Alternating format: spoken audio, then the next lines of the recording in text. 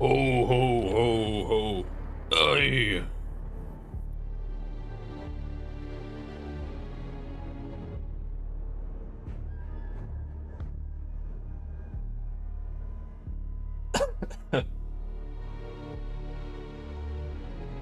See what the volume should be like here.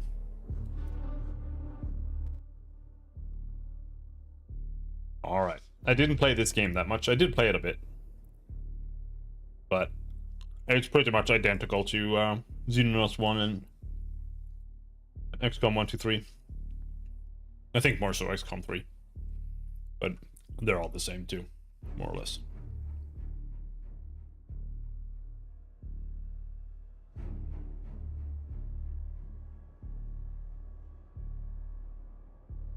I'm making some coffee. I'm gonna start over. New game. Just normal. No tutorial.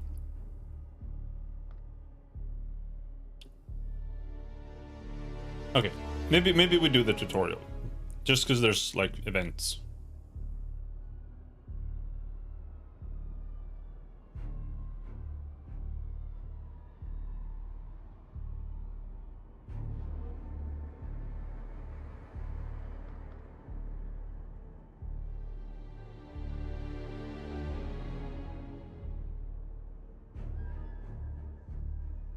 All right.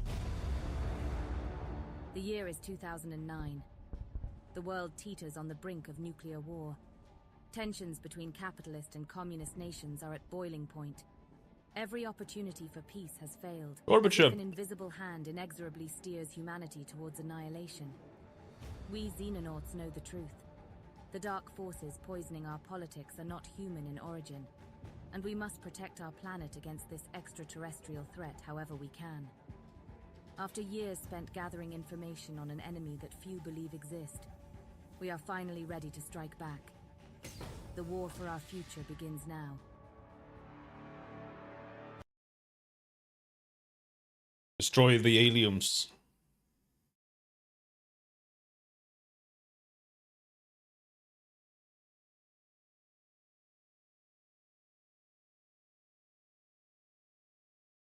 The loading times in this game are insane, I'll be honest.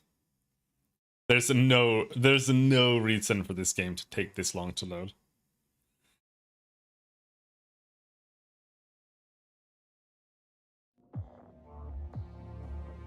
Welcome to Xenonauts 2. In Xenonauts 2, you control a secret organization attempting to protect the world from alien invasion. This short tutorial will explain the basic controls and the events leading up to the start of the campaign. Hey, we got tooltips. Yep, cool. We can click.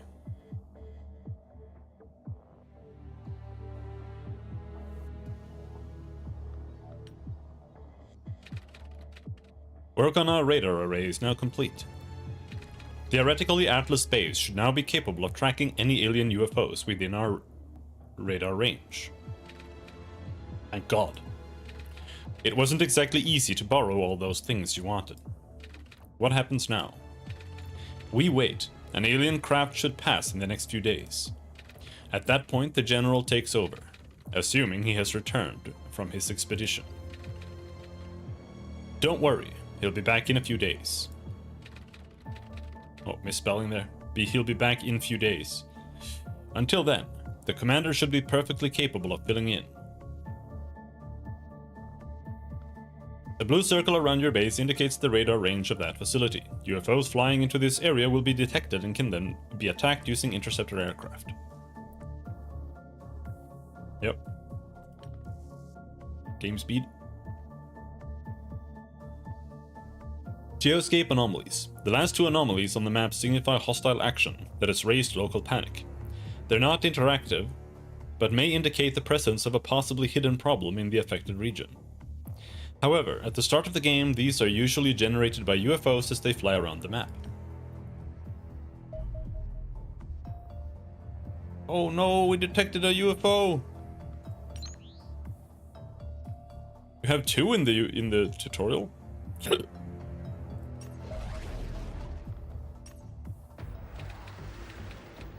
We're entering engagement range of the extraterrestrial craft commander. Putting it up on the big screen. How do we think this is going to play out? Unknown. We have no data on the capabilities of these alien craft or what weaponry they may carry. I suppose there's only one way to find out. Let's start by attacking with missiles. This is the air combat, where Xenonaut interceptor aircraft attempt to shoot down alien UFOs, blah blah blah blah blah. Two aircrafts are participating in this battle. You can choose an aircraft either by clicking on them directly or by clicking on their information panel on the right of the screen.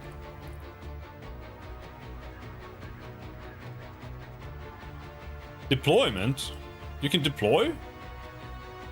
Oh, I didn't realize that was a thing.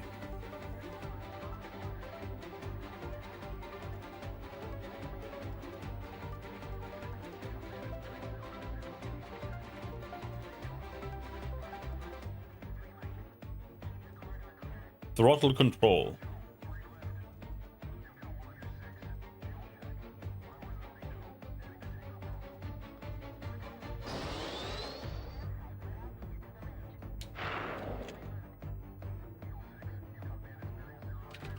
The missiles flew straight past. What happened? They appear incapable of locking onto the UFO.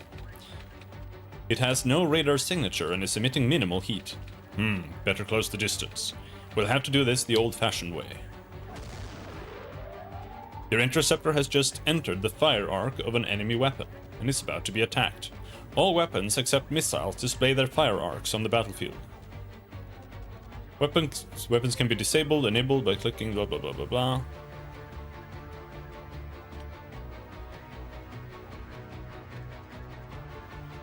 You have an evasive roll. Boom! Dude, why is my aircraft over here?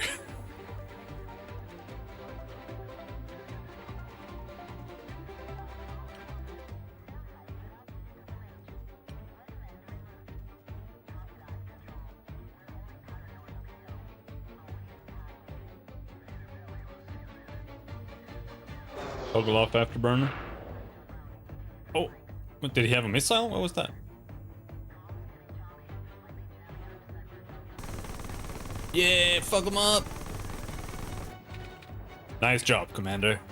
Indeed. We must locate and recover the downed alien vessel as soon as possible. In the meantime, I'll see what I can learn from the telemetry. I may be able to enhance the survivability of our interceptors now we have collected some basic data on the alien weapons. Alright, we lost Angel 1.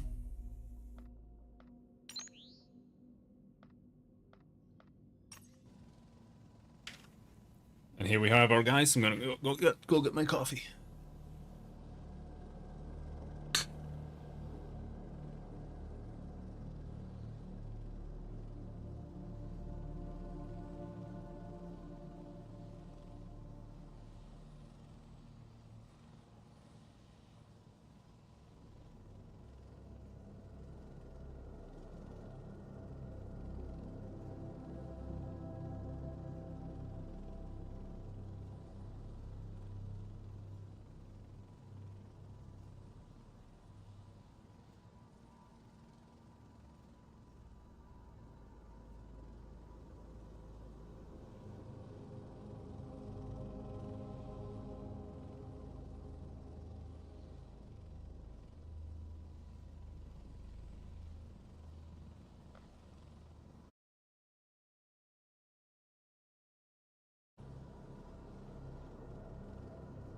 Let's simply press the launch. Okay, we're launching. Hold the launch, Commander. We're picking up a friendly signal. The General is back. Fortuitous timing. I'm not so sure about that. There's a convoy of trucks heading our way. Those appear to be cleaner vehicles. It seems highly improbable that the General would ever voluntarily join forces with them. Exactly. Commander, put your men on alert and deploy them to the entry tunnel. Something's definitely wrong here. I think this is the first mission.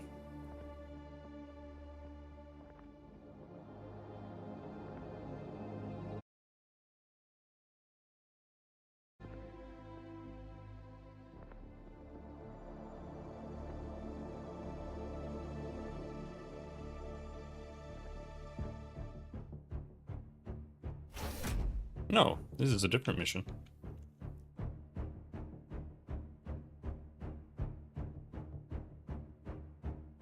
Oh, you can rotate? I didn't know that, actually. That's actually good to learn.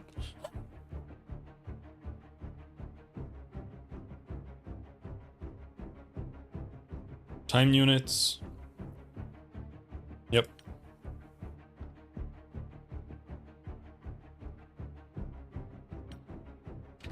Welcome back to Atlas, General. How did the meeting go? Can't help but notice you've made some new friends. The Xenonaut project has been terminated, Director. Lay down your weapons. There's no need for this to turn ugly. Earth is under attack, General. You know that.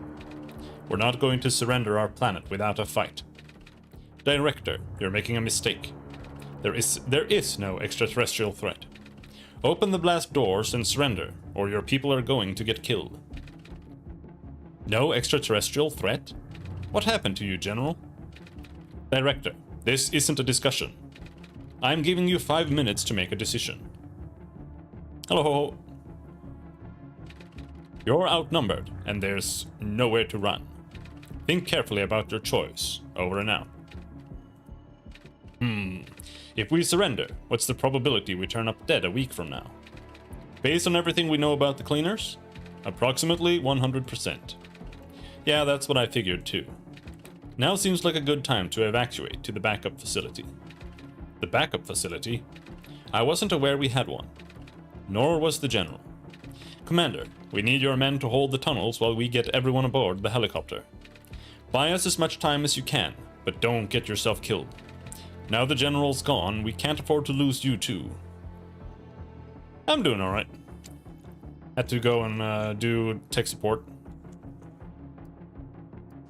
for someone's TV, and it was just the internet was out.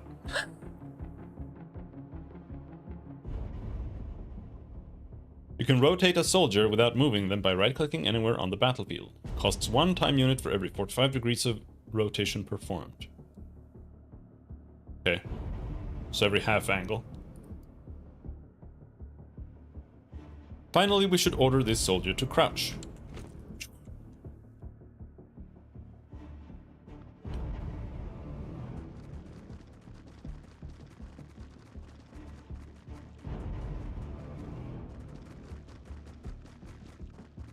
Is this your first playthrough? Not exactly. I played it a little bit. I played like 5 or 6 missions or something before. But I have never really gotten very far through any XCOM game. Any XCOM game other than Enemy Unknown, the remake that I finished. I've never finished Xenonauts run. Hover your mouse over the highlighted enemy to bring up the attack cursor. The green number on the left of the crosshair indicates the time unit cost of the shot. The white number on the right of the crosshair indicates the percentage hit chance of the shot. Click the enemy in order to order your soldier to attack. Pew!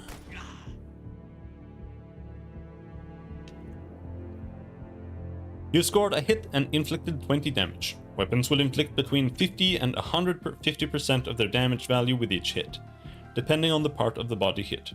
Your soldier has enough time units to attack again, so fire a second shot at the same target. Pew!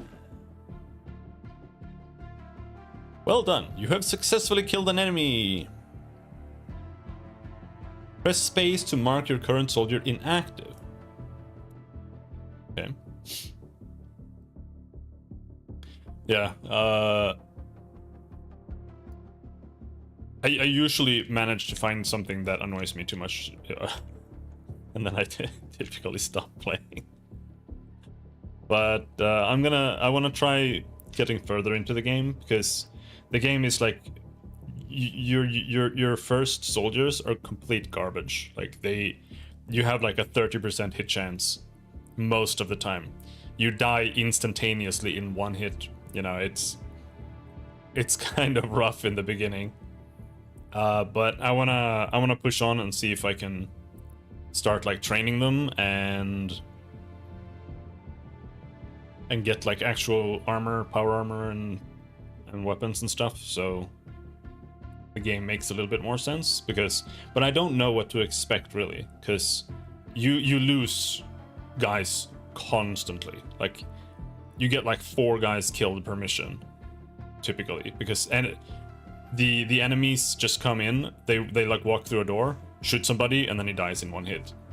Because they have like super powered alien weapons, and you have SWAT like ballistic vests. The squares drawn between the shooter and the target represent the shot path. The green path is where the weapon is within range, but the path turns orange where the weapon is firing beyond its maximum range. Weapons have a lower hit chance and inflict reduced damage when attacking beyond maximum range. Click the target to attack them. I also need to actually use smoke grenades more. Bonk. We missed. This soldier is armed with a shotgun.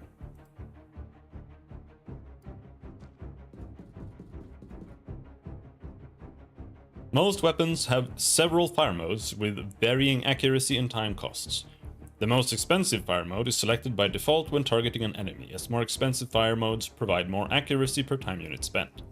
However, at this range, it would be preferable to fire 2 shots at lower accuracy due to the passive short-range hit chance bonus on this weapon. Hover over the target and use right-click to change to the cheaper fire mode. Then attack the target. Okay. Bam! Bam! Now let's see if I can fix that.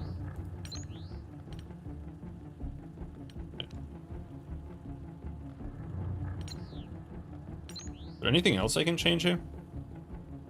High quality, high quality, high quality. Hello, Abdingek, how's it going?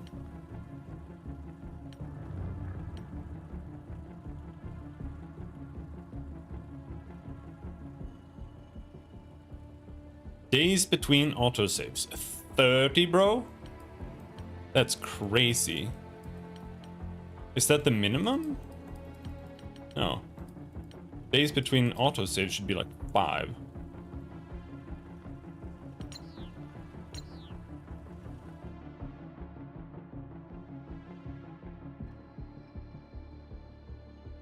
Why would I select the next soldier? She still has...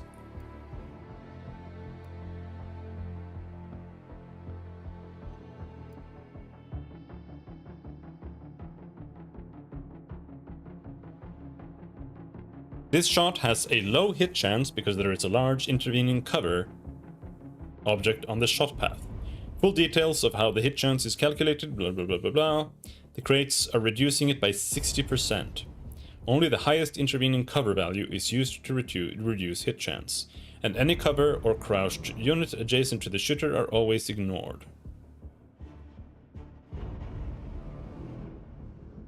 Yeah, okay. Most terrain in Xenonauts 2 is destructible, something that players can use to their advantage. Select the highlighted soldier by clicking them. Free fire mode allows soldiers to target anything they want. Hold down control. Then we blast the crates with the shotgun.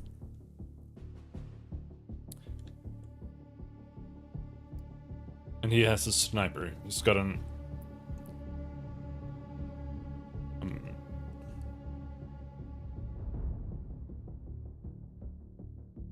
Alright. Blast him. Blam.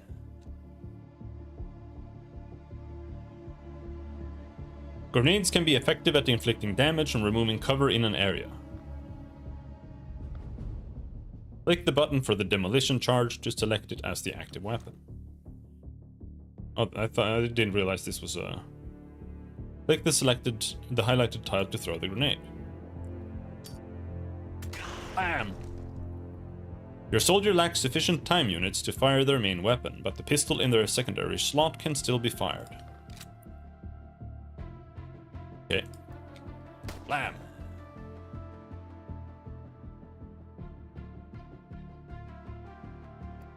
Blam! Damn, bro! Our final soldier has a decision to make. Their shotgun is relatively inaccurate at this range, and the target is behind heavy cover. Closing the distance and flanking the target might be beneficial. Using shot preview mode will allow us to make a decision about whether this would be worthwhile. Click the highlighted tile to plot a move path.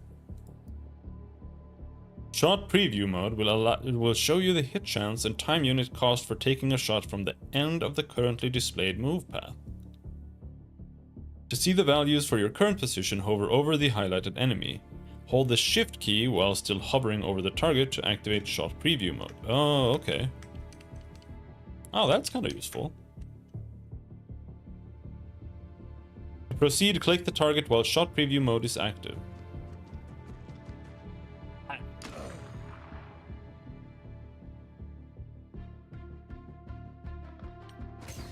No, more units! Help! Good work, Commander. The helicopter is airborne. You should be able to escape through the tunnels. Order the selected unit to move to the highlighted tile. Ah! Your soldier has just been killed by enemy overwatch fire. If a unit ends its turn with enough time units remaining to fire its weapon, it may then perform overwatch fire during the enemy turn. Suppressing an enemy will prevent overwatch fire, and flashbangs are a good way to generate suppression. Select the flashbang and throw it at the highlighted tile. Blammo!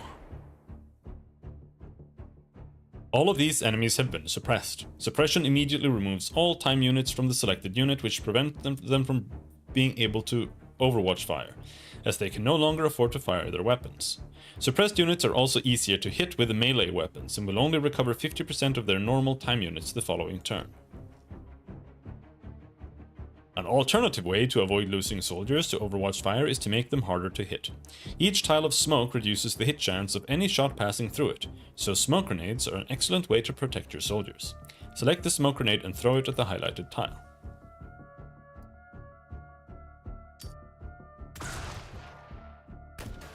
Ah! Nice work. Once you're clear of the base, I'll transmit the coordinates for the... Complete the tutorial.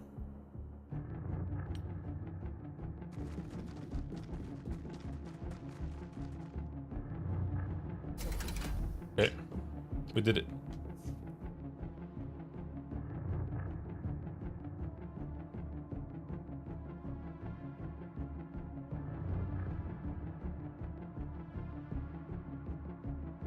Yeah, the loading times are crazy, because it's not an advanced game, you know, like it's just some minor assets.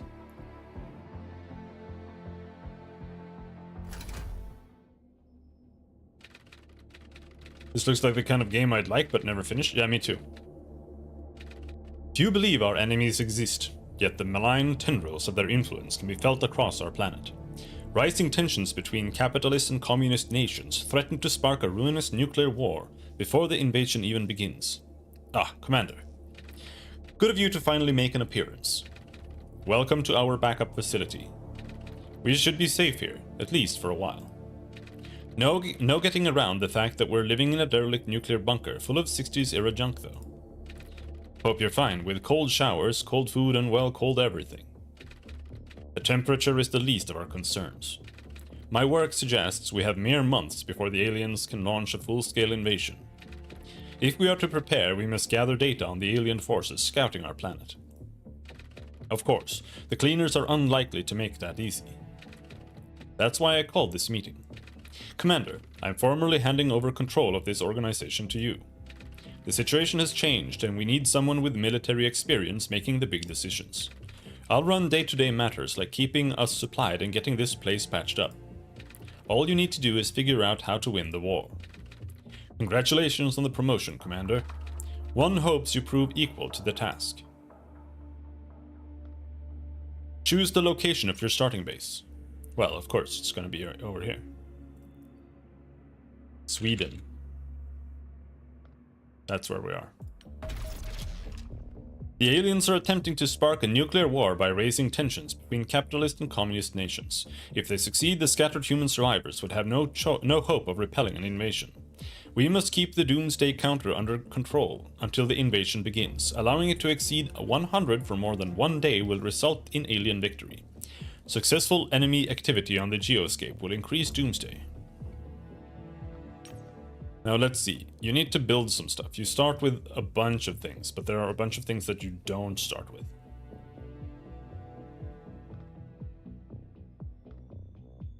So I want to build a medical facility first of all. Where should we put that? Here. Perhaps. It doesn't have an adjacency bonus, so we can try to put it like here maybe.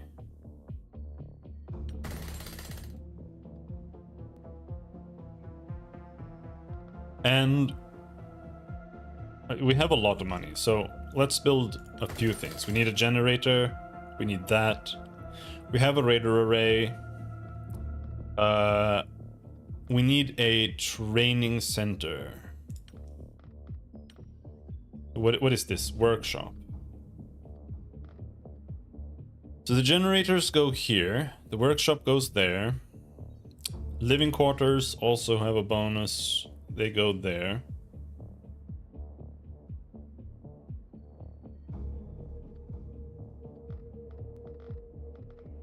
So where the hell...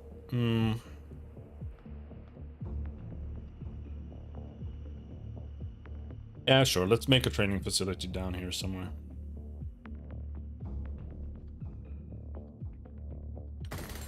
Gonna have to be enough. Living capacity is almost at its maximum too.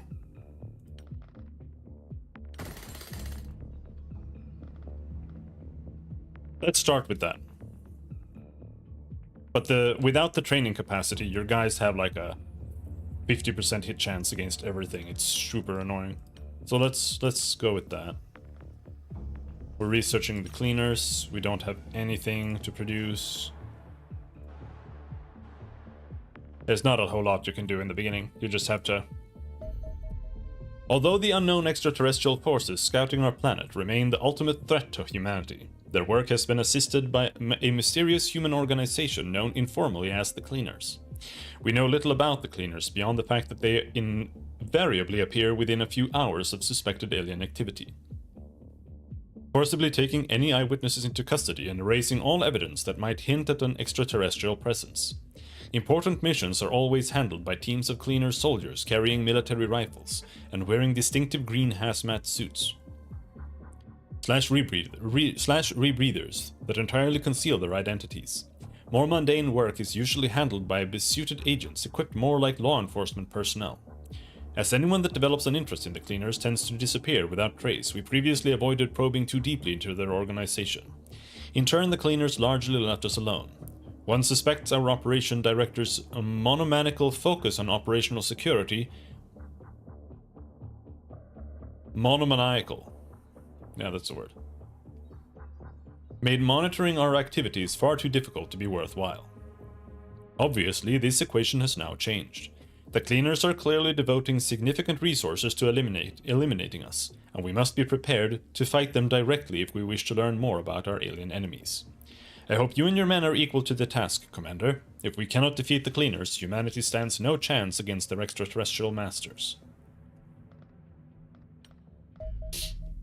Atlas Base. We must regain control of Atlas Base for long enough to destroy any remaining equipment that our enemies could use to monitor our covert activities. Our organization was unable to destroy our encrypted command systems during the hurried evacuation of Atlas Base. We cannot risk our enemies gaining access to the valuable data within. The Cleaner assault teams now appear to have departed the facility, leaving only a handful of enemy agents behind. Eliminate them so we can complete our mission.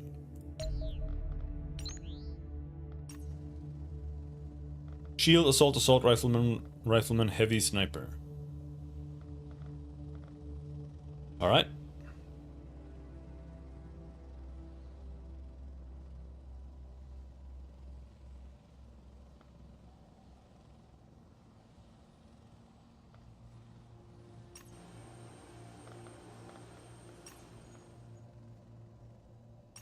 There's not a whole lot of choice in the beginning.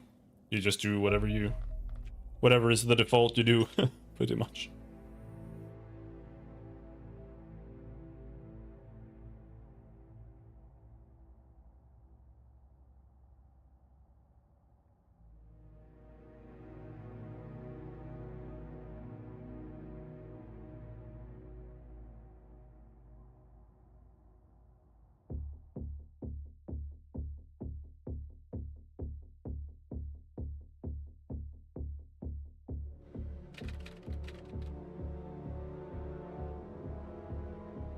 Commander, this is a critically important mission. We left a lot of important things behind when we evacuated Atlas, including several years of research data. We need to clear the facility of hostiles so we can search through it and destroy anything that might let our enemies monitor us. And recover my research data. Yeah. Look, I can't risk contacting our agents until I know our communications network is secure. The cleaners have withdrawn their assault force and sent a team of analysts, so hopefully this won't be too hard. Oh, and if you happen to run into the general, this isn't the time for sentimentality.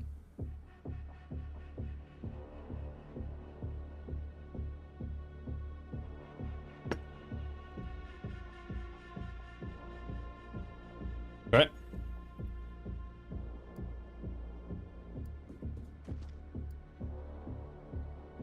Let's see if I have a better idea of how to play this game now.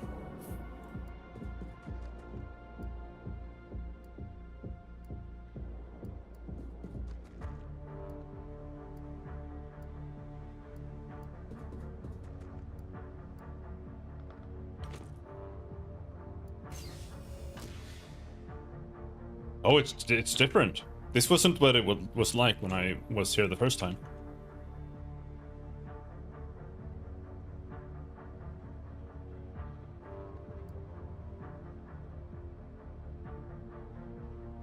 I see 25, 25. Very, very low hit chances here. Yep, wounded.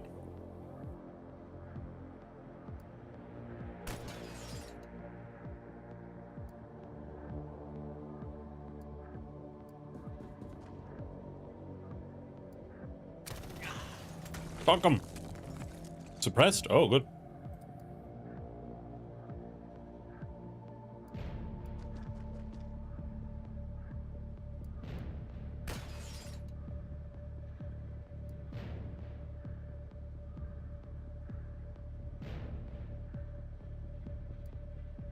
No, got him.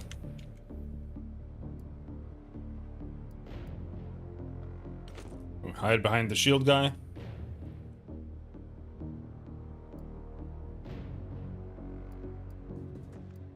He is going to watch our backs.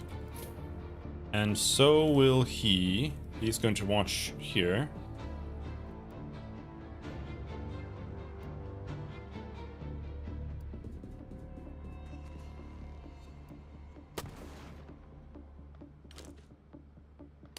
That's pretty much all we've got there. He's bleeding. Yep.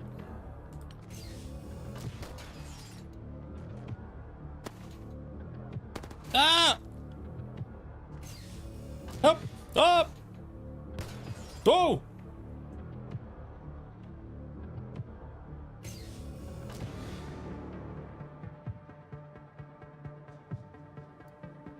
Open the door again.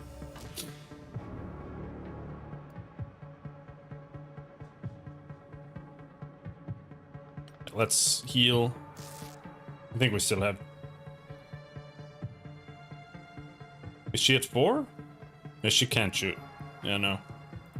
Not even a little bit. Oh, good shot. Bam. I think he's dead.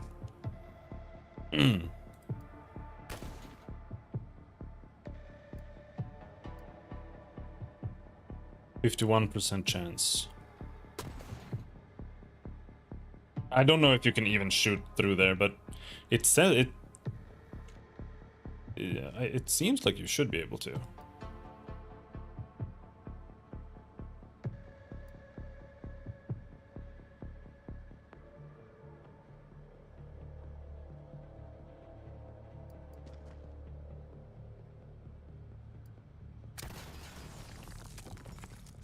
Depressed is good.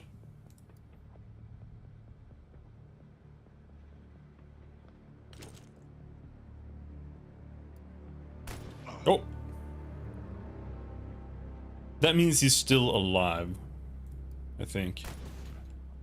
Because I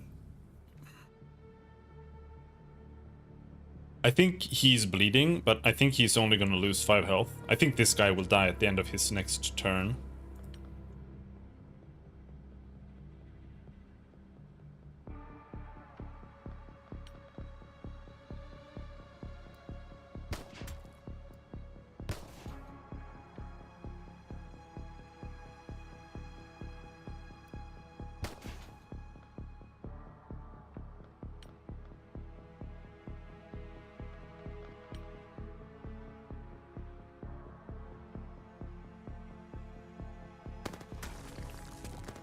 Help!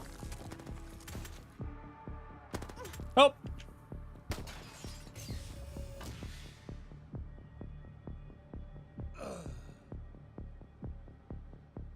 Yeah, he took 5 damage. He's not bleeding, apparently.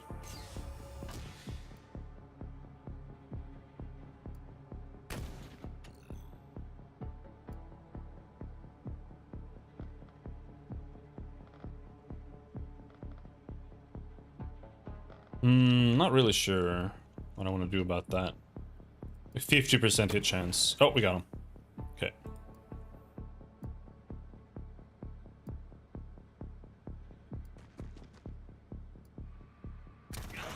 There we go. Hello, Chow Chow.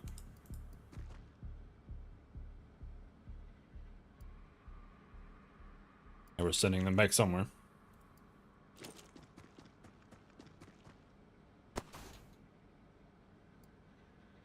Right, we got a guy there. I used the shield guy to go.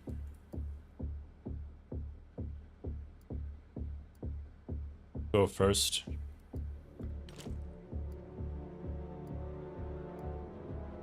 That way we can bring someone up behind and fire over him and use him as cover.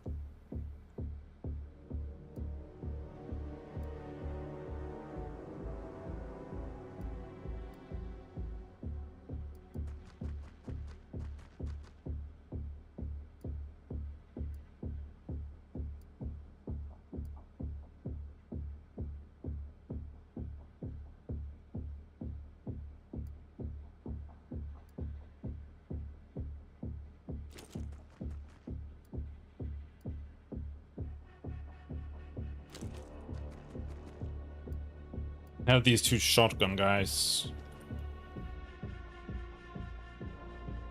that I should probably move in with a little bit.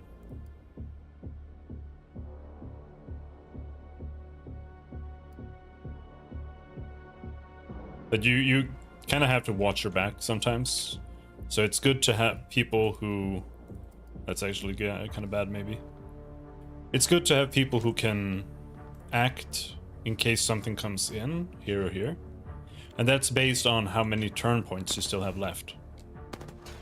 Or turn units. So if your guy hasn't moved in the previous turn and something moves in, then he can shoot, right?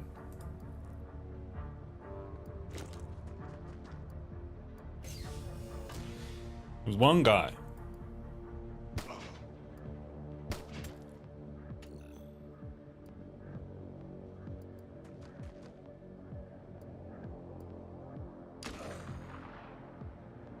Got him?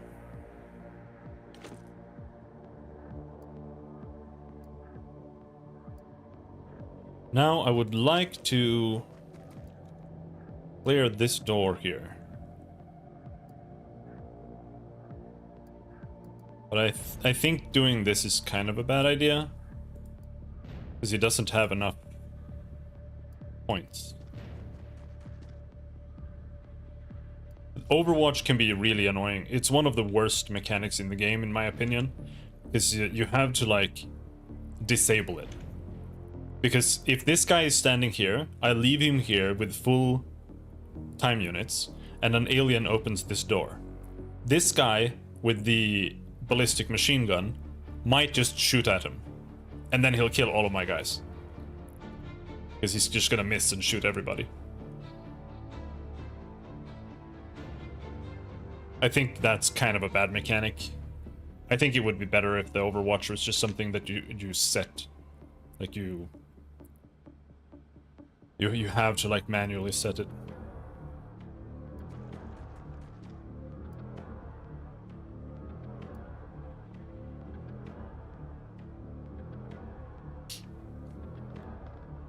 But you can kind of play it like it is. And just play it with Overwatch off all the time until you want to set it up. That does work.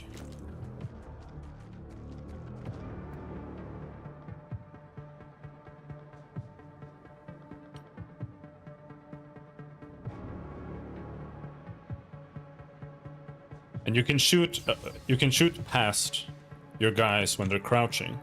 So if I crouch with, like, these two, and I place these guys, I have to crouch with all of them, and I place these guys behind here. Oh, there's a fucking thing there. You can. Then, if there's an alien here, it'll probably get obliterated because everyone can shoot.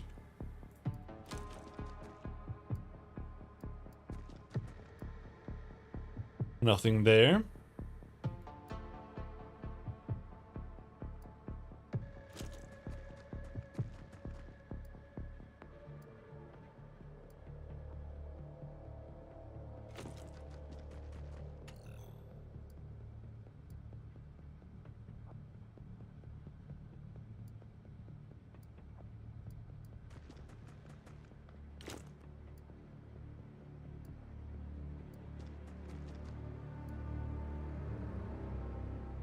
I'm always bad manually doing Overwatch. Prefer how attack of opportunity work. Pathfinder 1E could see how auto overwatching might be a problem, maybe. Yeah, I mean, attack of opportunity is only for melee, so the rules can be a little bit different there.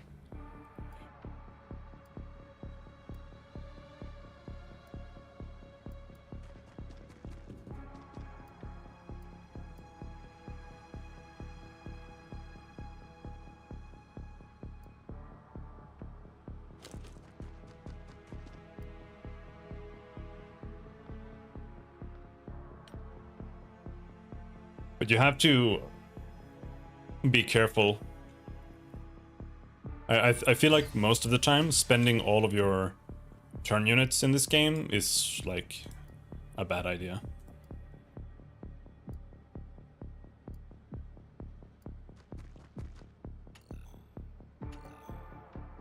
Huh? Are you too far away, or? No.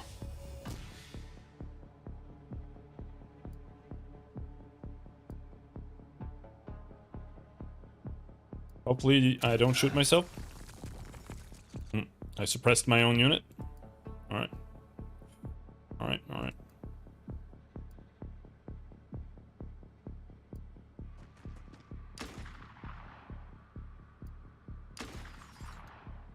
Come on, man.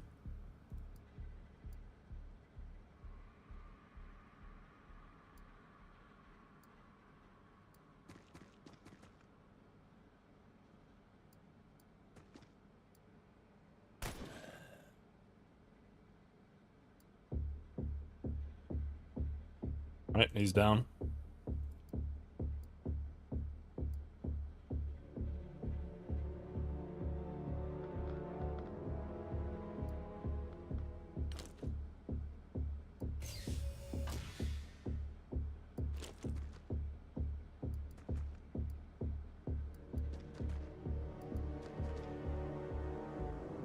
Don't see anyone here.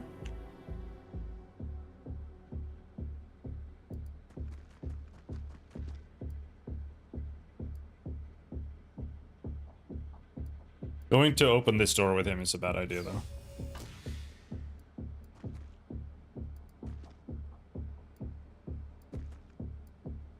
But there's nobody here. Alright.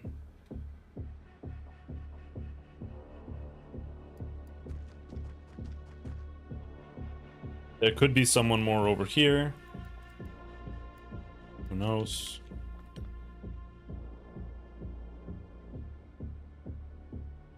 Alright, but we pretty much cleared this corridor.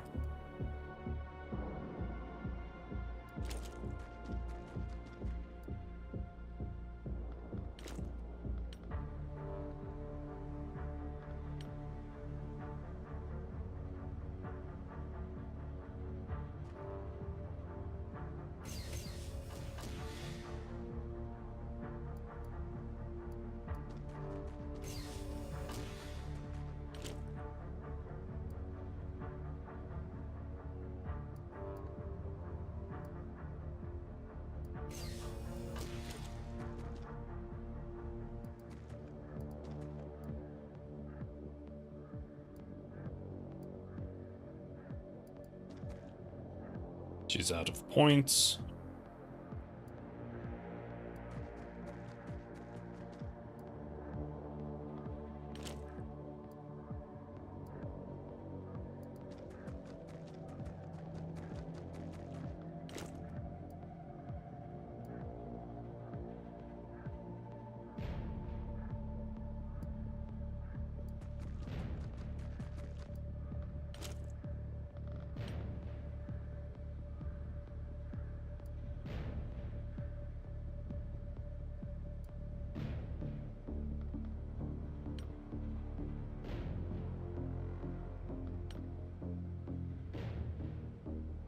This is the right room. I think it always looks like that. So I'm just gonna go and clear the rest and then we go in there.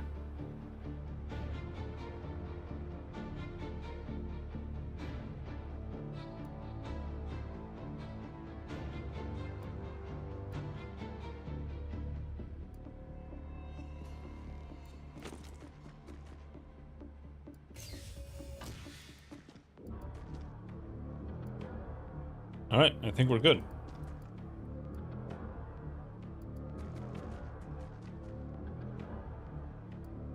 We have cleared the base, then we go over here.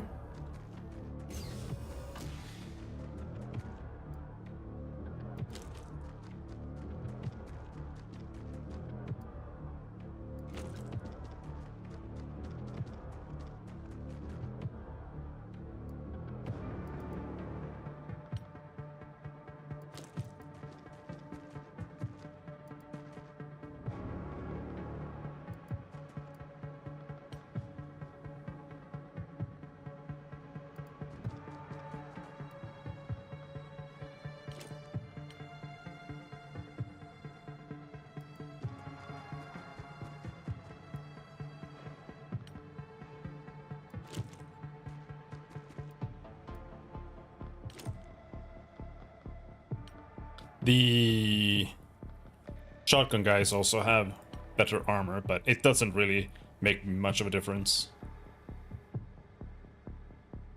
If they get shot, they still just get obliterated. Oh, did not want to do that.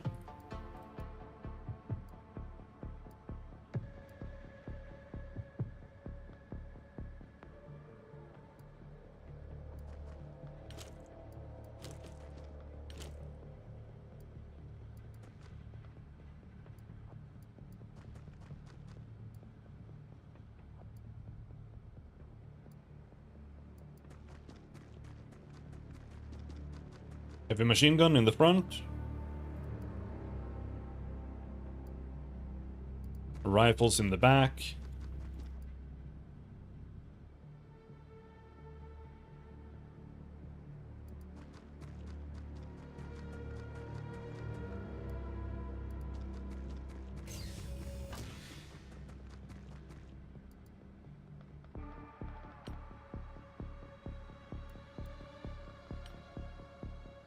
Not sure if this is proper procedure.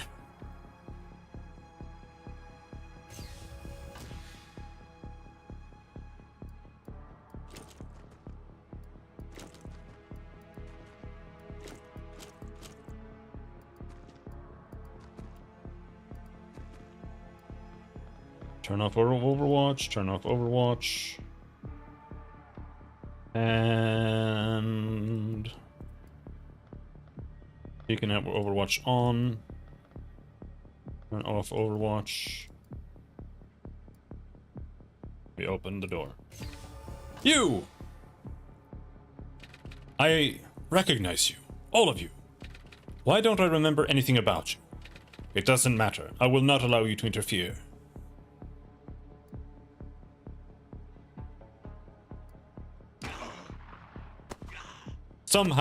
Somehow he hit my friend with the shotgun. Like, friendly fire in this game is genuinely kind of retarded, and I don't like it.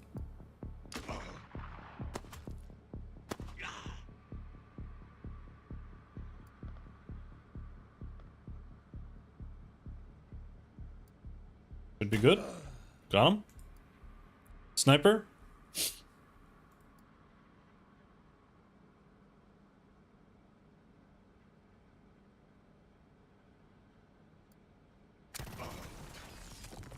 Damn. Total miss. Snipe him. Got him.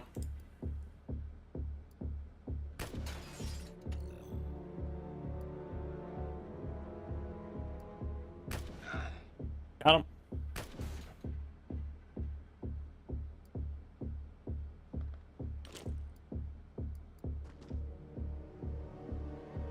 Okay, so I can't shoot there. Because you can only shoot over someone who is directly next to you, which is... I don't know. Because he couldn't shoot past him, but that's because he was crouching. Oh, this piss. It's kind of cool.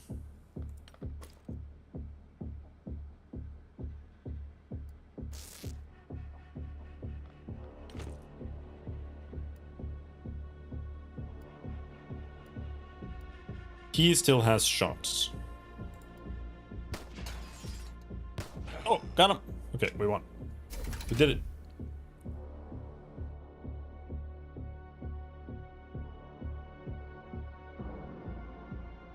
Is it more story than the last one? Yeah, a little bit. It's still not a lot of story, but it does have story. Like right now, the general who was in charge of the previous Xenonauts, or of the Xenonauts outfit, either got like captured or converted or something by the aliens, the cleaners as they're called here. And we went back to our old base to try to clear it out and destroy everything that we left behind when we fled before. And then we found the general there, and I just killed him now. And you see, you get like little medals and stuff on your guys. Motion. They get stat bonuses, +1 time units, accuracy, strength, reflexes.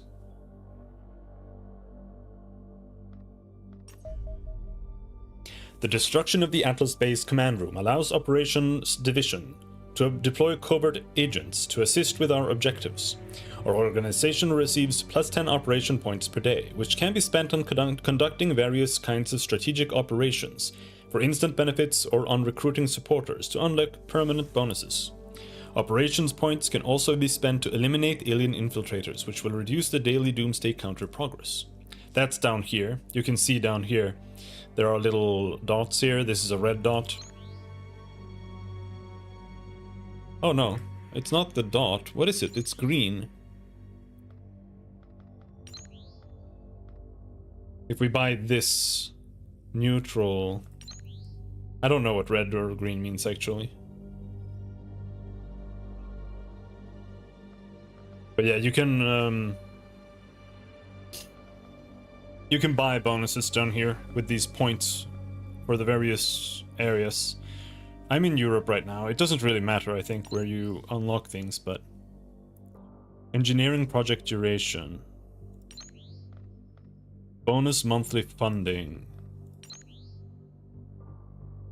Plus 1.5 operation points per day. That's really bad, isn't it? That takes 100 days just to regain the operation points that I spent. But if it's permanent, that might be worth it in the long run. Like, let's say a year has passed. So maybe that is what I should get first. Operation boost, operation point boosting. Let's do that. Eco.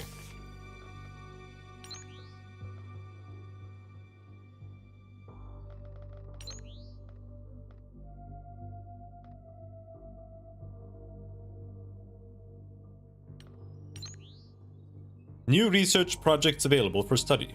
Waveform analysis. Plot. Combat vehicles. Autopsy the general. We are going to get combat vehicles because the combat vehicle is super OP. That's what we're researching. I'm alright. How are you doing? Had to go in and play TV repair guy for someone, but I'm a little worried about that I'm becoming the TV repair guy, which might become really annoying.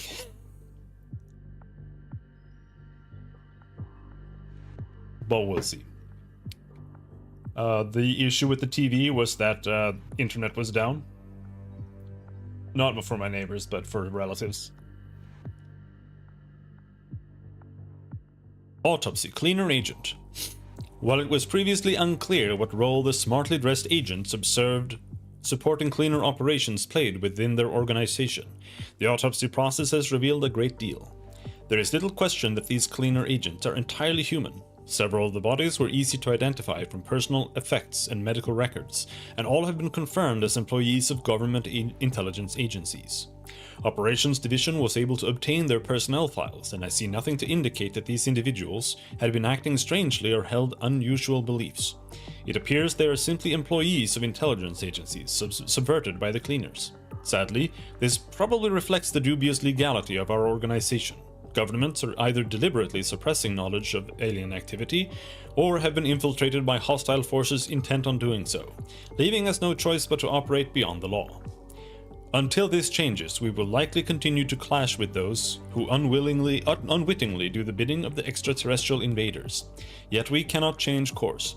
The very survival of our species may rest on our success. Thankfully, cleaner agents are not particularly fearsome opponents. Lacking formal military training and equipped with only light weapons, they are notably less capable than one of our own soldiers.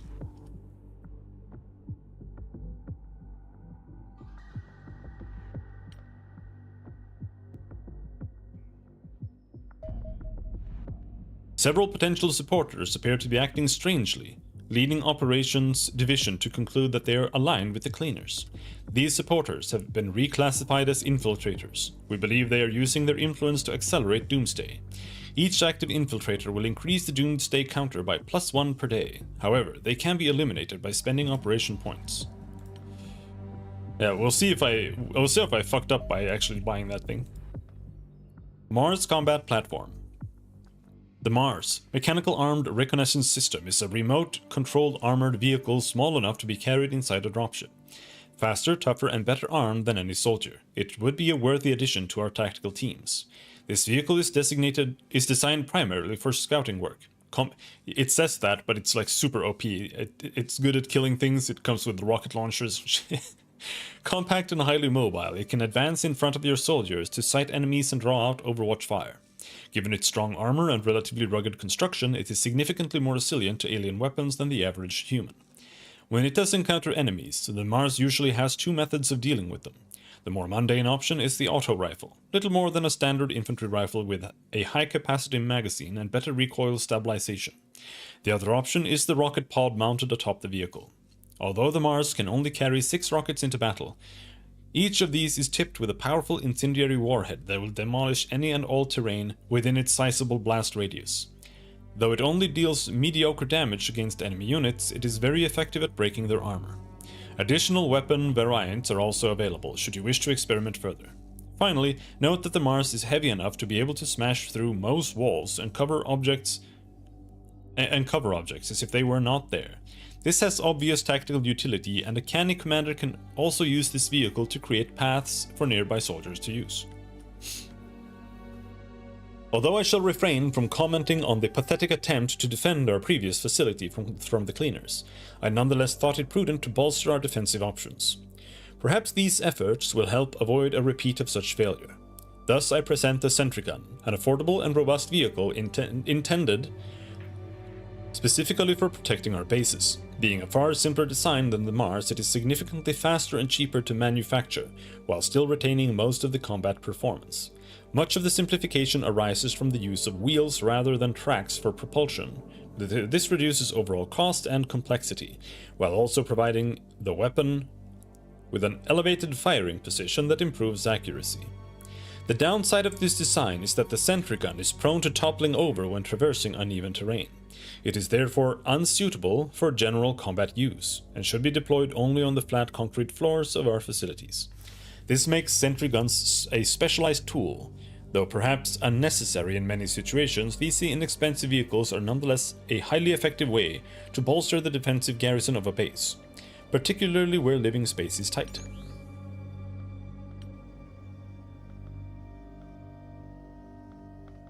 Do we autopsy the general immediately? Let's do that. Then we're gonna make the Mars combat platform and a bunch of these sentry guns. 6 of them.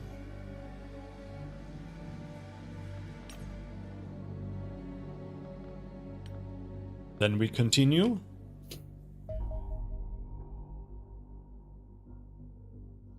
We have detected alien ground forces abducting civilians in this region. Rescuing the civilians will improve our relations with the local region and allow us to recover alien resources. Each rescued civilian will reduce doomsday, whereas each abducted civilian will increase doomsday. This one is really hard to do this mission like perfectly. What do we have? Oh, we'll just have to put all of them in, and then we'll see what we do with them. Let's see. Time units. I want someone with shit time units. This guy. Turn him into a shield guy. That way all he has to do is just run ahead.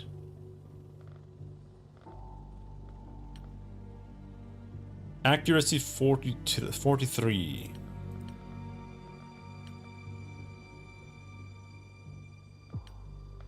Can you become a shotgun person?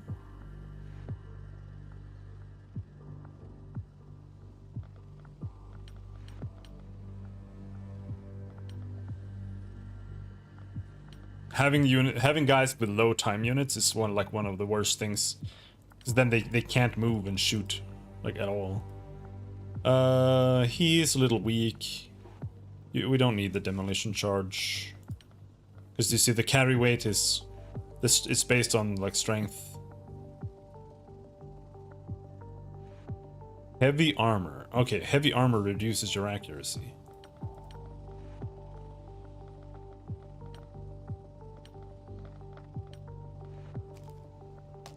Yeah, you can use that.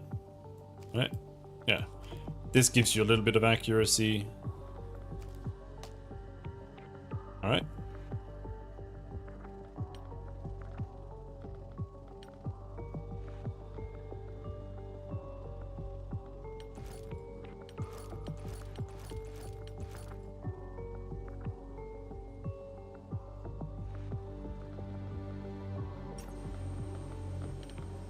Shield guy and assaults in the front.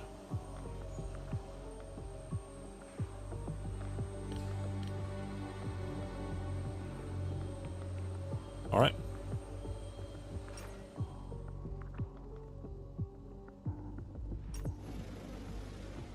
Holy shit, it's all the way over there.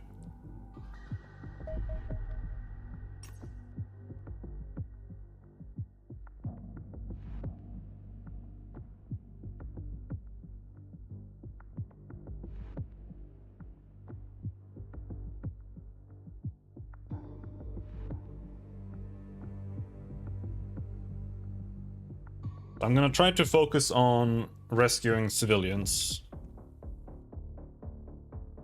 Wait, how many do you need? If there are 10 civilians,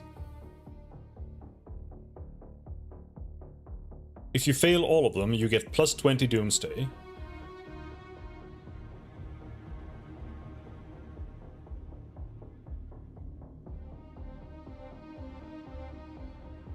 If you succeed on all of them, you get minus 30.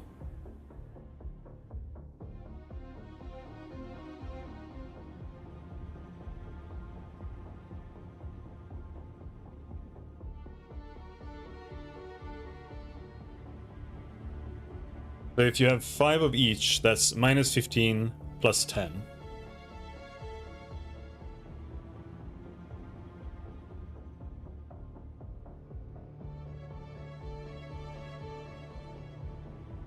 And if you fail 6, then that's 12.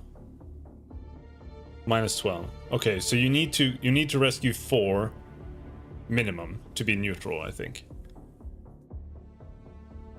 Oh, ciao ciao.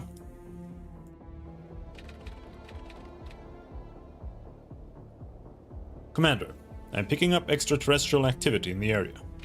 The signals match those detected during other suspected abduction events. Scout the area. If there's any extraterrestrials present, eliminate them. The energy readings are rising fast. We may not have much time until the aliens depart. Best free any captured locals as quickly as possible then. God knows what the aliens will do to them otherwise. Shield guy, go forth. Oh, there's one alien.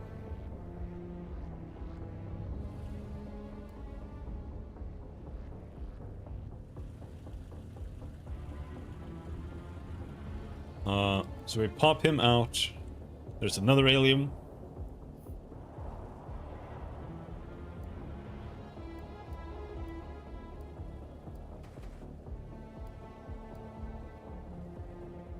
So we crouch with him. Sniper woman goes out there. And then we see 60, 60. Alright. YOLO. Fuck.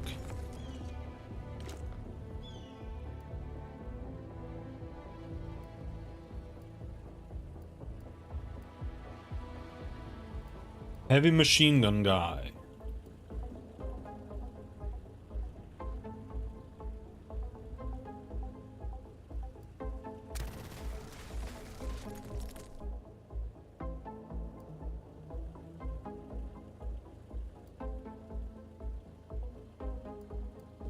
Oh, sudden green shot's gone. God fucking damn it, man.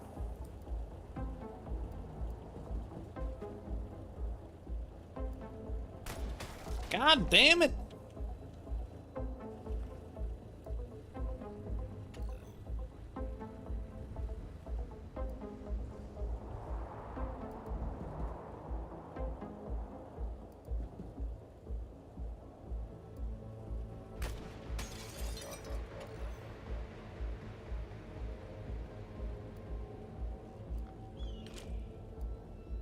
I only have shotgun boys left. Ah! Alien! I'm alright.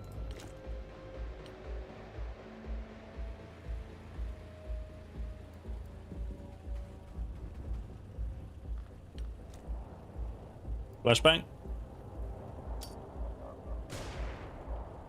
Fucked. He was already suppressed, I think.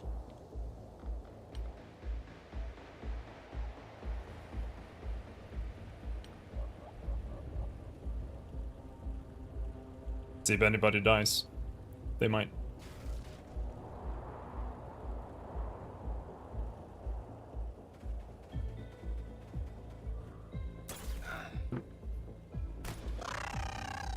Oh, nice.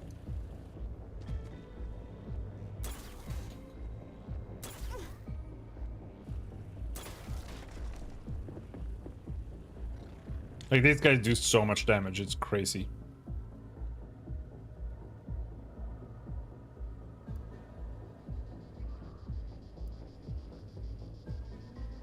much does it cost? 25. Okay.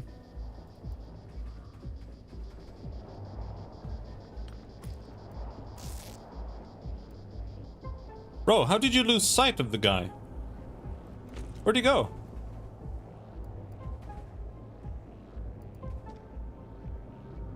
Huh?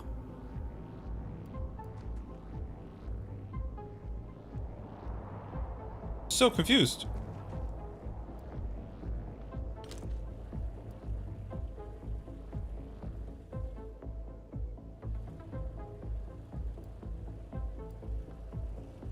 Okay, sniper. 100%. Fuck you. There we go.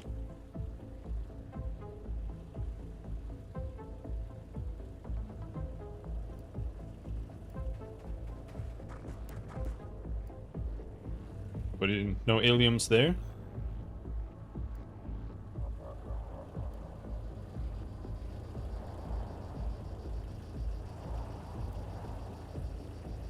There was somebody here somewhere.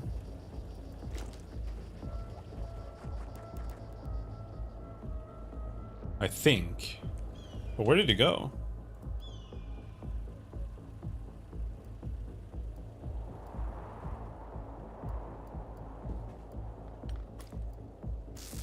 Healing?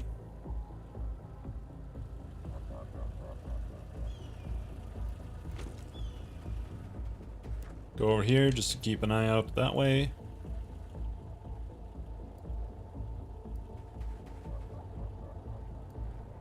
Could just blast the wall. Oh, no, didn't. Missed the wall. Whoops. You know, it happens. This is what it is.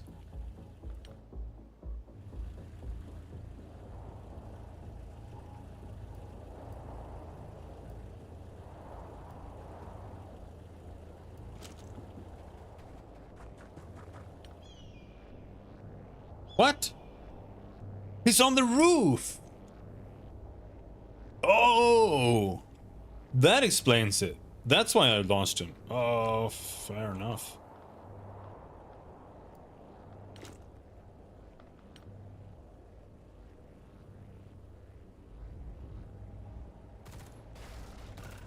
Looks like the nuclear testing site in the Crystal Skull Indiana Jones movie. Alright. I did not watch that one. Alium?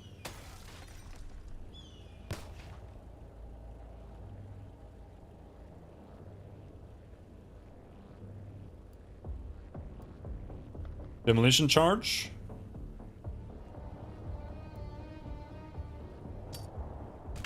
Fuck you.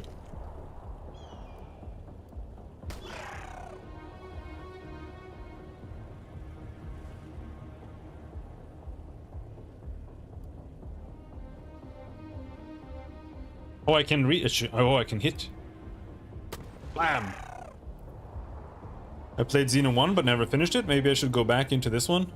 This game is like 99% exactly the same as Xenonauts 1 from what I remember. But I think it was on sale, that's why I bought it. I don't know if it still is.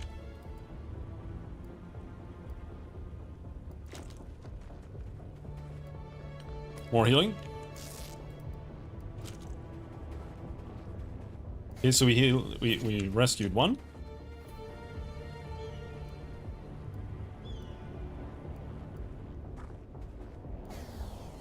Rescued two.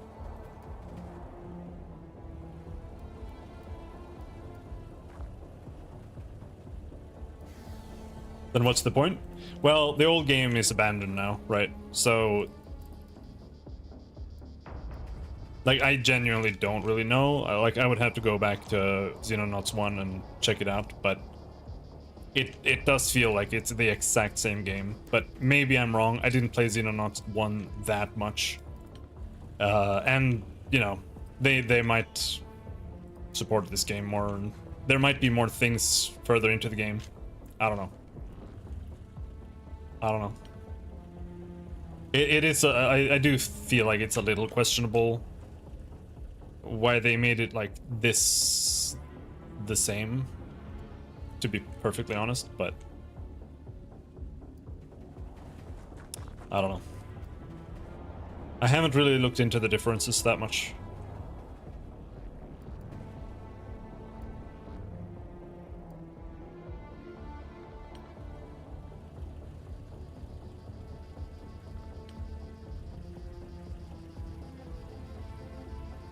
Back when it released, still haven't touched it.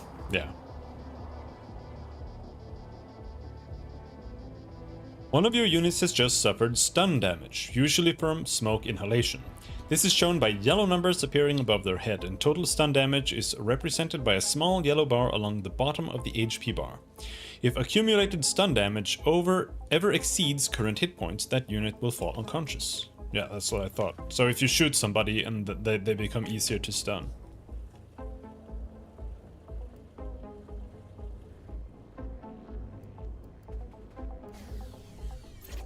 Rescued 4.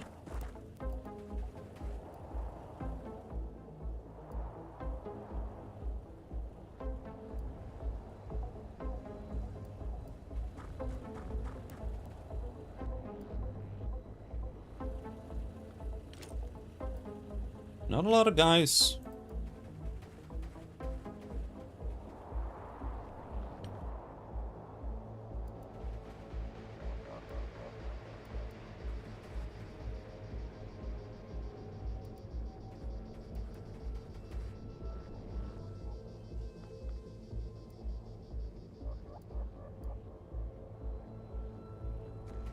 Let's see if we can get some vision up here.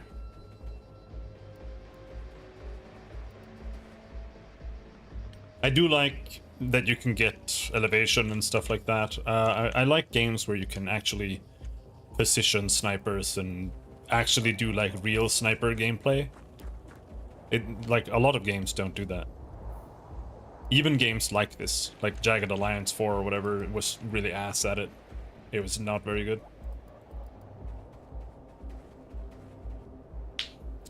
Going to eat people in the capital wasteland until I get Dine and Dash perk. Alright, sounds good. Alright, let's go get that one. Oh, they got a big ass TV. Jesus Christ, bro. Chill. Just jumped straight through the window.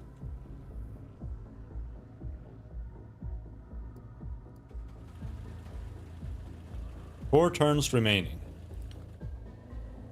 It's very easy to get like completely caught up in fighting the aliens. That guy looked like he died. I don't know if there might not be any more aliens on the map, actually. Could still be someone in here, but it kind of looks like there's nothing.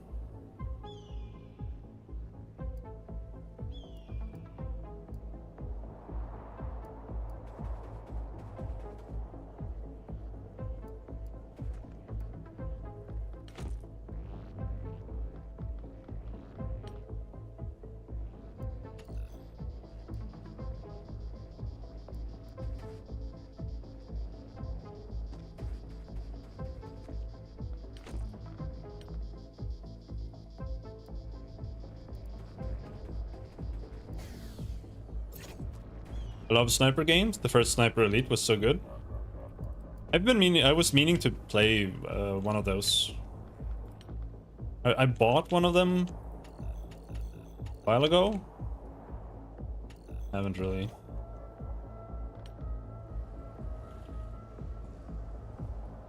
Maybe it was Ghost Recon I bought.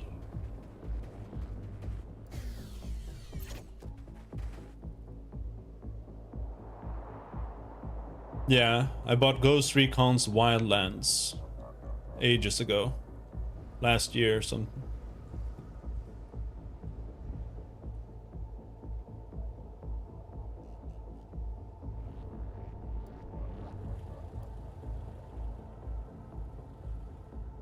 But I know I have one Sniper Elite game.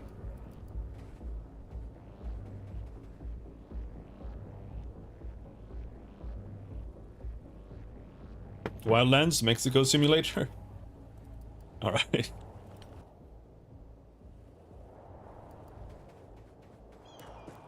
Yeah, I was looking for a game. I really like games like this, honestly. And like Battle Brothers and like Menace, where it's like a mercenary simulator, and that's kind of someone recommended it for that reason, but I don't know. Didn't really look into it that much. Didn't end up playing it yet, at least.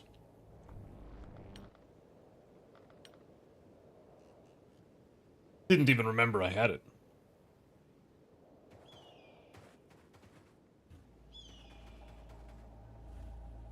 I think we're gonna clear out the whole map this time.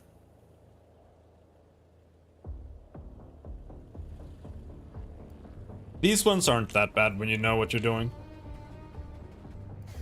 When I know that you have to focus on doing these. Alright, we did it. Mission complete.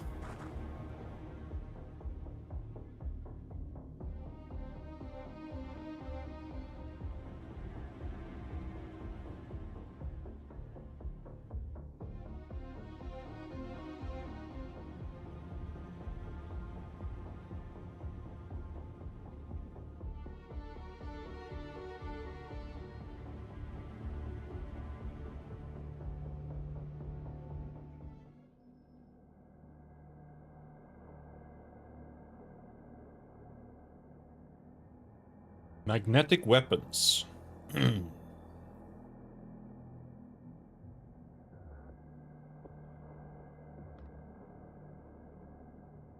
Lost 0 Xenonauts. Doing better this time than I did when I played the last time.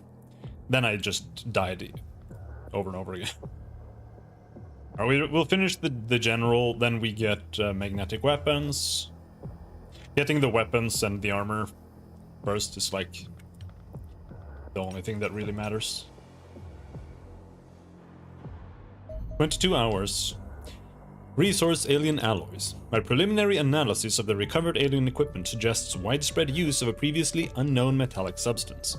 This super heavy element is clearly artificial in origin, being far too massive to occur naturally. It is fundamentally unstable in its natural form and thus only ever encountered as an alloy. The properties of these alloys vary dramatically based upon the constituent metals, but appear to range from truly remarkable levels of strength to more exotic behaviors such as superconductivity. This likely occurs because the nucleus of each atom is so large that the orbiting electrons are approaching light speed. Hence, the element is governed not by the established rules of classical physics, but by the bizarre possibilities of quantum mechanics. One suspects we will find many uses for these alien alloys as my research continues. However, given we lack the technology to synthesize them ourselves, you will need to scavenge whatever possible from our foes. Okie dokie. Completed the Mars combat platform. The Mars combat platform is so good because you don't lose any units. Like, you always have one less soldier with you, and this thing dies instead, and it's just...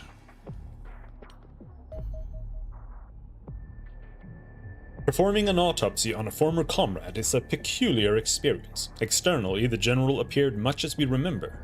Even a close inspection of the body revealed nothing of interest, besides the wounds inflicted by your soldiers.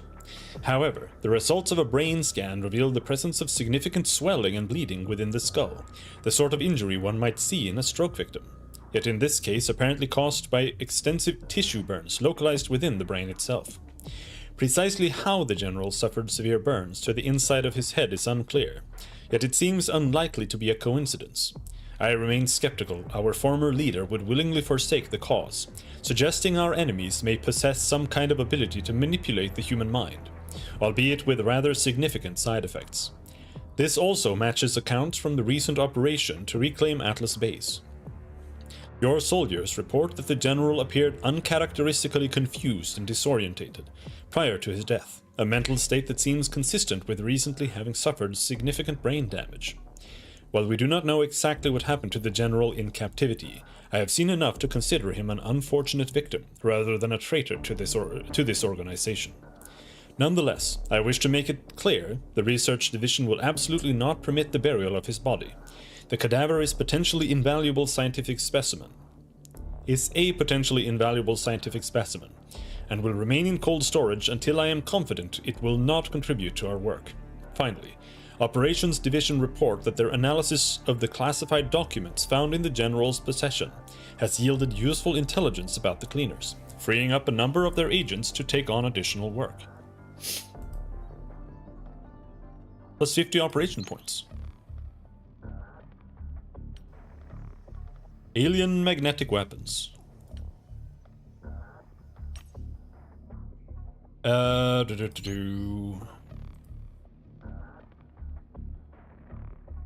Eliminate infiltrator. 0.5 doomsday. Are they all?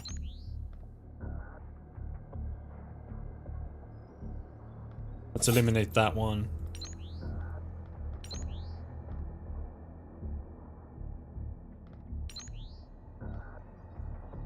Let's eliminate that one.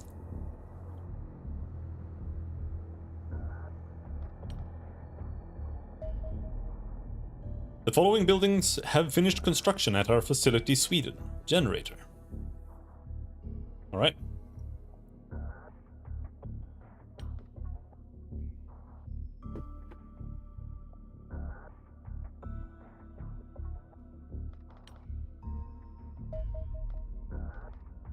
UFO detected. Very small. The cost to benefit cost should be taken into account. A soldier is time and effort and 20k, whilst Mars required time and 250k. Yeah, and the main thing is that getting a soldier up to be actually good, it's a lot of effort. And when you actually have a good soldier, you don't really want to lose him, while losing the Mars is just time, right? Like, a soldier isn't just necessarily 20k, because buying a new soldier, that soldier is probably going to be ass. And I haven't really gotten to a point in the game where I really do any real training, so I don't really know how much, like, how good the training is, but I'm trying to rush the training now.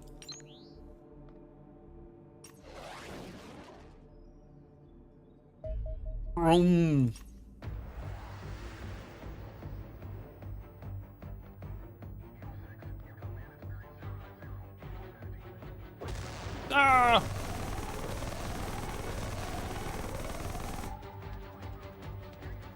Somehow our random ships have better maneuverability than alien UFOs, but I find that one to be a little interesting.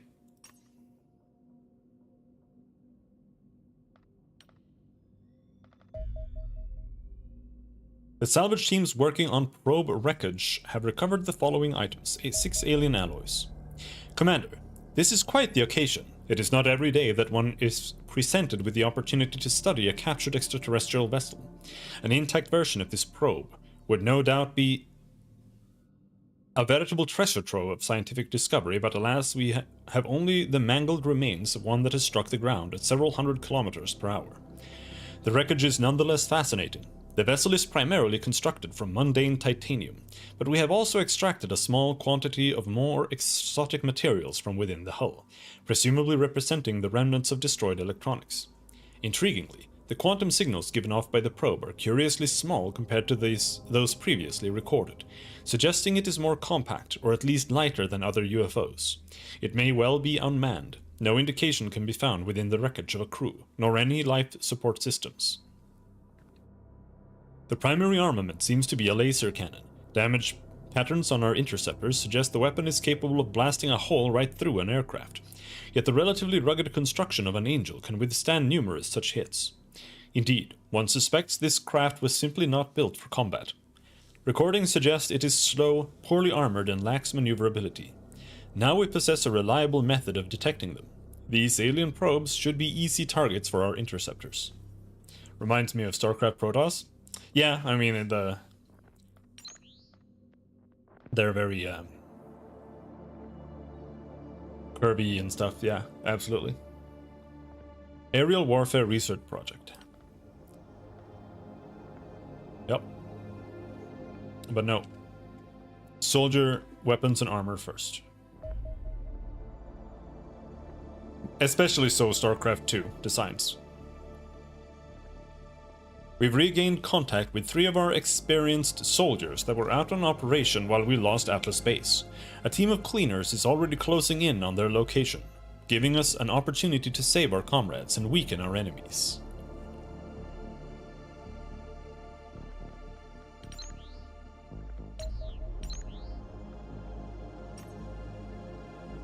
Did we finish? Yes, we finished the Mars.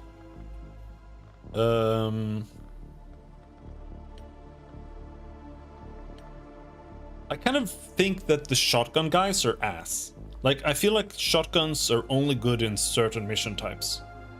Otherwise, they're kind of dog shit.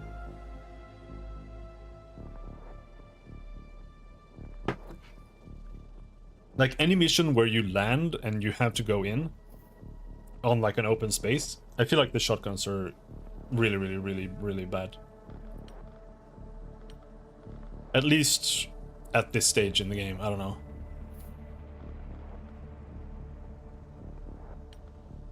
I'll be right back.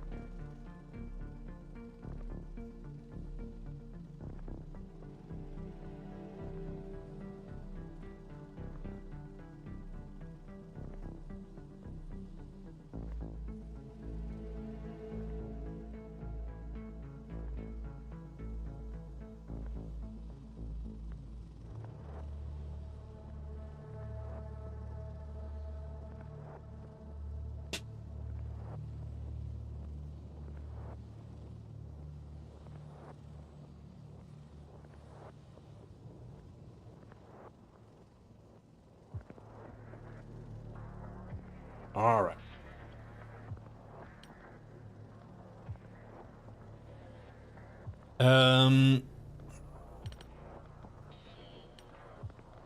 Sniper. This is pretty much what we're gonna be able to bring, I think. This is a really good sniper. I do not want to lose this character. High time units and high accuracy. That's amazing.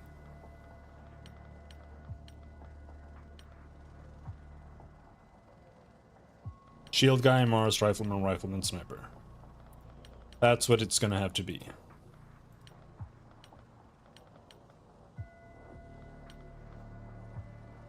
Mars.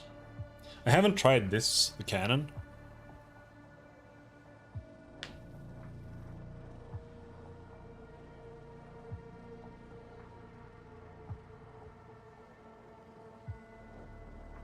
Let's try the cannon.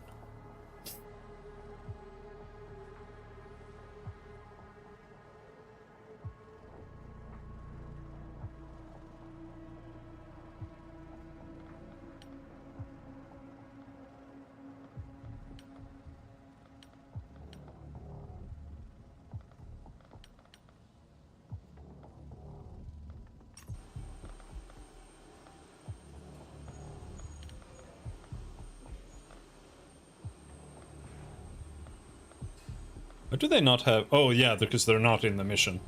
Or they're not in here. These guys have to be here because you have to be able to fit them when you extract. For whatever reason, you can't fit more people in here than that. But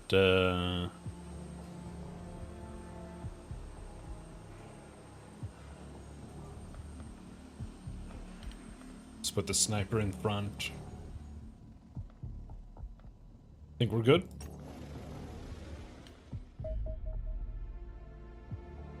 We got the medical center, the living quarters. And now we're making a training center. I will have to wait until we get more money. You can get more money by doing this here, raise funds. But I kind of want to be able to reduce tension in case I need it.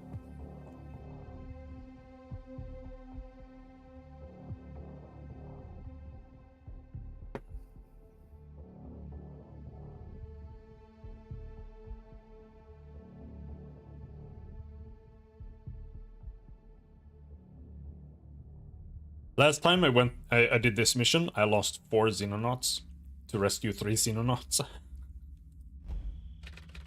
When Atlas fell, we lost touch with the soldiers we had out on operations. I managed to re-establish connection with the team, but they're isolated and the cleaners are closing in. Either clear the area of hostiles or get them back to the dropship and take off.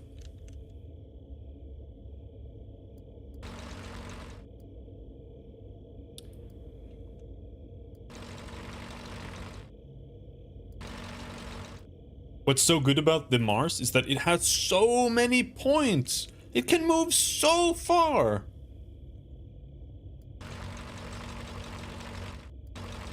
It has like infinity time units.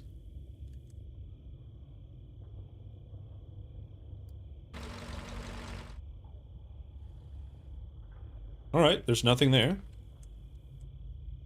Okay, these guys are over here. Some missions are definitely new. And even that general with the chip is new. I think I might actually... I mean, yeah, go for it.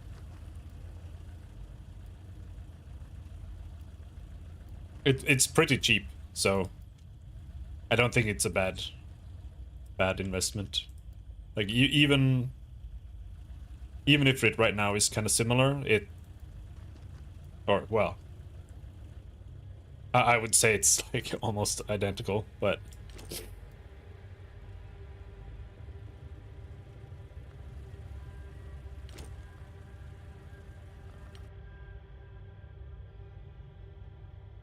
I'm sure there are certain things that are different. Where the hell are these cleaner boys?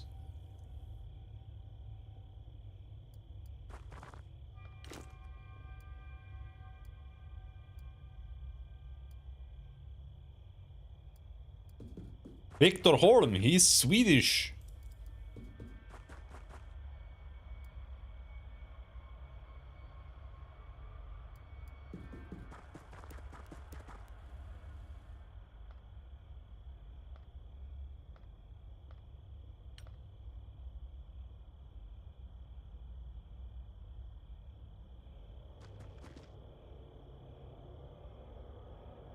One scared guy.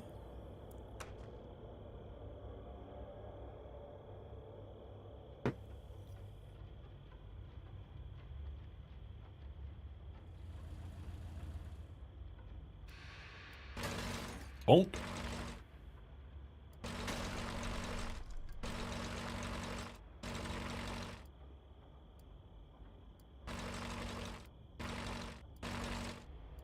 Any aliens? Anywhere?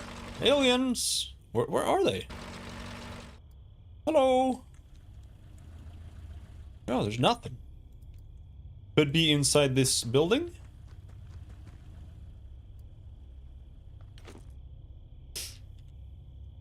Could be inside this building.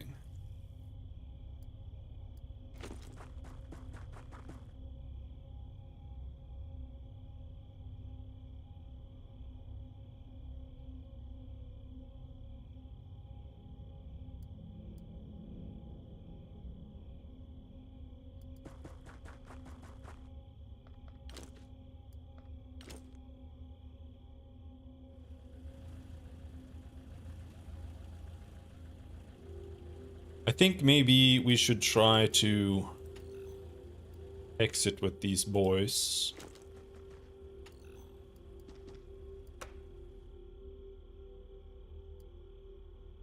Doesn't seem to be anything dangerous here.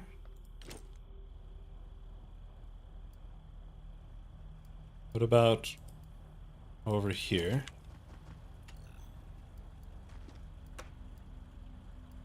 No aliens here.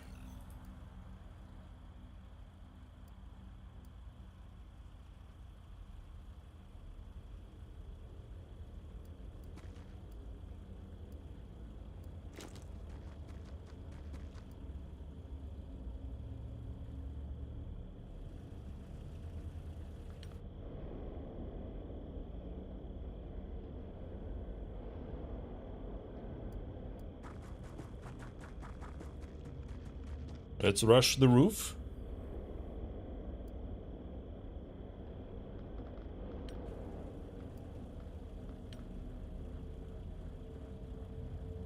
Oh, it is night, so... Oh! Oh, he was friendly.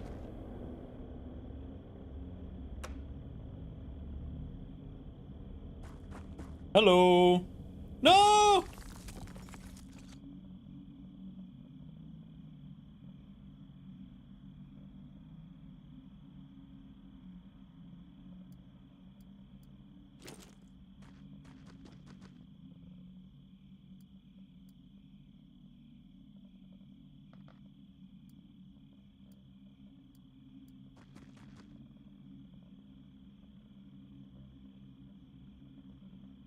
Shooting from the roof is a little annoying.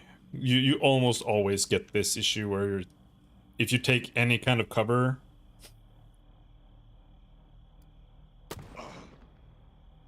you're gonna hit some bullshit. But that went well.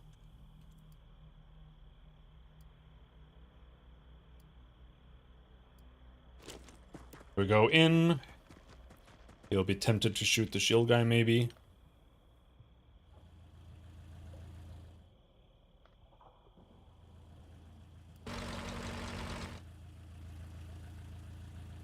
There he is. Okay, so I have a huge cannon here.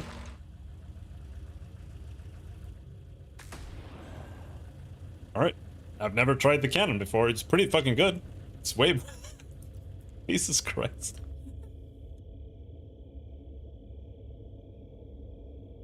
Oh yeah, you can do this. And swivel.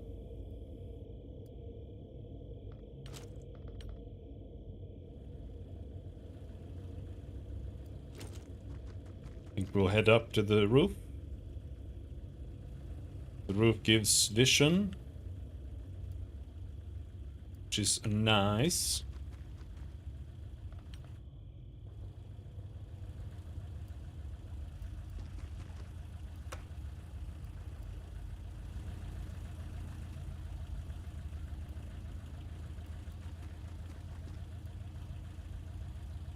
Don't see anything.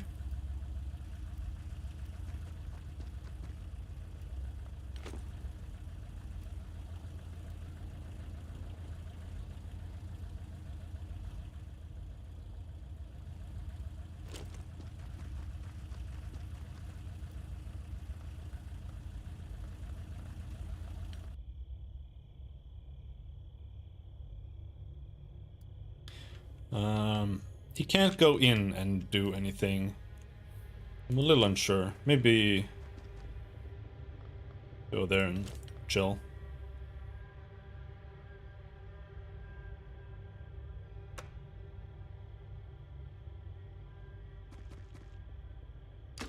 Oh!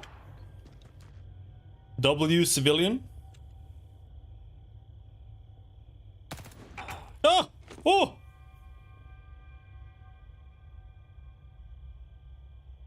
Where did it come from? Where is he?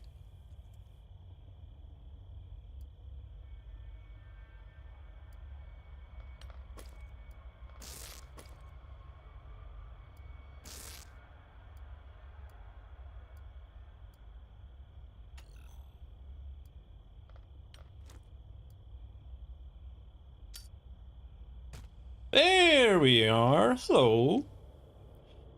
The night vision, or it's a night mission, so you have flares. Fuck you. He's dead. Can't reach him.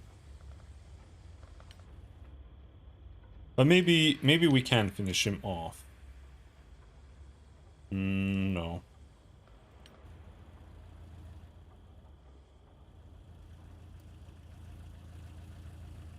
Now, the question is there anything inside this building? Let's find out. Bam! I love this thing, it's so funny. Just walks straight through like some stone walls and shit. Bam!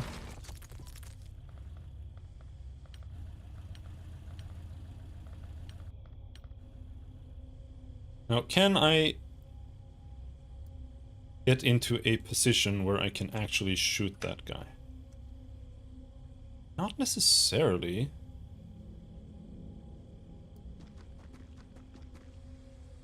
Yes, I can.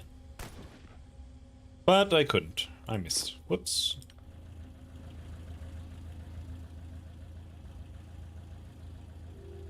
That could be the final one, though. Who knows? That's the edge of the map.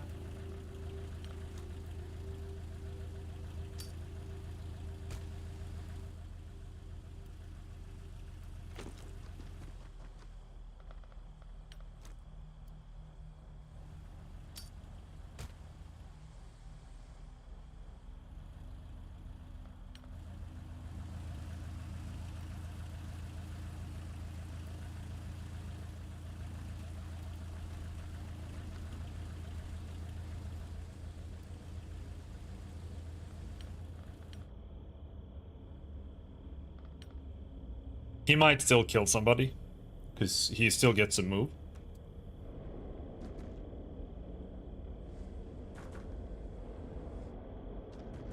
Oh, shotgun man. Go, go, go, go, go. Bro, he has no fear.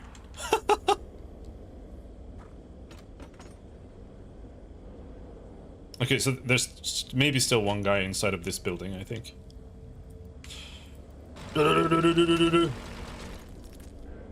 Anyone home? Hello? There he is. Hello, bro. Hello, bro. Hello, hello. Bro, it's a door. There's no way. There's no way the door is going to cover him entirely.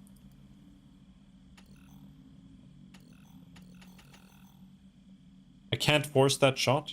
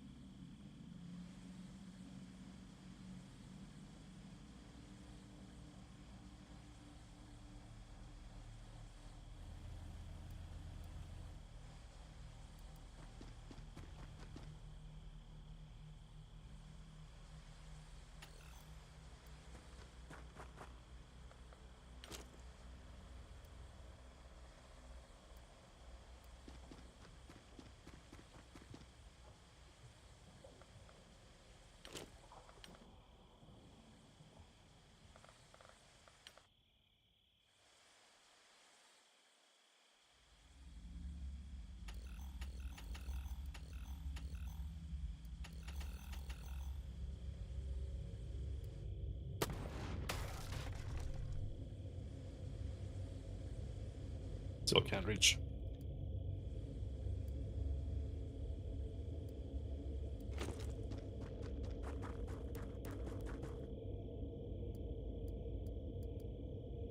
Whoops. Turned away. Not good.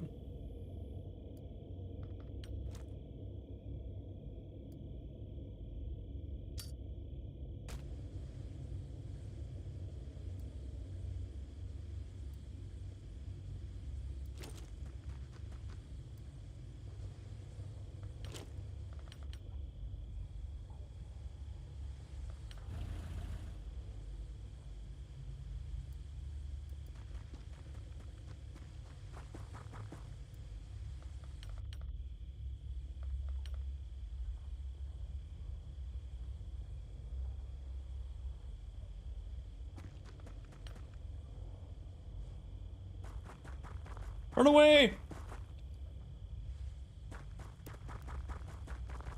He can kill my Mars, but I would be very surprised if he managed to in one turn. Maybe if he has a grenade. Oh, fuck!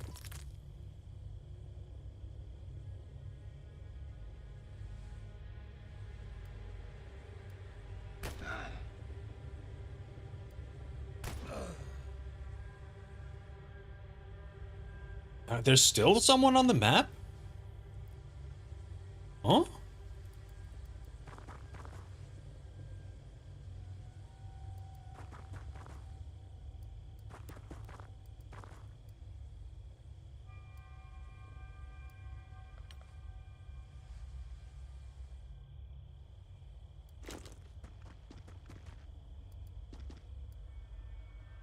Not here.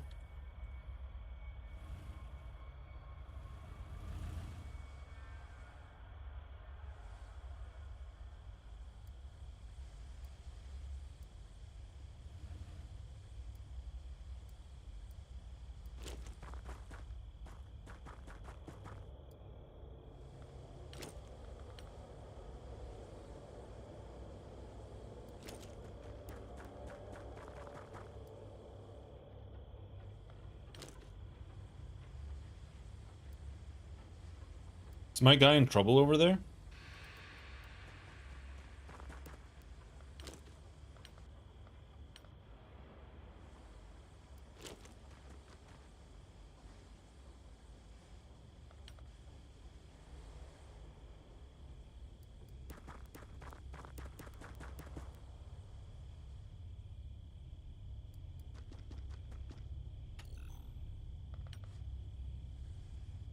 Hmm.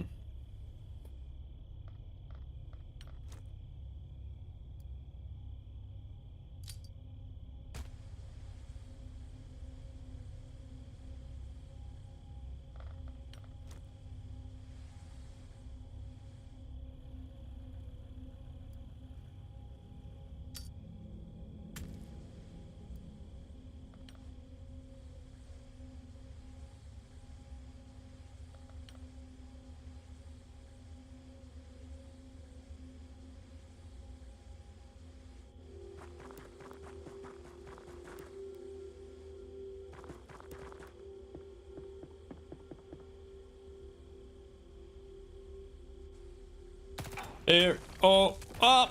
Yeah, we lost the guy.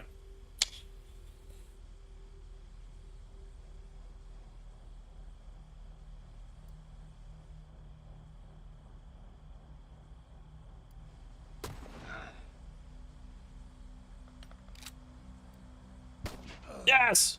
Fuck you.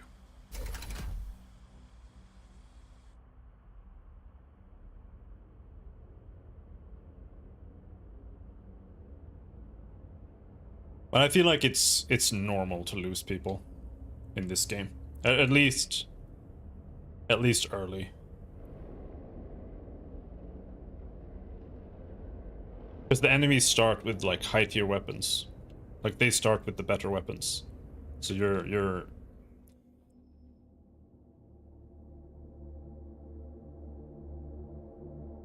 eliminating a cumulative total of 5 hostile units across their career. +1 to all attributes. Okay.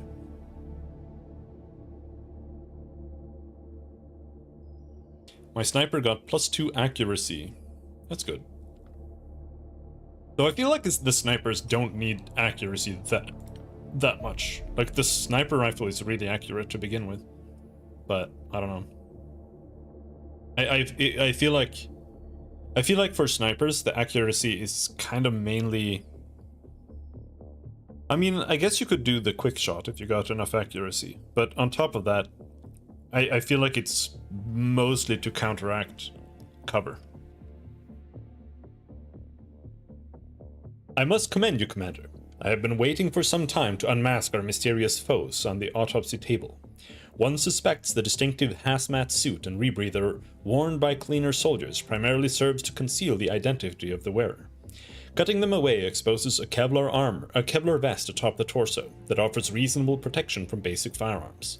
The body beneath appears outwardly indistinguishable from a normal human, yet a glance at the roof of the mouth reveals heavy scarring, which implies significant surgical intervention, the full extent of which is only revealed by bisecting the skull. Countless exotic metal implants are embedded within the brain, collectively replacing over a third of the tissue with electronics. I suspect that this represents some form of alien control device, but I would need access to a live cleaner specimen to know for sure.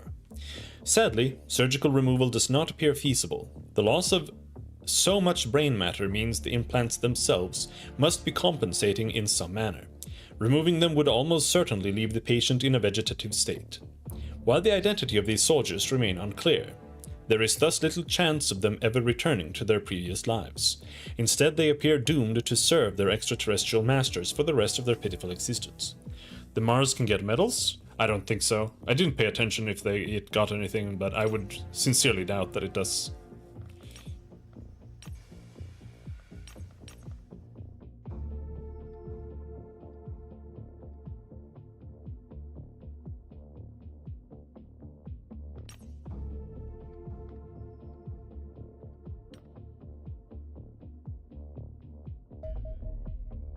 Sentry gun finished.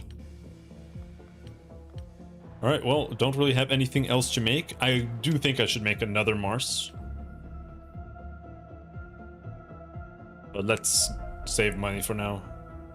We have a training center. So now we have training capacity, but I am over capacity, which I feel like it means I should make a training center like right away. Because it says there are more soldiers than training capacity at a base. Your soldiers will not be able to train effectively, and the training efficiency at the base will decline, reducing the progress points gained by each soldier. Training efficiency measures the efficiency of soldiers training at the base. With a training efficiency of 100%, each soldier gets the full number of progress points indicated by the training rate. 2.5. Okay, so we have 80% training efficiency. Well, 80% is still okay, but 20% reduction is still kind of bad. This value is calculated based on the amount of training capacity at the base, and the number of soldiers trying to use it. As long as the number of soldiers does not exceed your training capacity, they will train at full efficiency. Alright, well, alien magnetic weapons. There are a variety of different magnetic weapons employed by the extraterrestrials, each with their own unique strengths and weaknesses, but all appear to utilize the same coilgun technology to accelerate their projectiles. The design is relatively straightforward. The barrel contains a linear arrangement of electromagnetic rings, which flip polarity as the bullet passes through them, first pulling it towards the ring, then pushing it away. High rates of fire remain possible as the electronics in the gun can time this process to the microsecond. Aside from their greater muzzle velocity, magnetic weapons thus act much like conventional firearms. This even applies to their ammunition, which bears a striking resemblance to human equivalents, and inflict almost indistinguishable wounds. I believe this is deliberate. The extraterrestrials almost certainly have access to more deadly weapons than these, as a coilgun is a relatively low-tech solution for a species capable of interstellar travel. One suspects they are sacrificing firepower for subterfuge. Sadly, the aliens have taken precautions to prevent us turning their own weapons against them. The trigger mechanism is DNA locked to the intended user, something easily defeated in a laboratory, but not on the battlefield. Nonetheless, we have still learned a great deal from studying them. Indeed, it should be relatively straightforward, even by the low standards of our engineering department, to manufacture similar electromagnets from alien alloy and create barrel accelerators that boost the damage of our own firearms. Alright. Now let's do the waveform analysis. It's quick and it'll give us more money. The month is almost up.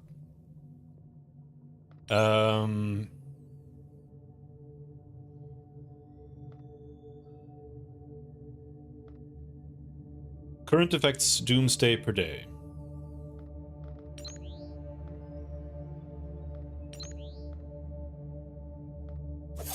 Let's do that, see if we can get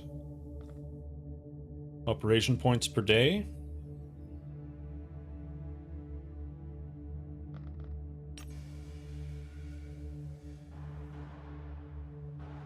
I think we'll start with 2 sniper rifles and then 2 rifles.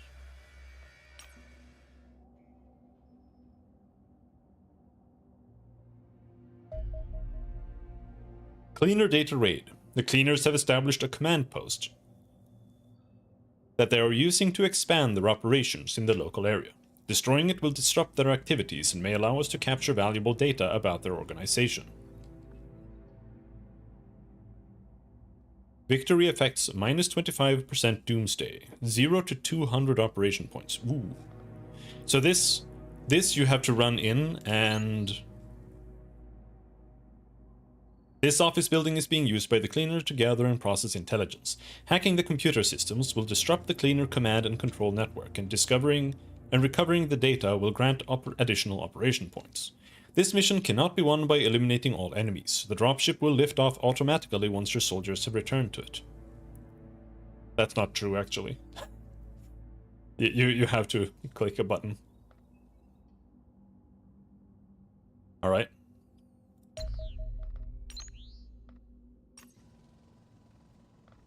Here, I feel like assault is good. And maybe shield is good here too. And riflemen are not as good here. Riflemen here are healers. So let's go double shield.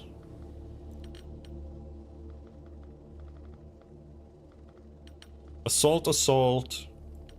Rifleman, rifleman, rifleman. I think we shouldn't have a sniper here.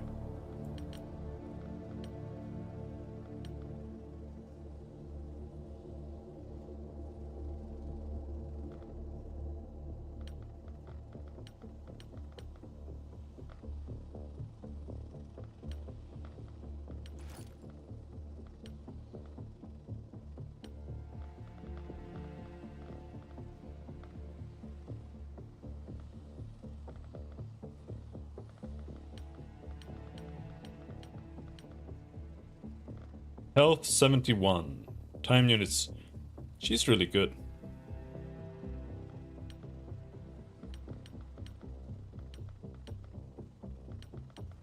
Maybe it's better to make her be a shield because she has so much health.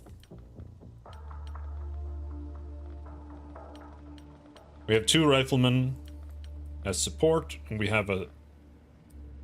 I feel like the Mars is a little questionable here, because the Mars... no, I think we'll bring the Mars. The Mars can't operate the terminals, but I think that's still... I think that's fine.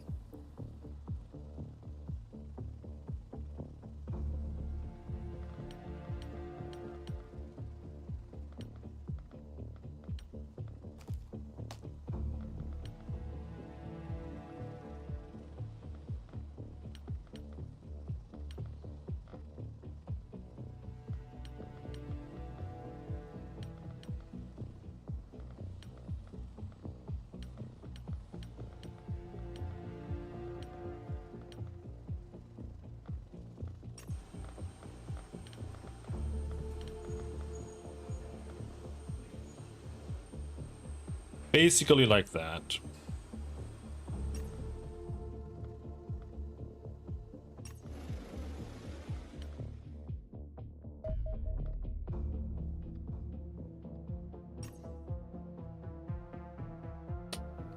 All right. Hold on.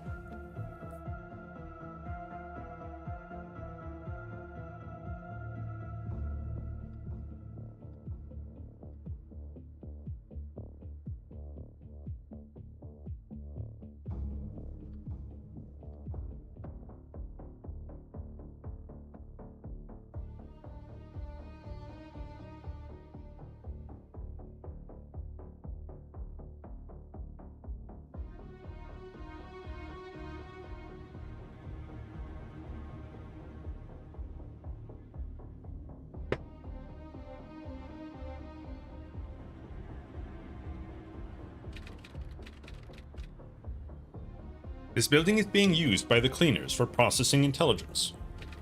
Get in, grab as much data from their computers as possible, then get back to the dropship. You won't have long before enemy reinforcements arrive. They say this building, but usually there's like 4 buildings nearby that all have fucking stuff in it. Ow!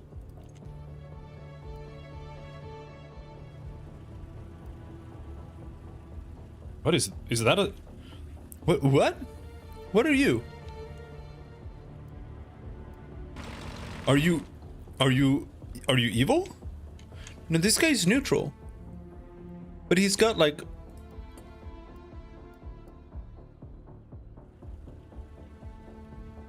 He's got like army get up. Is this a LARPer? Is that what that is? It's a LARPer?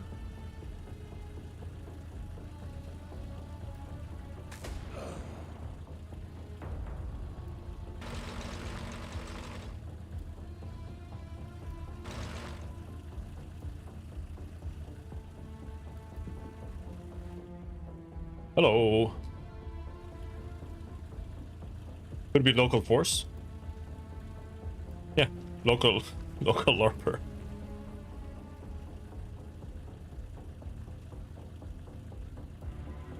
Get him! Ah! The shield is like... The shield is good, but it's ass.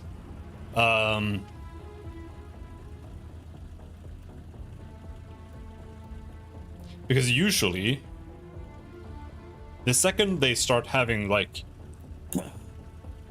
I don't know if they have accelerated the magnetic guns. They probably do.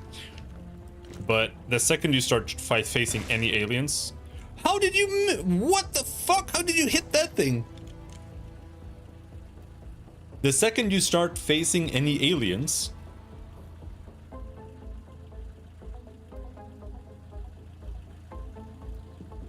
the shield explodes after blocking like 1 shot.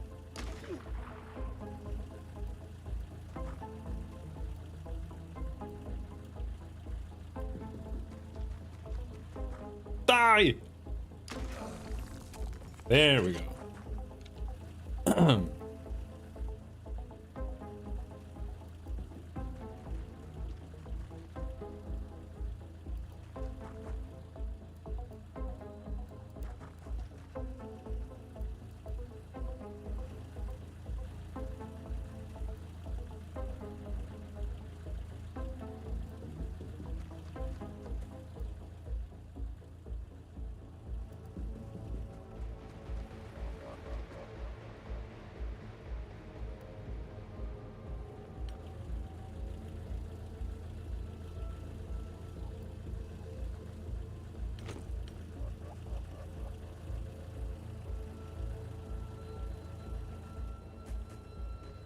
Go, go, go, LARPer!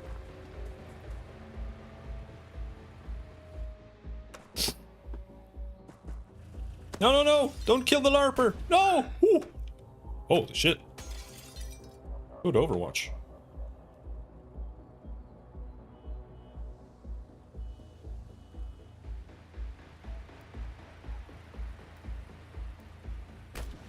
Oh, good shot!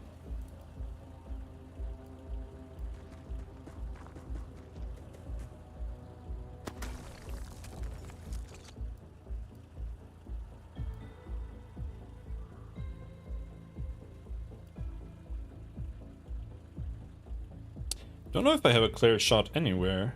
There, that's a clear shot. Got him.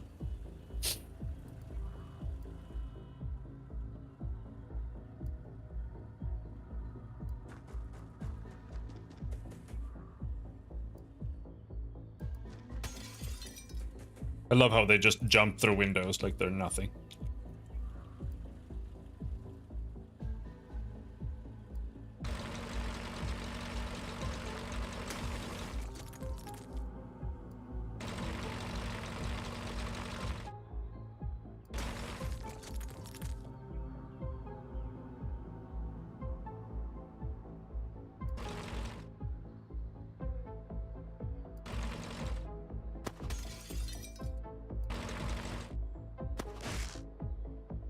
Ouch!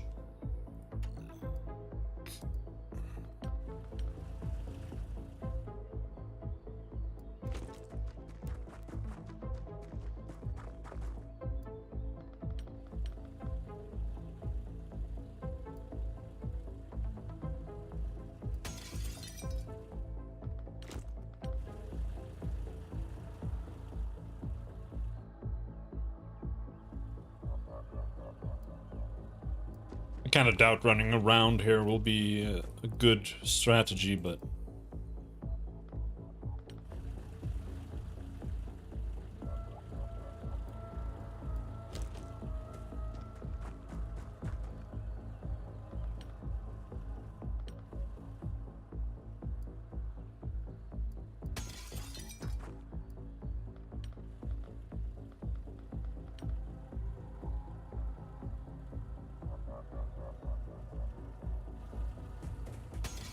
Go, go, go, go, go!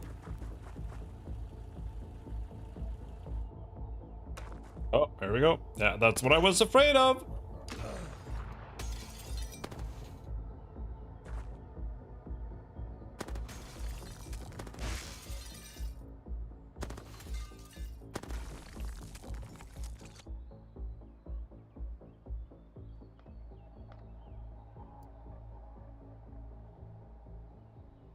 Well, we can just flank him.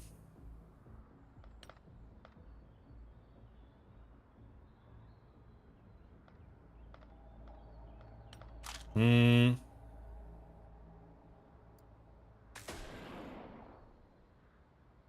Okay, he dead?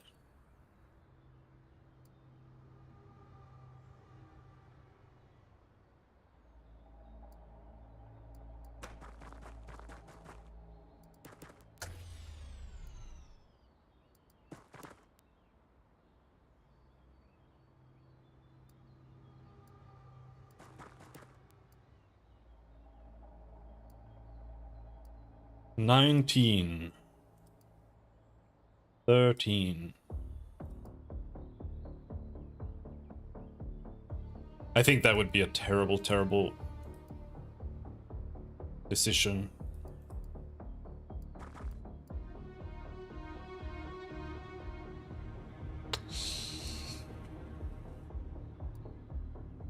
Let's go and grab stuff this turn.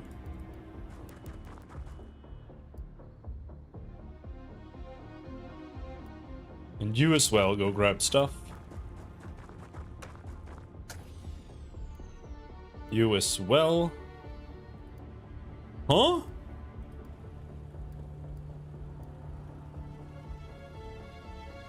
Is his shield too big? What's going on? He can't jump through the window?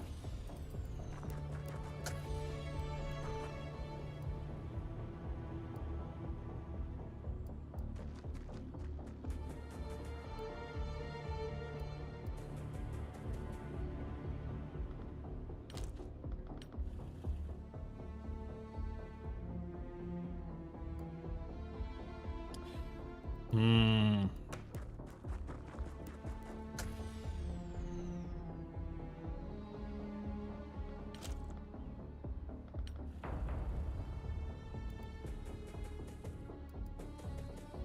Sneaking around.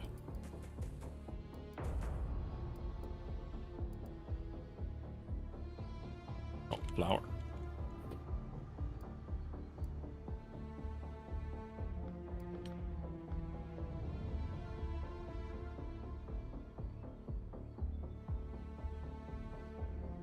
Is it able? Yo, we can still shoot. Fuck. Not anymore.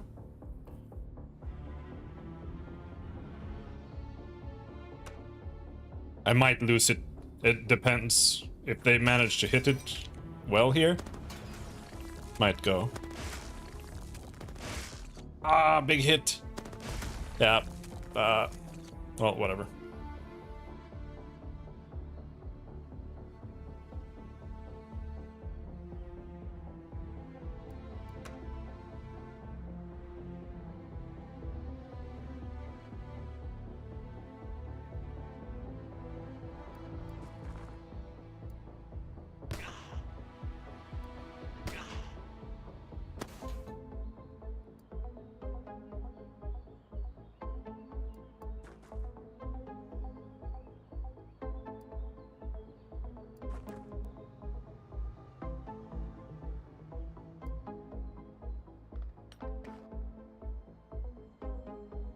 super expensive. Let's YOLO. Fuck you.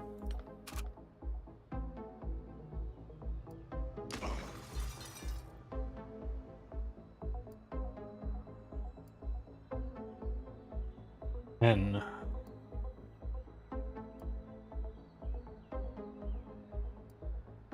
nope, I won't be able to shoot here.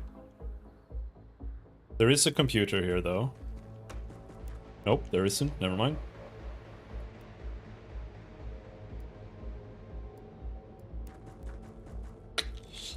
I'm a little scared there, but I have a bunch of guys here.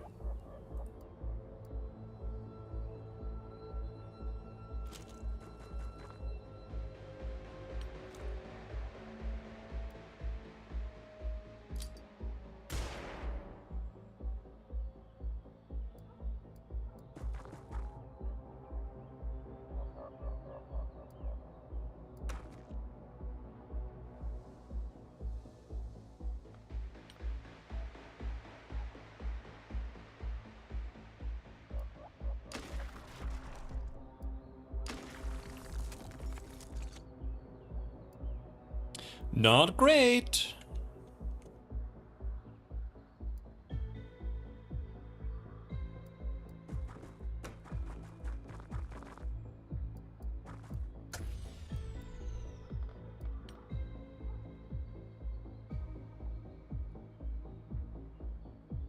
I think I should more or less extract now. To be honest.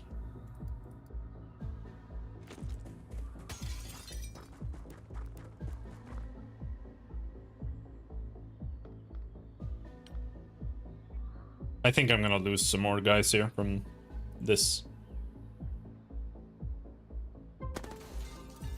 Oh!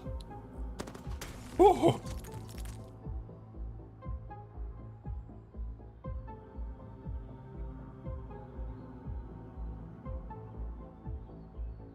I think going to grab a that would be a huge mistake.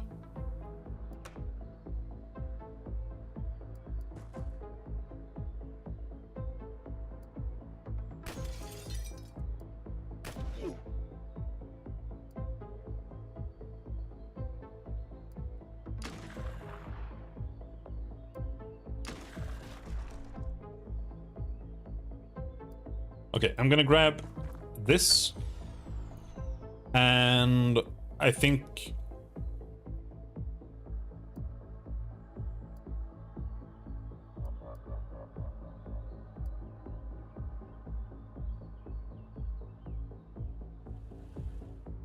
yeah. Let's leave now. Let's not go all the way over there. Fuck it. Let's leave before reinforcements. It's so easy that once reinforcements arrive, that you end up taking a shot in the ass.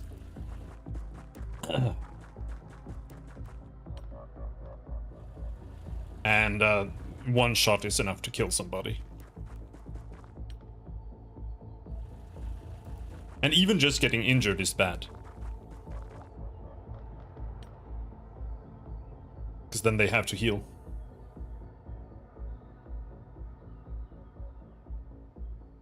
So let's leave ahead of time.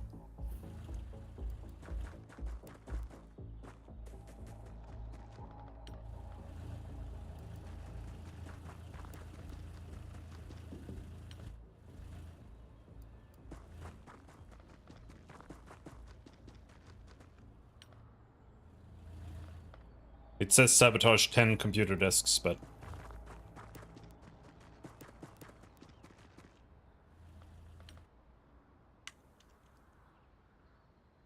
do you actually need to do that?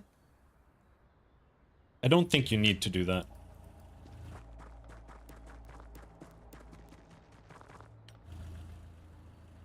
We'll see. If it says that I'm gonna fail later, then whatever. We'll learn from that.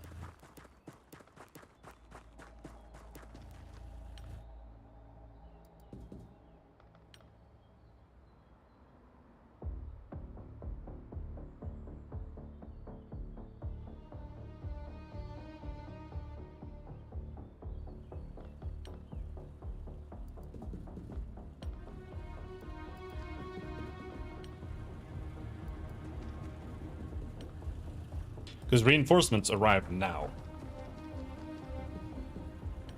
And reinforcements are bad.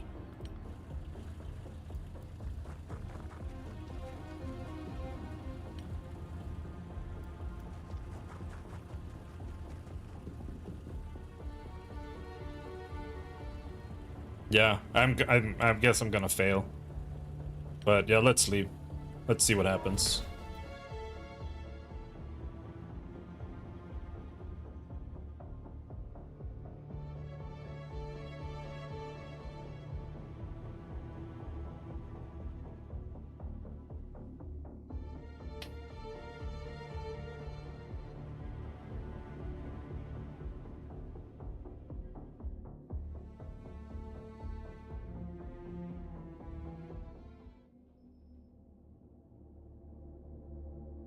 Alien victory, that's bad.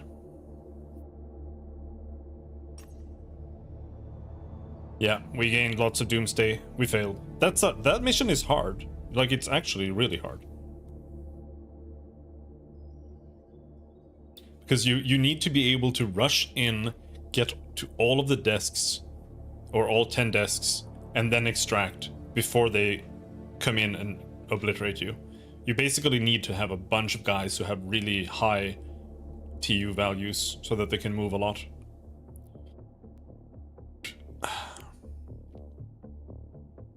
But I do think the shotgun guys are valuable there. More so than the rifle boys. Especially more so than like snipers.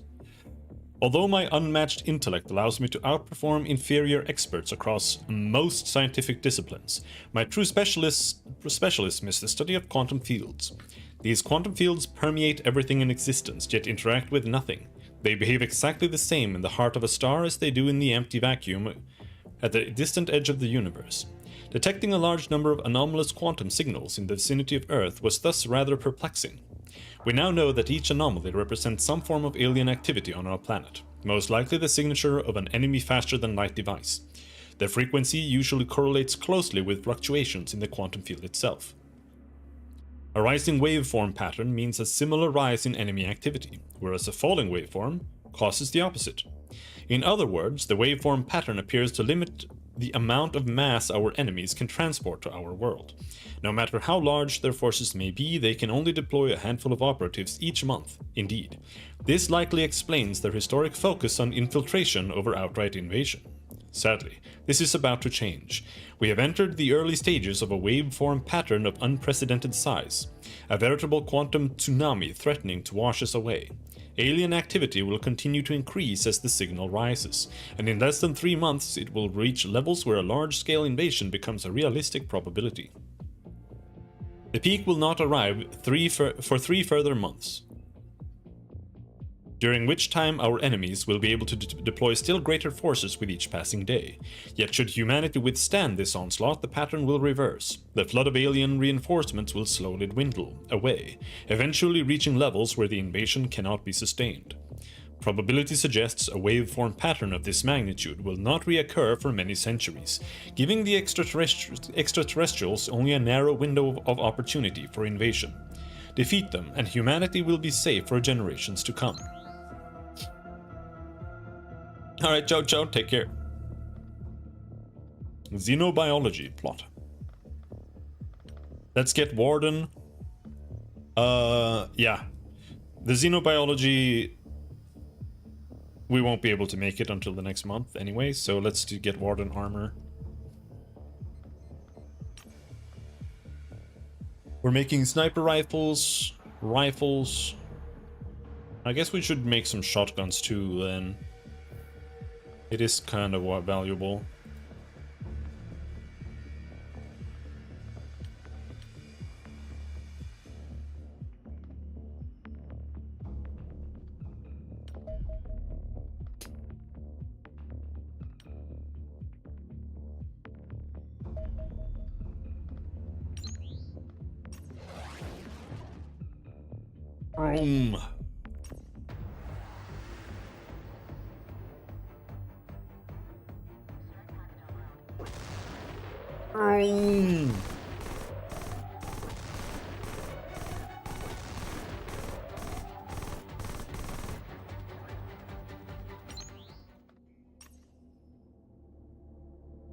Got him.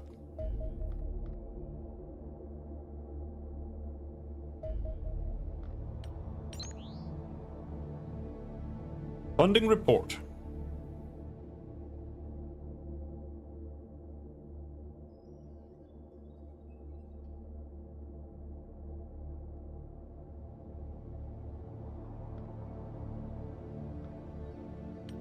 All right.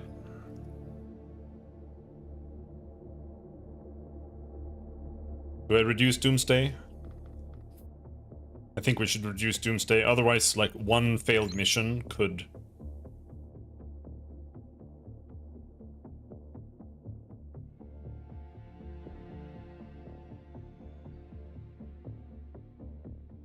Yeah. And let's see... Is there anything that costs 75? Or 70?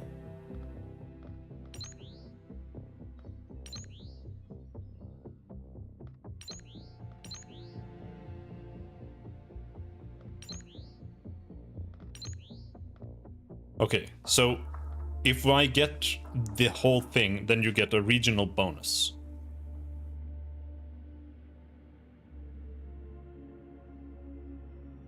Okay, so if I finish recruiting everything in Europe, we get +3 soldier training rate, which could be good.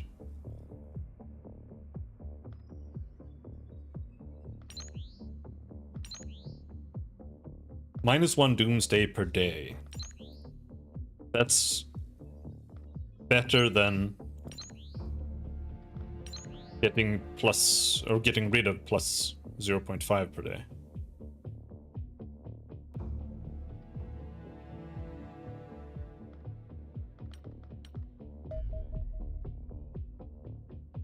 Alien abduction site, alright.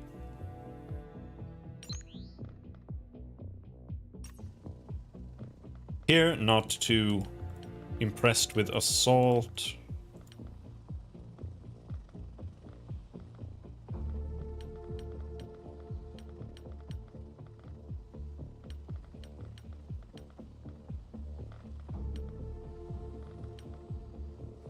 Sniper is good.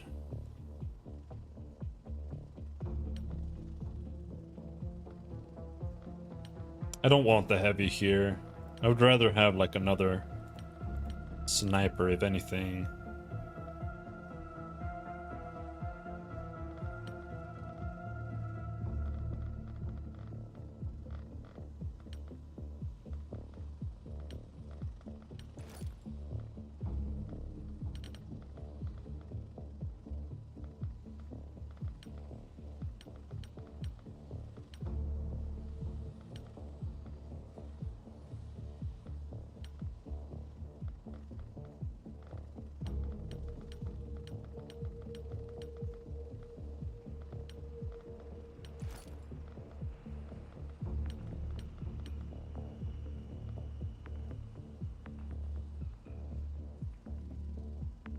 Shield, sniper.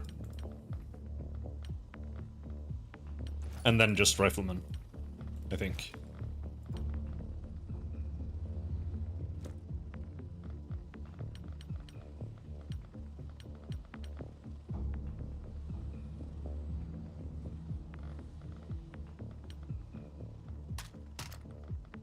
We got the new snipers.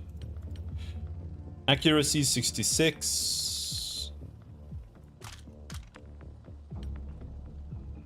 Accuracy 46. This guy's ass.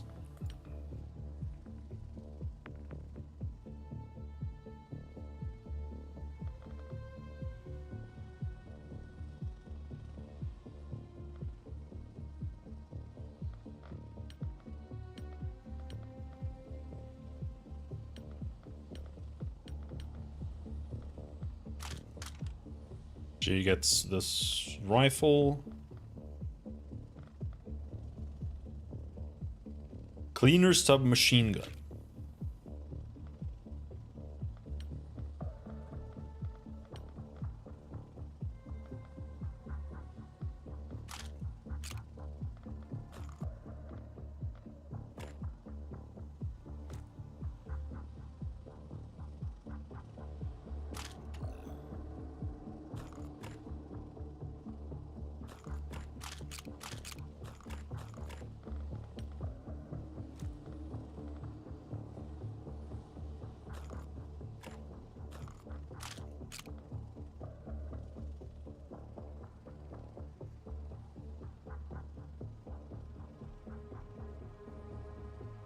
Maybe something like that. The idea here is because the shield usually breaks a lot, honestly. So if I can bring a submachine gun on him, then once the shield breaks, we can switch to that. I don't know if that's gonna work, but that's the idea.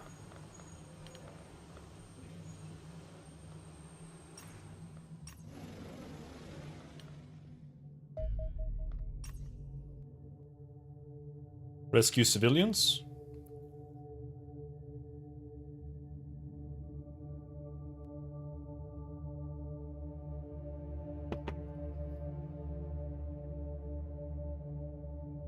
I think snipers are really good on these maps, usually.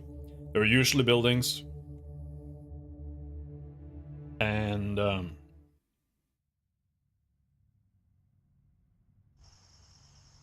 you typically have a lot of opportunities to find higher vantage points and shoot from there. And I like bringing kind of two teams on these maps so far. Ooh, we got a super crate.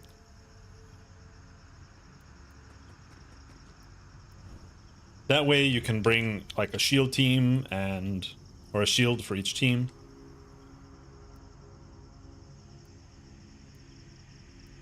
Let's just hope that we don't get immediately sniped for trying to go up there. That's the issue with high vantage points. It's not necessarily just a vantage point for you.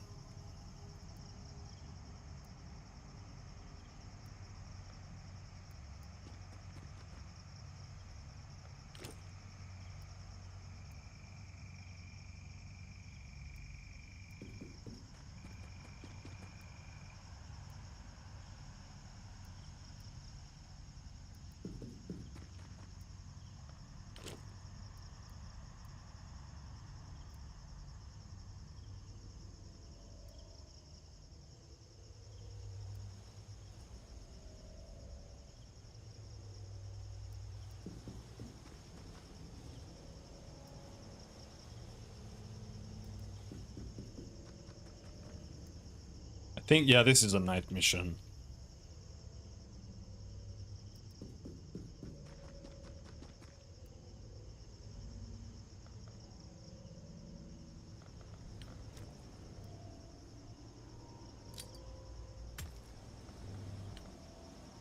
Let's throw some flares.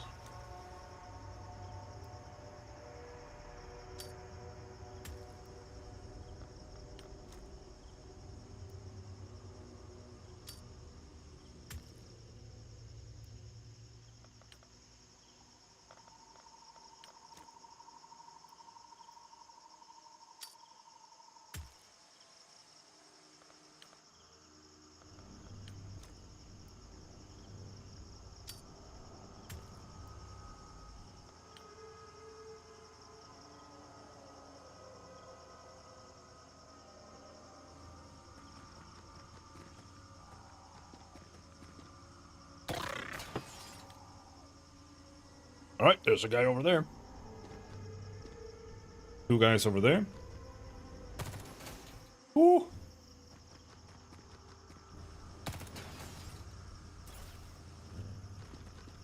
Oh. Bug boy. I don't know who I think is more dangerous between these.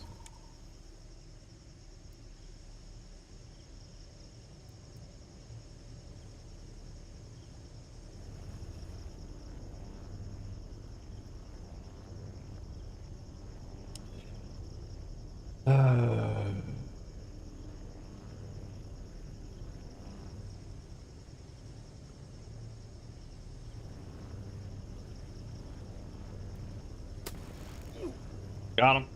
He's dead. Well, I don't know if he's dead, but he should be dead.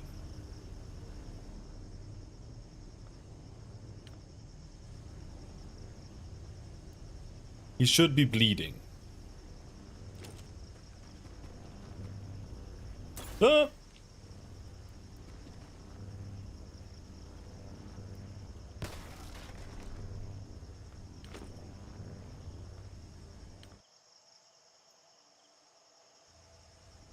There was someone over there.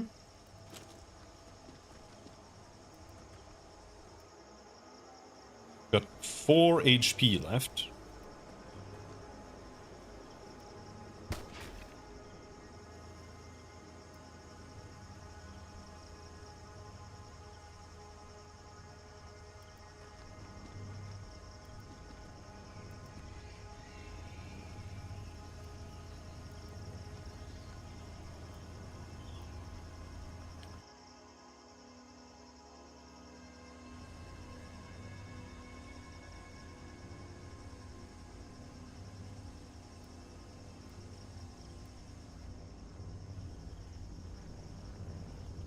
Climbing up here is actually, like, not that good.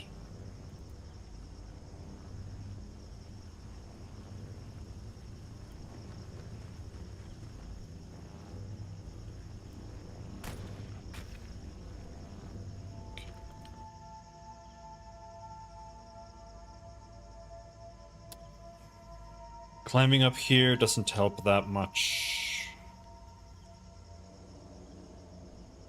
Because you don't have any protection there. It's her.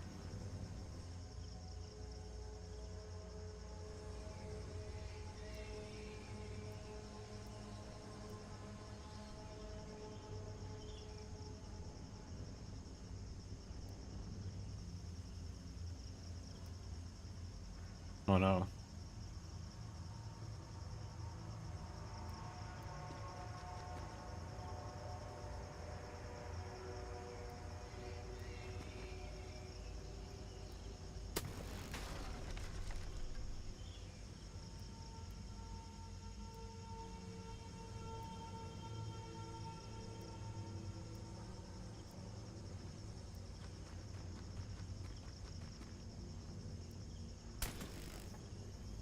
Damn.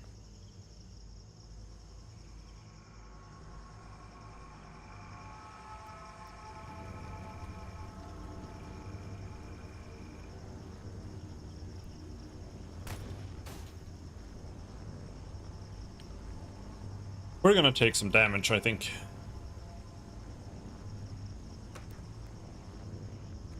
Uh-oh. Uh-oh.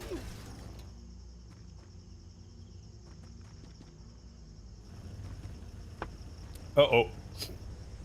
Uh-oh. Uh-oh. And he wasn't bleeding, he didn't die. Uh-oh. Uh-oh. Behind cover and everything.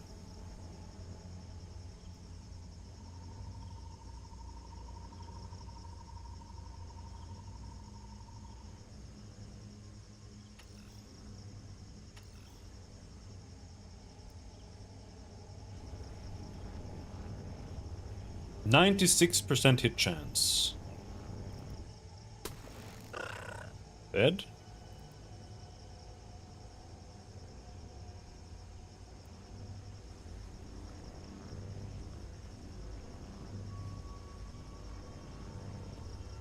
Lost time units to open that shit.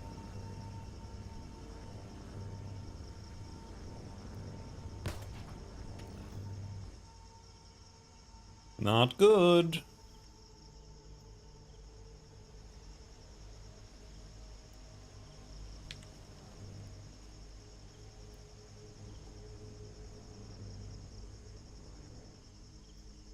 Not good at all.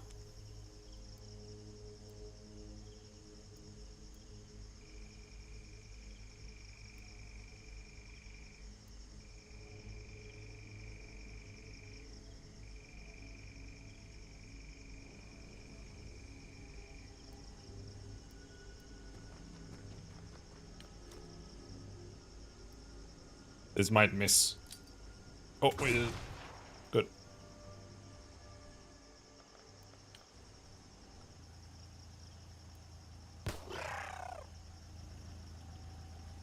Got him?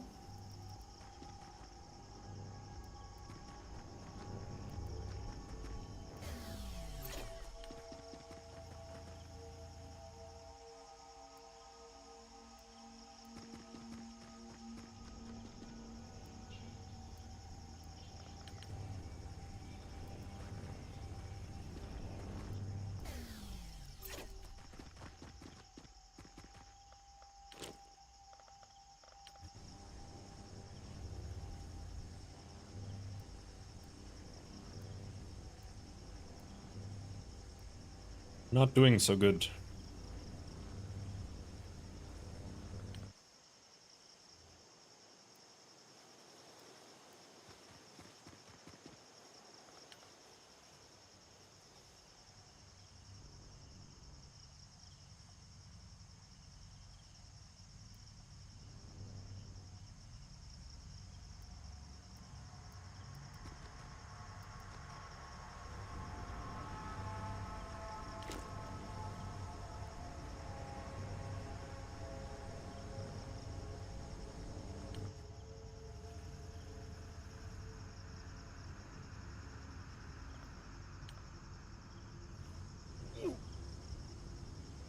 Fell unconscious. That's bad.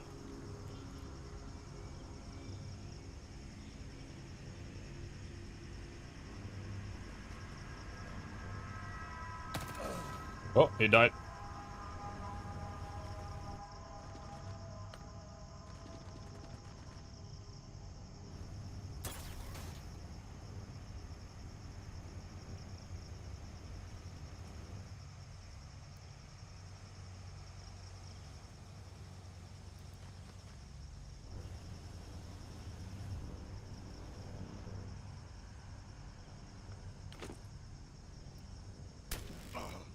Fuck you. Fuck.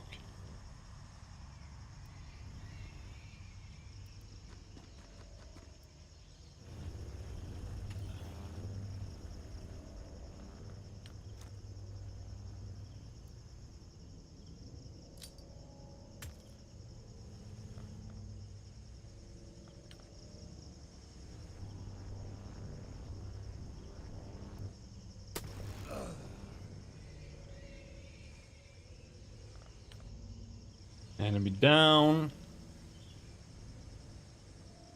Yeah, I think, yeah, both of these died. They're not just unconscious. Well, this person is unconscious. But she's gonna bleed out.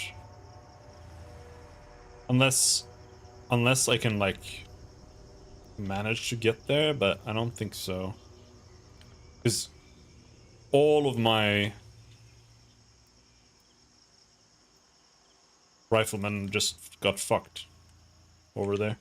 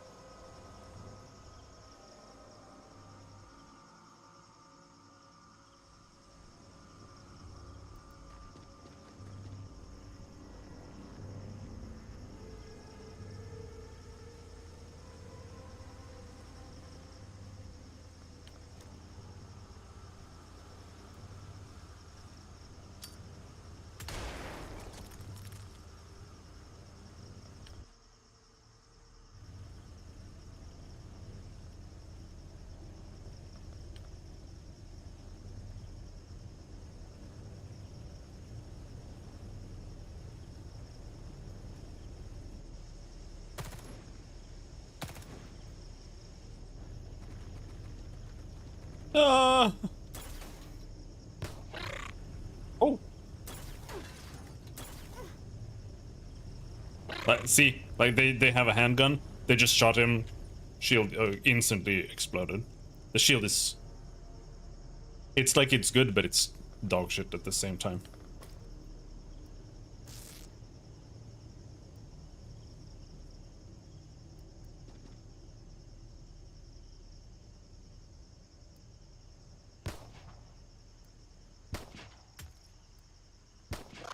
Fuck you. 80% hit chance. So much for that.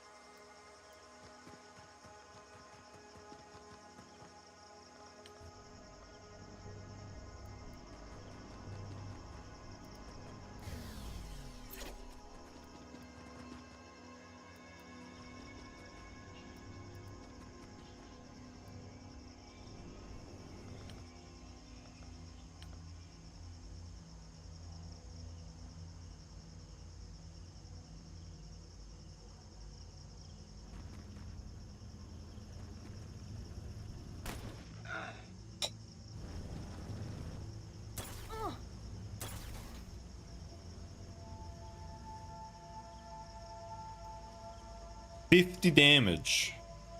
50 damage.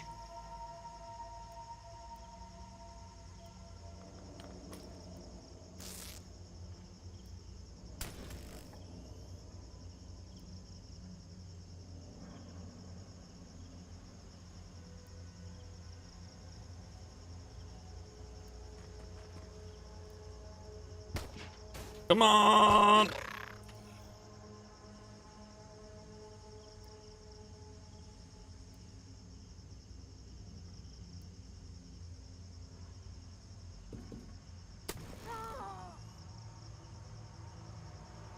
How is that? See, this is why I never make it through this game, because there's so much that's just retarded.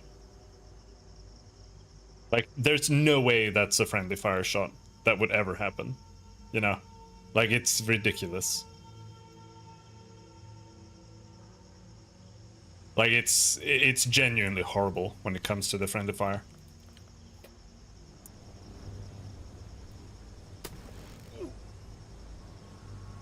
Hello, Bathios.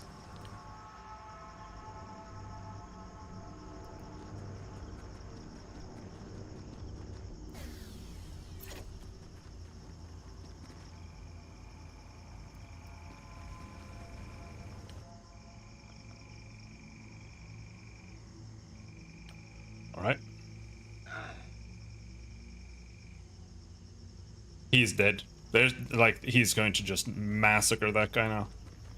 We're gonna lose like the entire team here.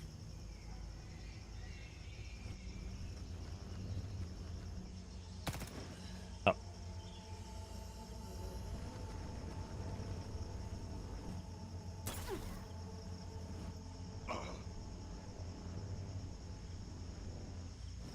That guy's dead.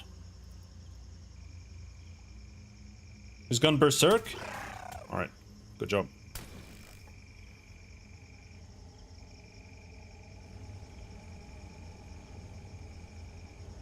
She went berserk and now she's dead because she went berserk. Alright.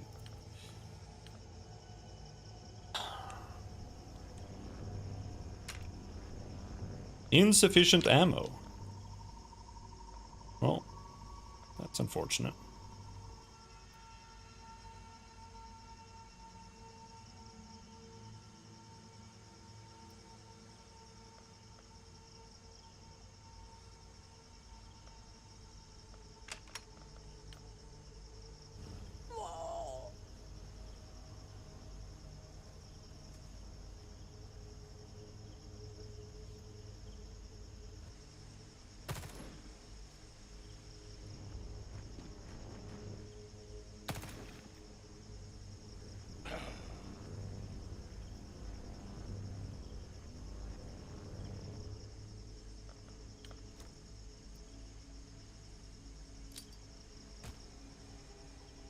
There's a guy. He did.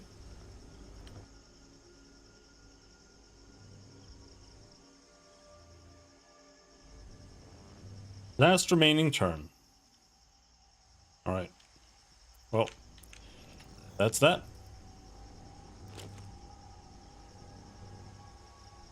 Lost the entire team, but at least we got like... Why isn't she going down? At least we got ±0 here, I suppose.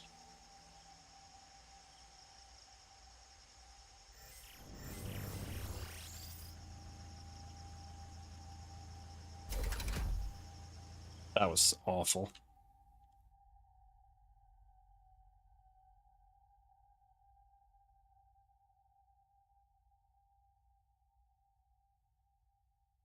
Horrible.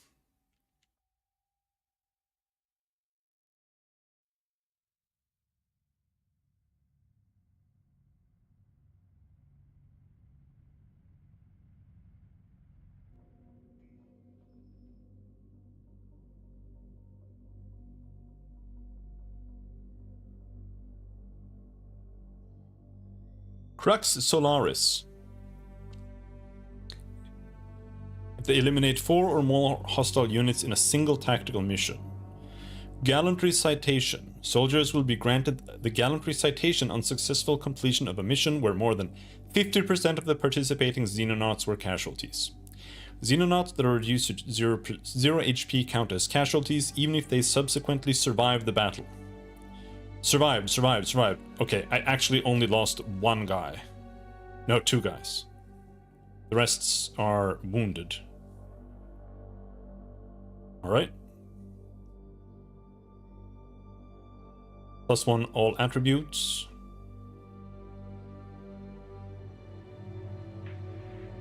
+24 alien alloys.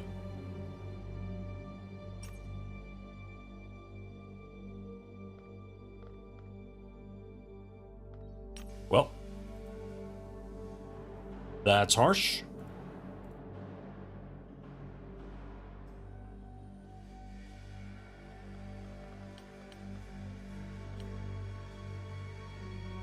I'm gonna produce another Mars.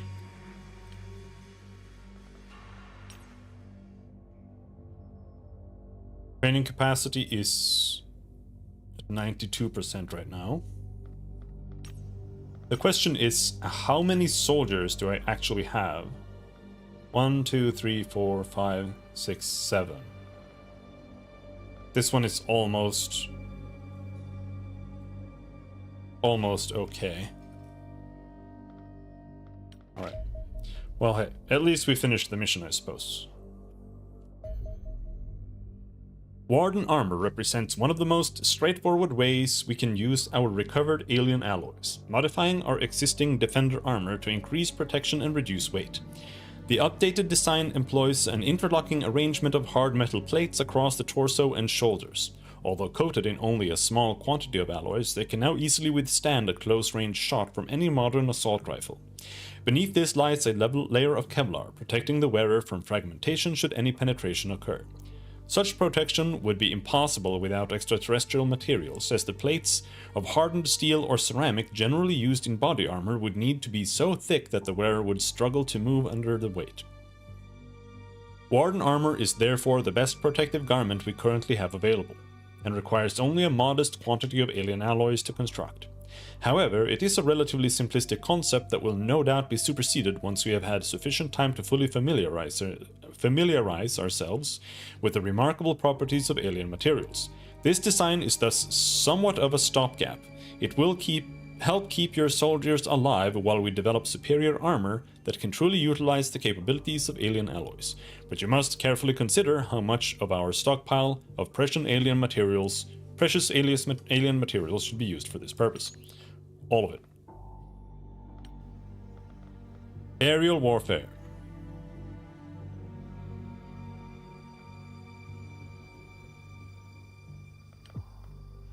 Let's finish xenobiology. The aerial the warfare, or the weapons for the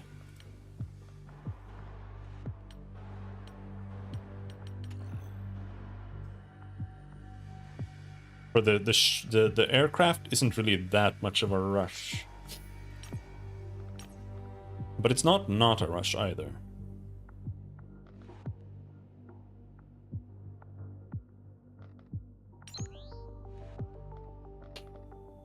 Let's see here.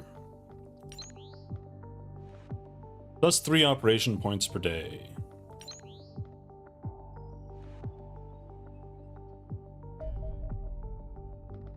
UFO detected.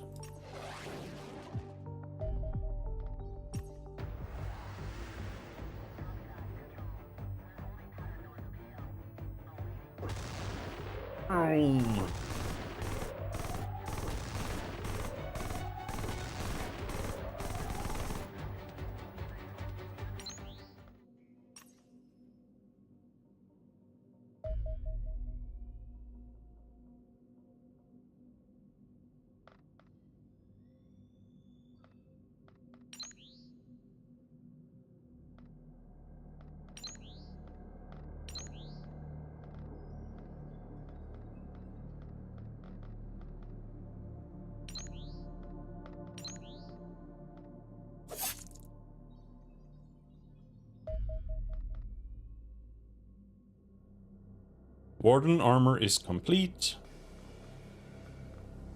And we can make one more warden armor. Let's do that. A cleaner leader has been identified visiting this area, personally coordinating an attempt to destabilize the local region. Eliminating him will disrupt these plans and may also present opportunities to gather useful intelligence on the cleaners. Alright. Biome dockyard.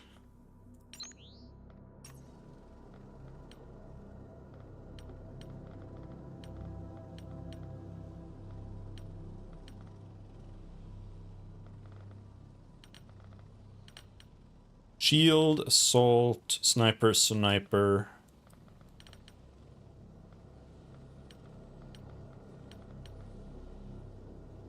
I wonder if 2 snipers might be too much.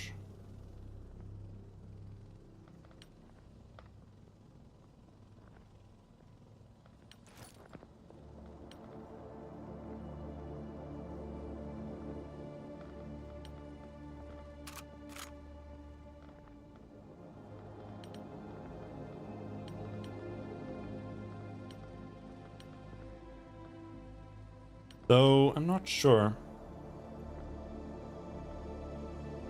You can make them like a hybrid. Like here, the sniper has a pistol. But if I change this guy, or whoever...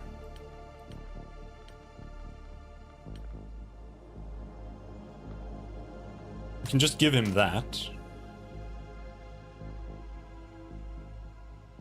And then he can have a medkit. Because this is just better, I would say, than having just this trash.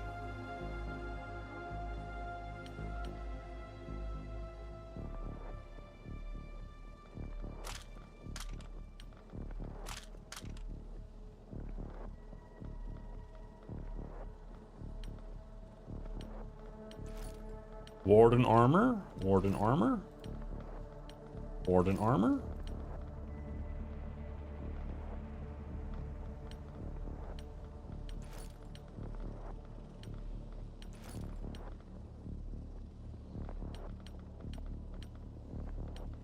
That's all the warden armor we have.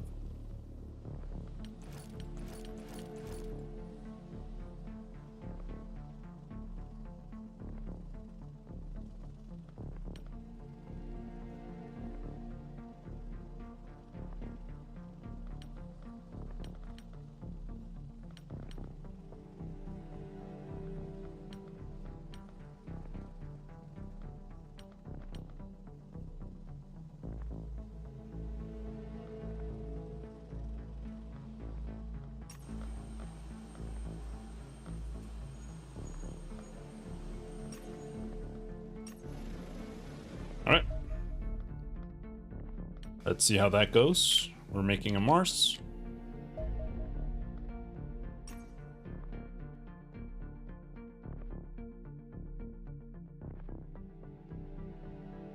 Would be cool if we could capture it, capture the VIP, but it's so hard to do that.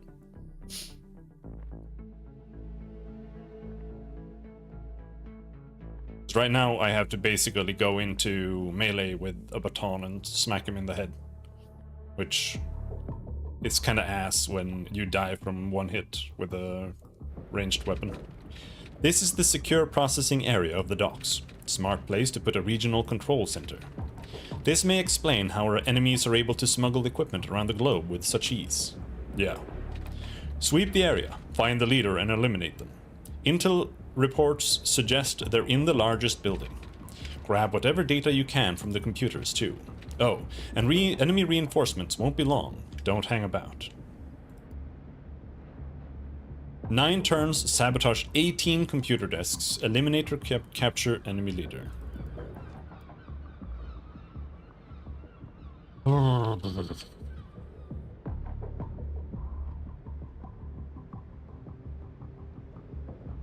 Now I'm scared. I'm afraid of this mission.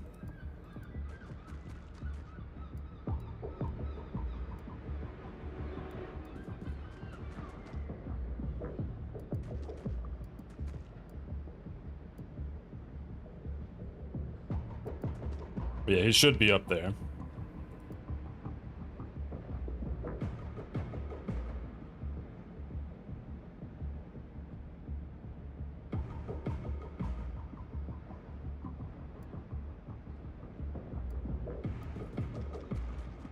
Was that really the shortest route? I guess so.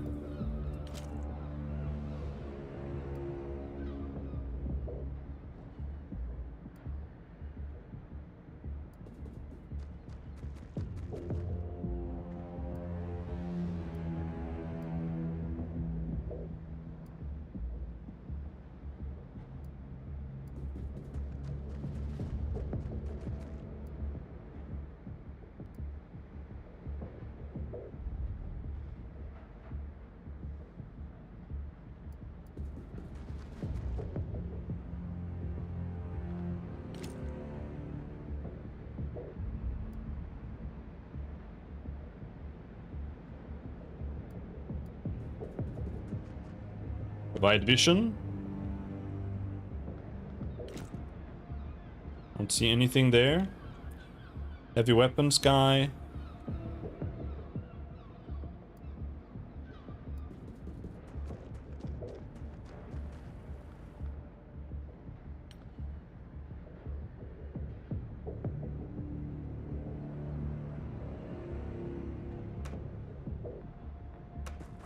Hello?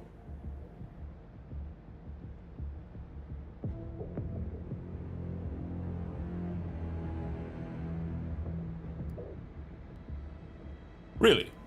Get fucked. Alright, got him. Huh? Why can't he jump this? The shield just makes him that fat? But there's a thing there. Why can't he jump this? Huh? So confused.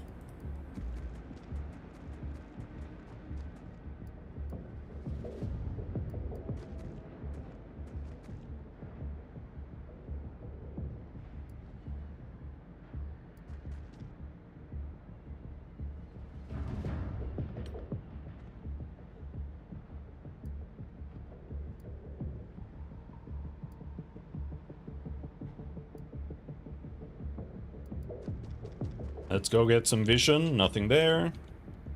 So he should be in here, I think.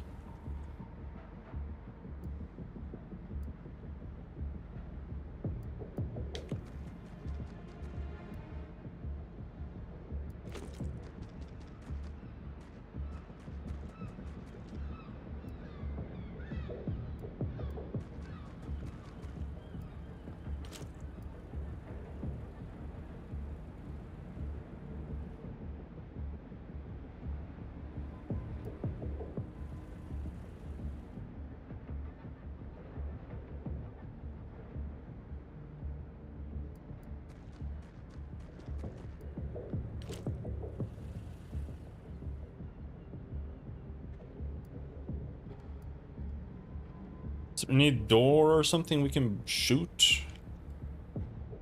Not really.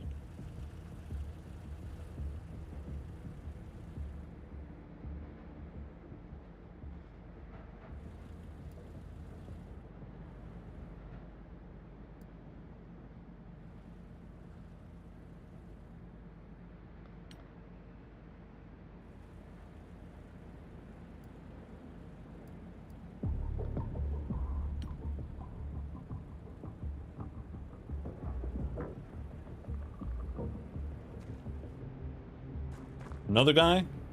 Can we get him? Whoop, whoop, whoop, whoop.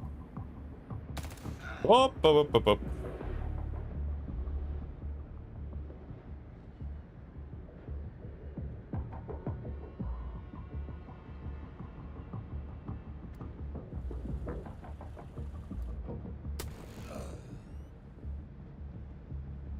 Okay.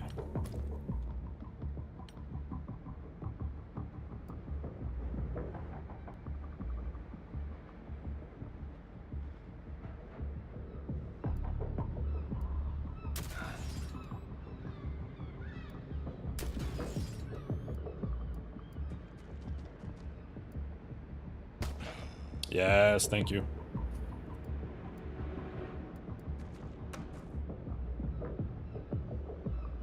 Computer, computer.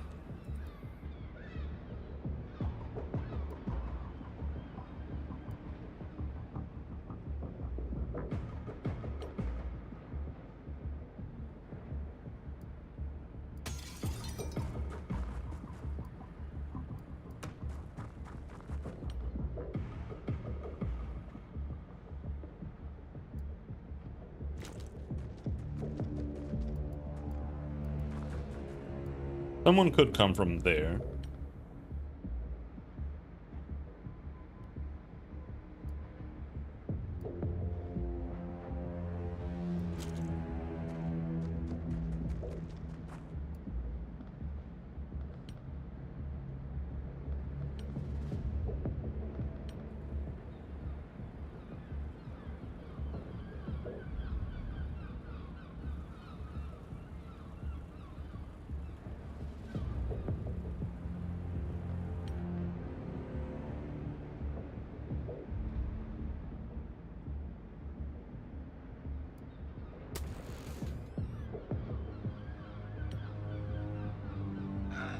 Ugh.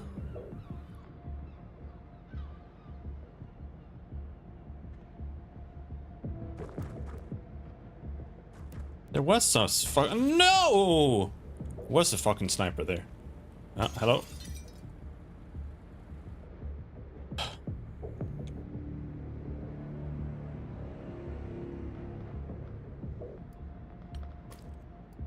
Heal yourself. Alright, let's have a sniper battle here. Got him. Fuck you.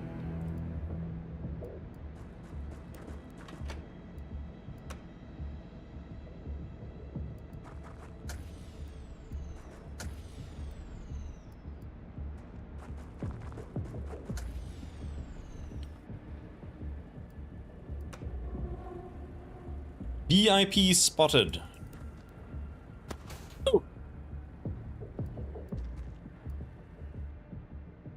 He has a lot of friends.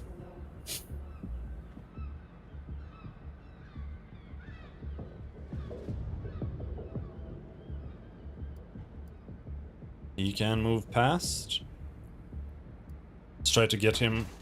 Fuck. Fuck. Shit, you're so ass.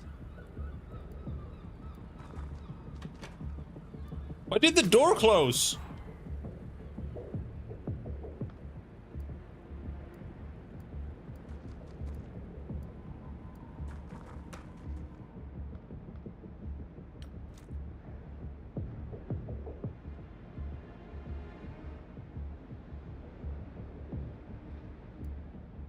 Don't know if they'll count as suppressed from a hand grenade. No.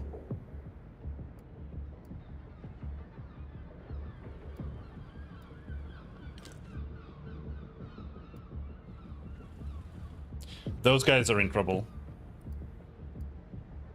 I'm gonna be honest. If we move in, then maybe he'll get shot instead.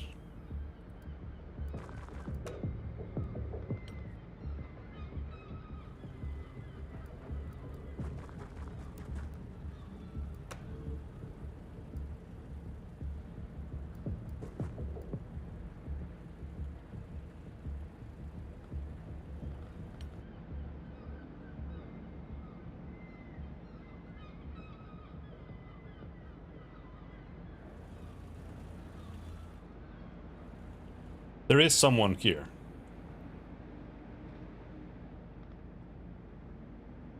Which is a little scary.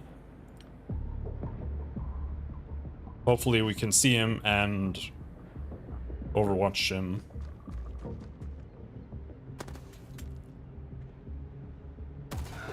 Oh! Yeah! Fuck you, fuck you, fuck you!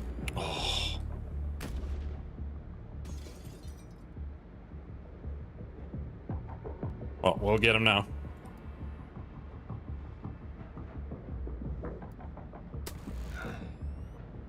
You survived, you bastard?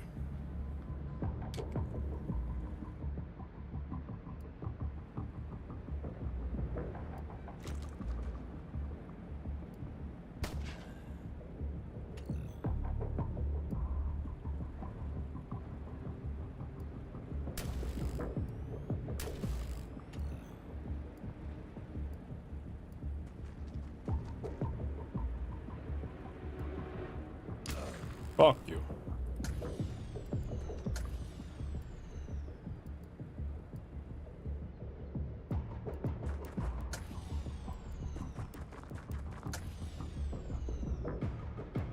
Reinforcements in 5 turns.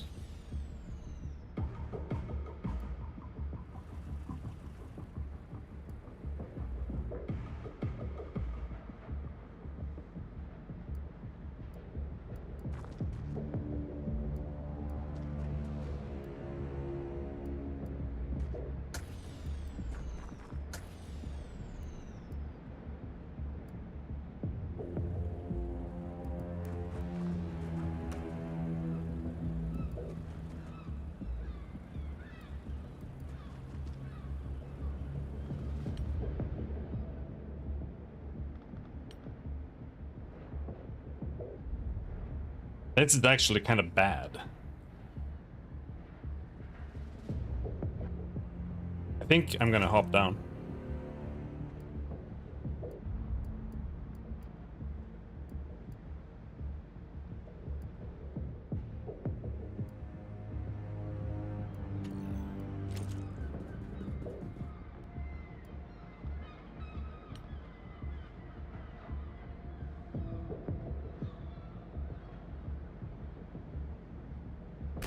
No! Oh my god.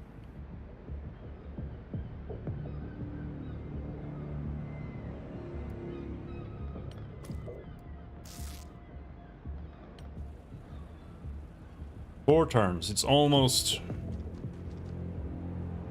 ogre.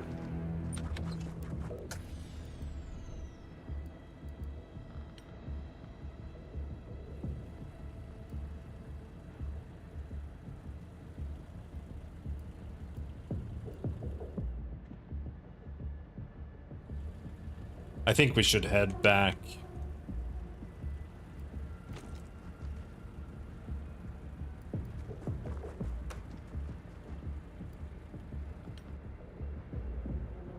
We got the VIP. Yeah, let's bail.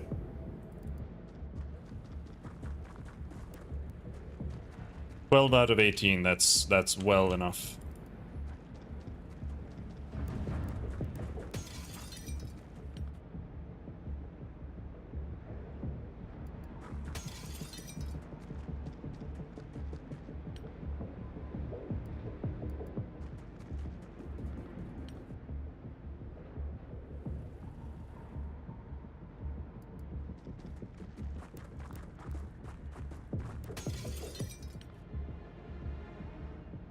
They love jumping through windows.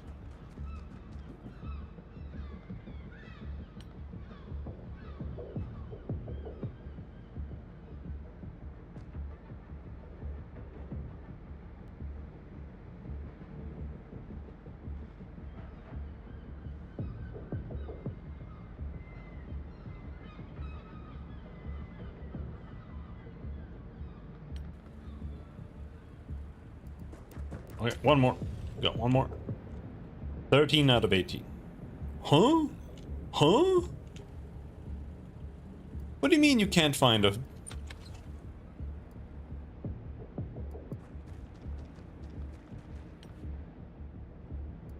Alright, at least we didn't lose the entire team this time. That's good.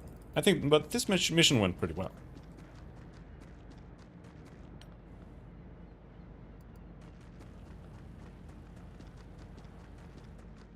I think giving them training might give them better survivability as well, because they might get more health. And like having 70 HP instead of having 40 HP is a big deal, because it's like the difference between getting killed in 2 shots or 1 shot. Or maybe even 3 shots. But I don't know how good training is. Haven't really gotten there.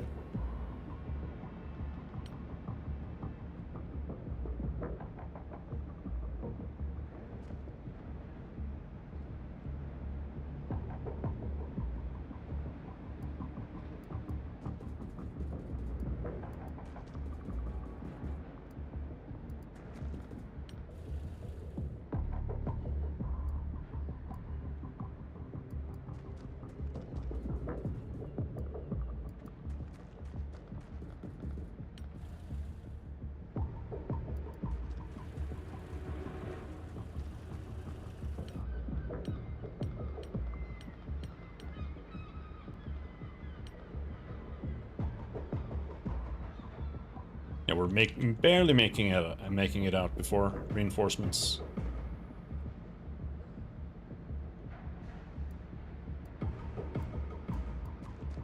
Yeah, I actually not making it out. Reinforcements arrive now.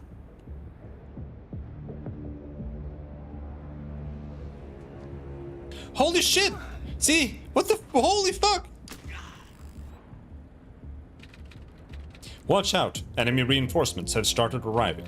Time to make an exit. Yes.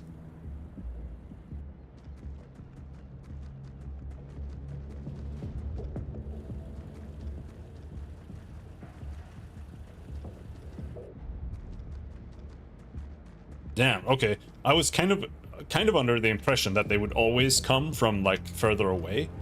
But the fact that they can spawn literally, like... I mean, I don't know. Was this guy really reinforcements, or was he just kind of standing there? Not sure.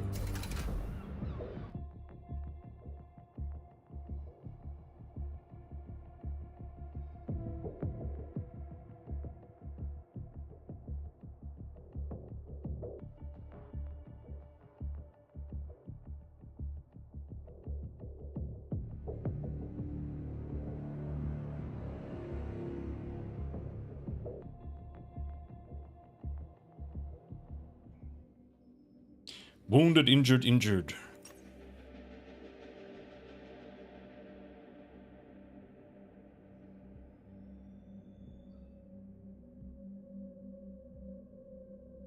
Didn't get that much operation points. It said 0 to 200, and I assumed we would get some. I don't know what I had before, I'll be honest. I guess that makes sense.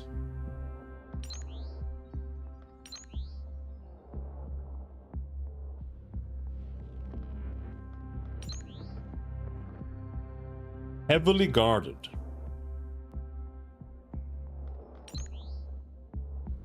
Yeah, let's get that one, I think. Xenobiology. Our universe appears to contain an unimaginable number of different environments in which life might evolve, permitting any potential extraterrestrial beings a dizzying array of weird and wonderful forms. Indeed, some of these could be so profoundly strange that scientists may struggle to recognize them as living creatures at all, thus making the uncanny resemblance between humanity and our alien adversaries deeply suspicious.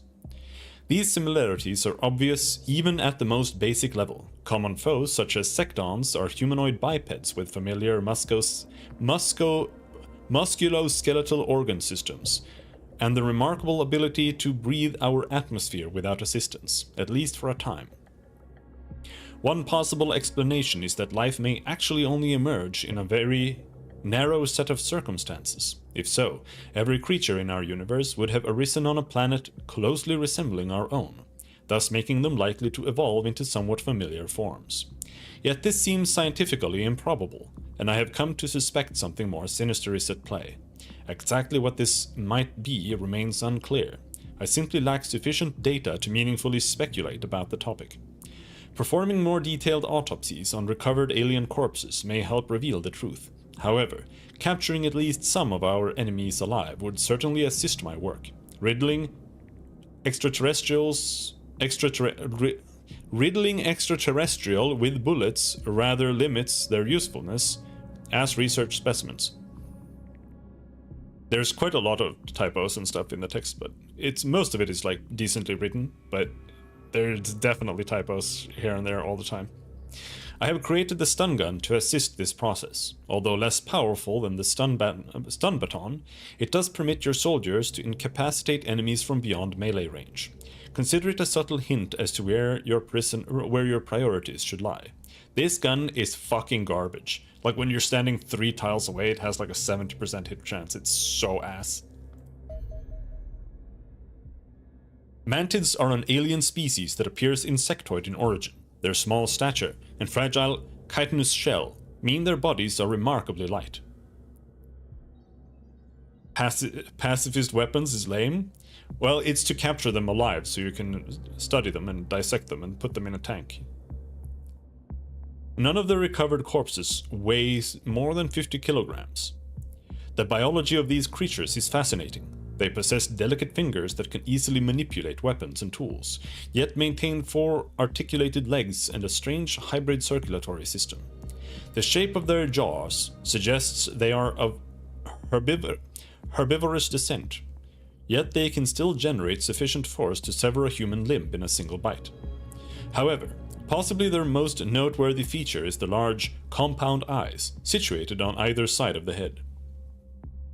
These appear to grant mantids an extremely wide field of view, allowing these creatures to monitor large swaths of the battlefield for enemy movement and making them exceedingly difficult to sneak up on. Mantids also possess well-developed brains and are likely to be surprisingly intelligent.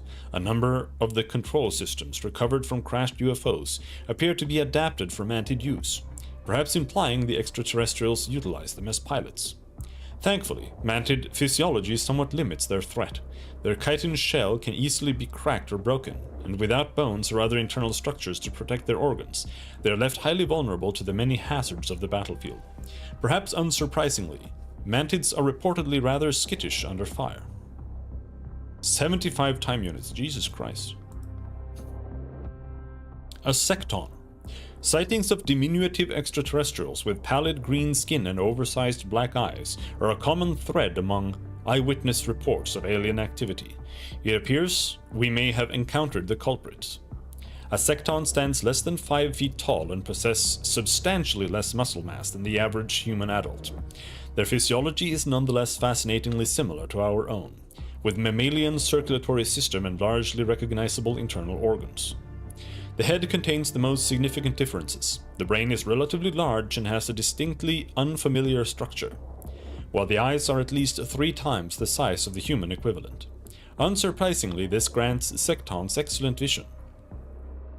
The mouth is present but is underdeveloped and hidden below several folds of skin. The teeth suggest an omnivorous diet, yet no food is present in the stomach. Instead, a number of metal ports are dotted around the spine.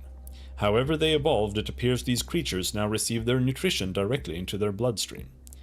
Battlefield's reports suggest sectons can cover ground quickly but are generally weak combatants, with average accuracy and reflexes but otherwise poor physical attributes. While we should not underestimate them, one suspects more deadly extraterrestrials will be encountered in due course. Aerial warfare. And here we're making a Mars combat platform. Stun gun.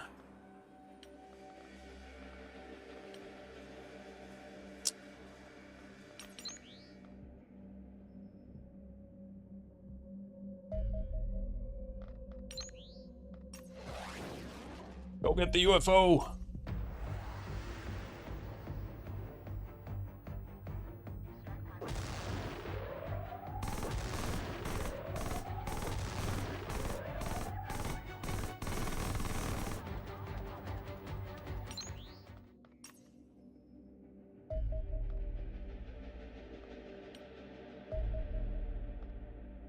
Stun gun is ready. We don't have anything else to make. Can make another one.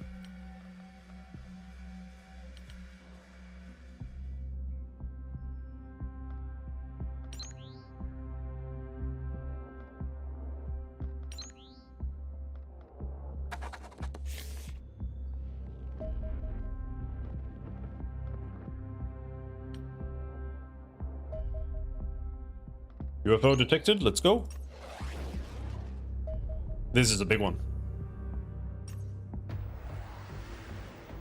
Scout ship.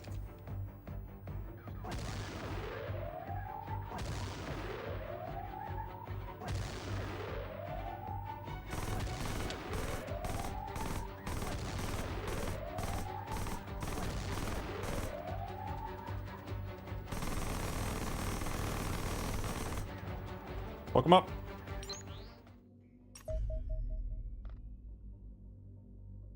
This crashed UFO is likely to contain valuable alien technology and resources. Deploying a combat team to eliminate any surviving extraterrestrials at the crash site will allow recovery to begin. I don't really know what kind of setup I would like here, really. The Mars is a no-brainer. But otherwise, it's a little like, I'm not sure.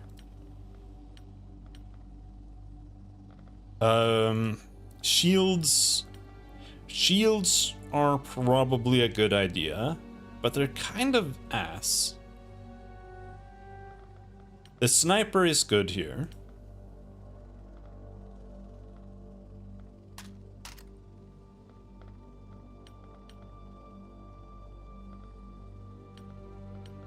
But maybe I should have another assault guy. I'm not sure.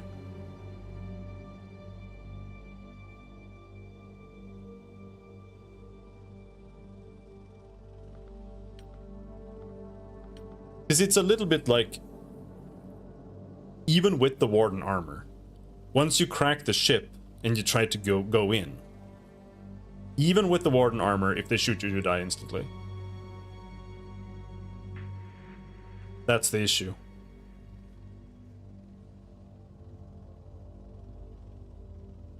So I feel like it would have to be maybe something like this. Does this make sense? And then instead of flashbangs, we get smoke grenades.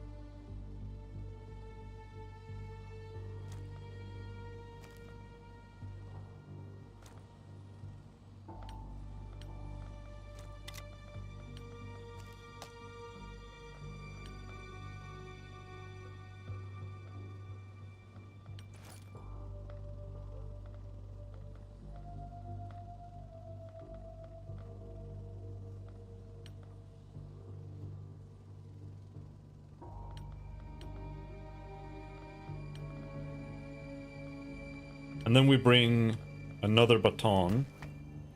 And then the idea is that these guys have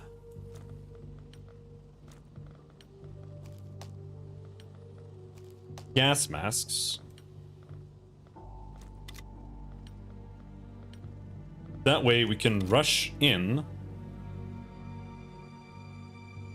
with smoke grenades and just go in and bash them to shit with batons. Maybe I give this guy just a baton, and this is all he has.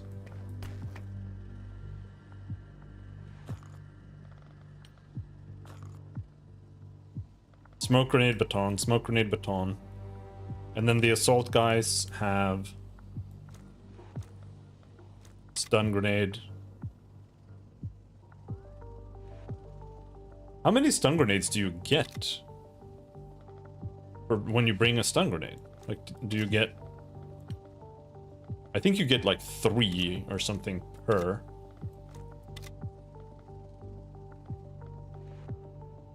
And the Mars needs to be... What is this? Rangefinder.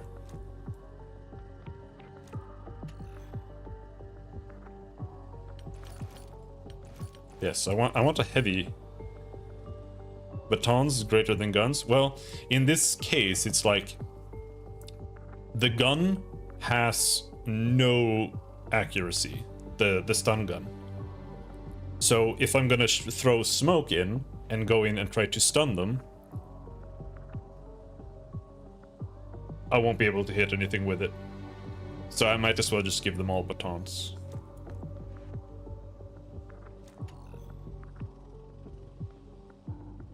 Rangefinder. Smoke launcher. Ballistic auto rifle. Okay. Yeah.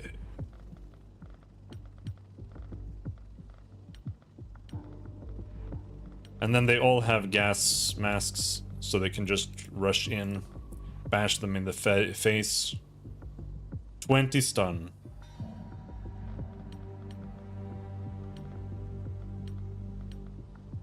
I don't know if it's gonna be a bad idea, but we'll see.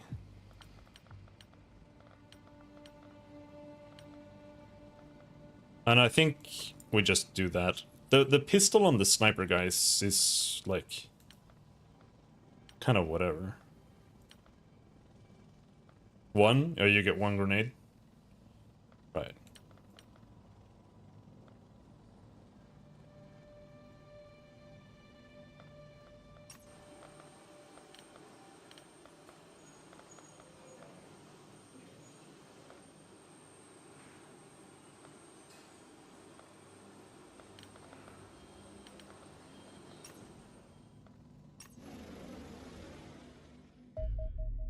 We shall see.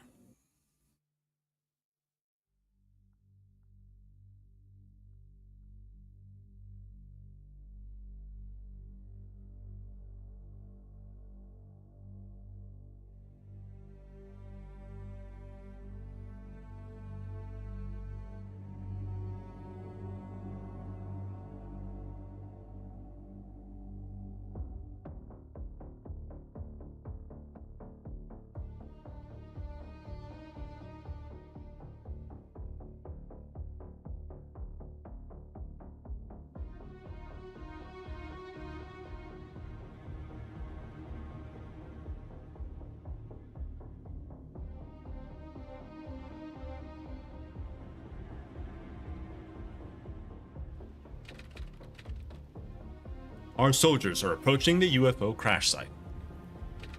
I implore you to consider the scientific value of the wreckage while eliminating the surviving extraterrestrials.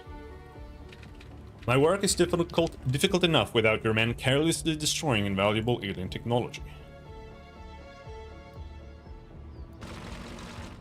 Alright, man.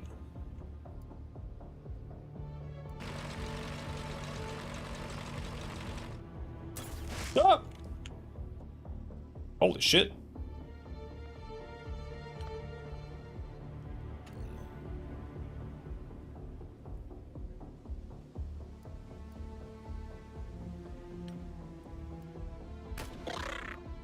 Got him.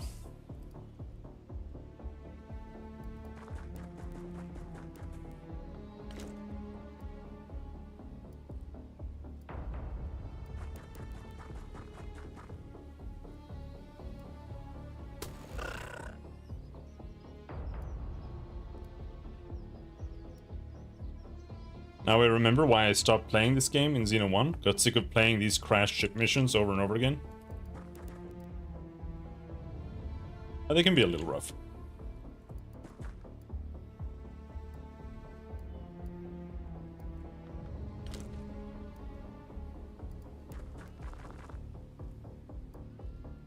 Come on! Yes! Got him!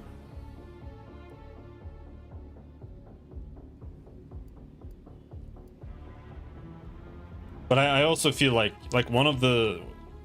I feel like one of the strengths and one of the weaknesses at the same time of Xenonauts is that it kind of comes with the expectation that you're using like SWAT tactics in a smart way, and like you're properly doing things in the right way. But that's like really hard to know what that is, right? Like I don't really know what the best strategy is to deal with like breaching the spaceship, for example. Because from my experience, it's really, really hard to do it without like losing half of your squad. But we'll see. The Mars definitely helps.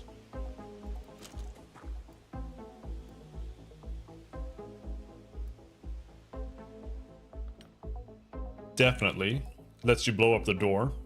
That way you don't have to... I feel like usually blowing up the door is the play.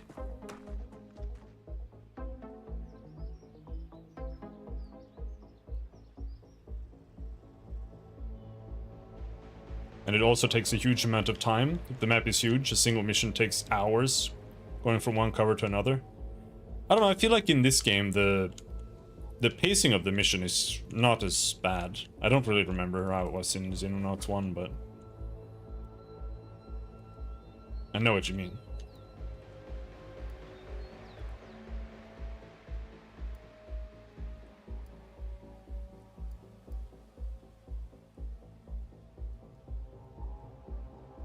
Okay, so we have a ship up there.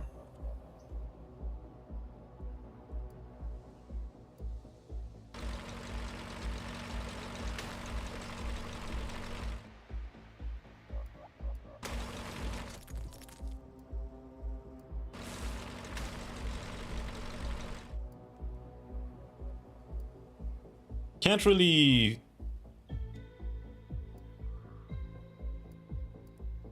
Can't really do much to him there.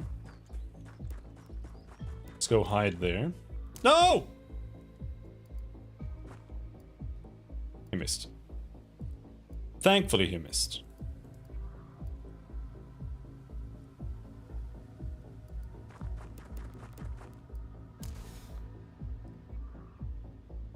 What is that? What is that? It's a little spider.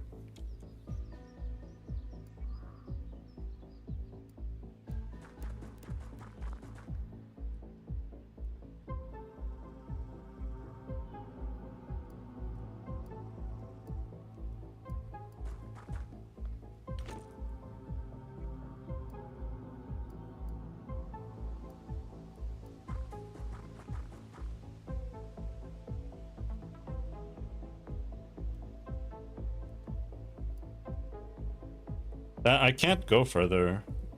If I go further, we can only shoot with this. But I guess maybe that's better than...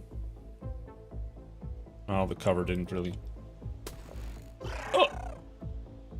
They definitely increased the alien variety in this one? Maybe. I don't remember, I'll be honest. I feel like it's mostly the same. But... maybe there's some new stuff.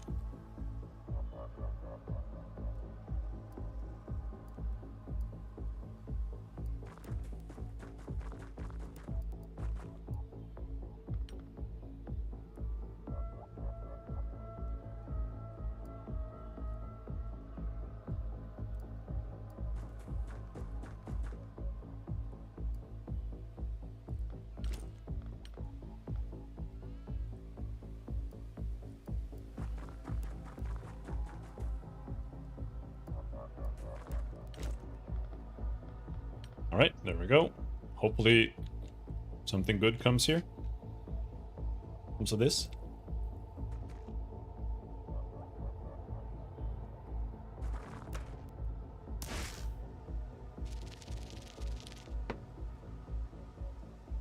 Gog!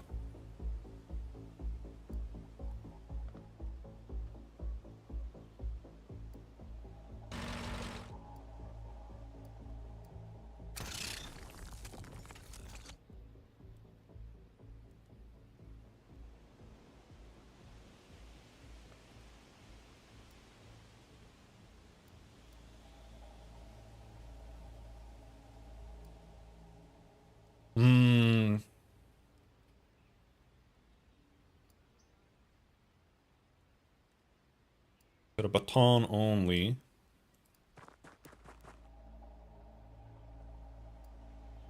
That thing is hard to hit.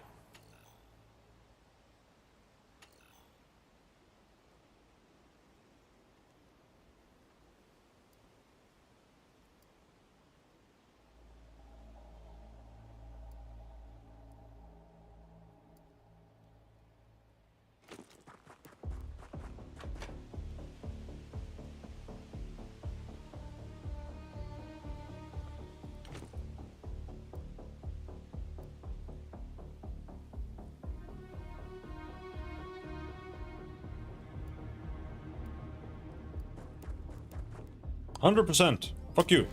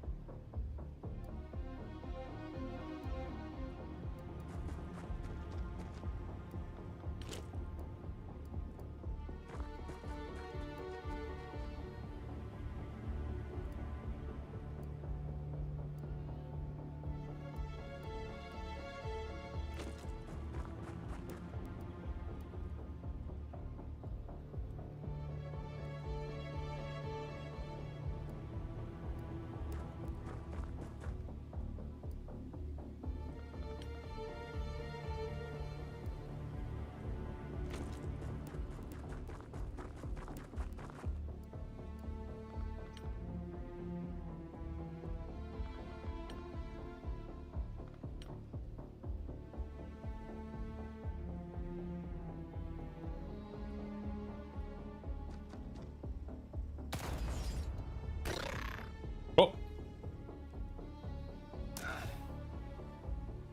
Hey, where did this guy come from? Wait, what's happening here?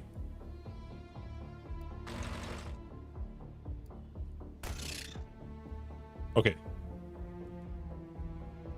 YOLO. Fuck him up. Fuck him up. Miss. Fuck you.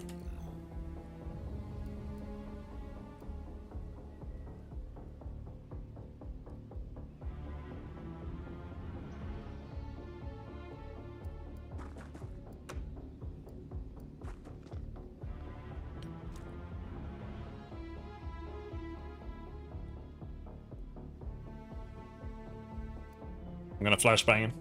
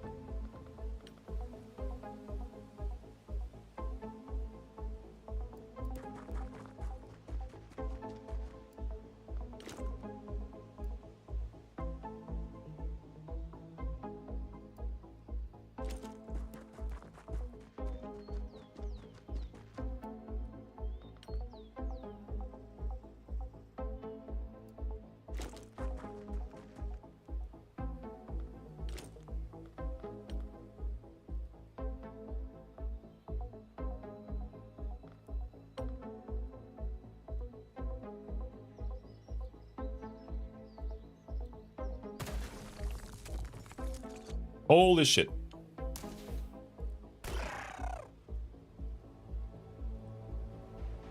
What did he die from? Did he bleed to death? What is that? Is there a little bug there? Come on. Stun 17. Oh!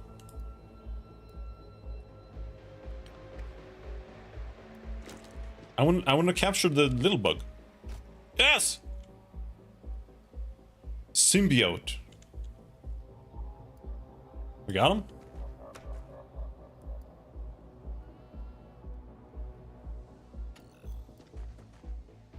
Why can he not jump over? I feel like it's a bug. Like, this has to be a bug, because this is stupid. Shield guys cannot jump over a fence. That's retarded. Like, that genuinely doesn't make any sense.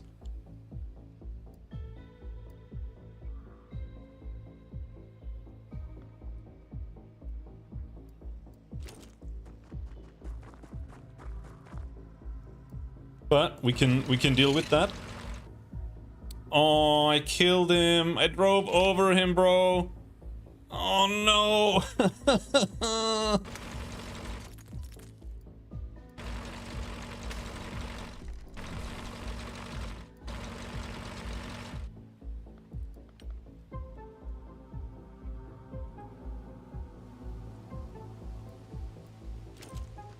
Let's get in position. more or less.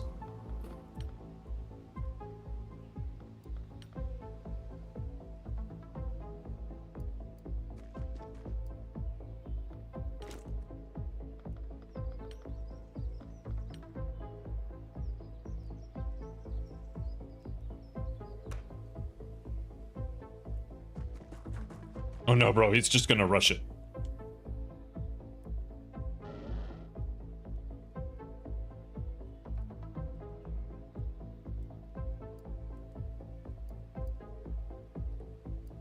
I genuinely don't want him to do that.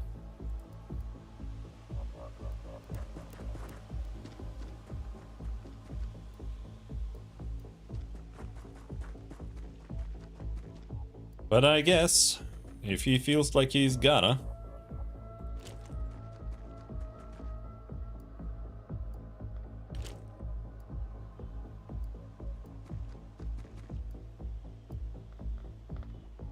Feel like overwatching here is a really bad idea.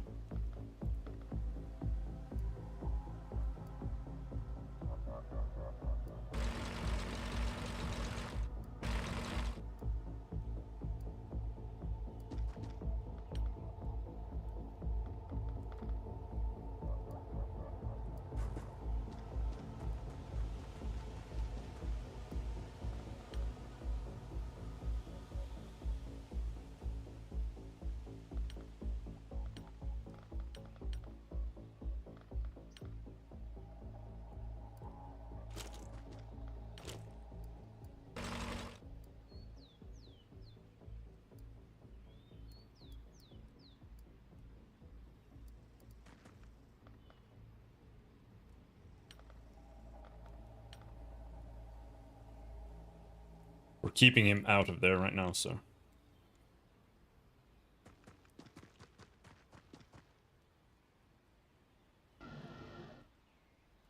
I want to capture him. I can hear him. That's the goal. Holy shit, there's so many!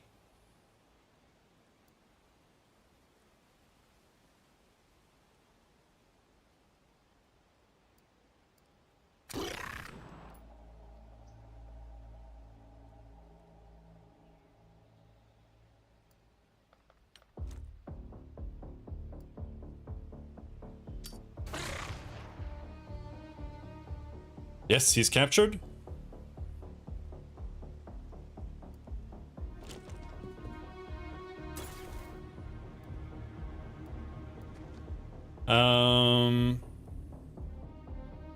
That is a floating brain. That is absolutely true.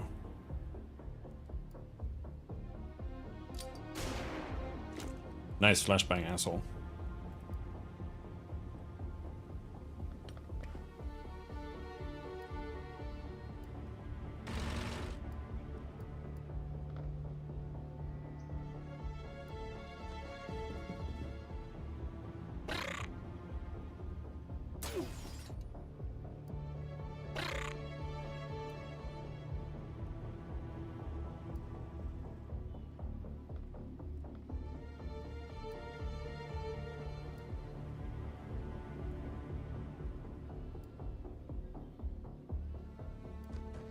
I think I'm gonna shoot the brain.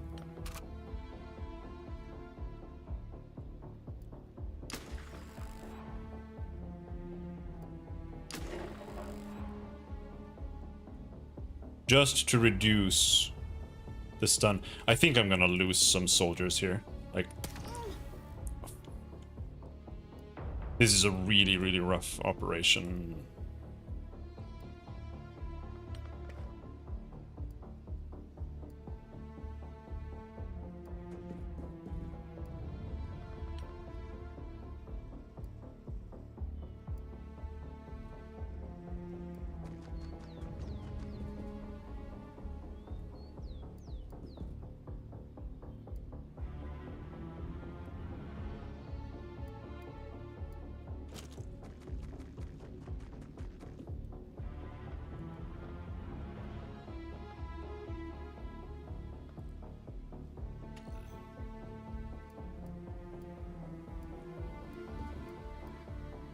Fuck.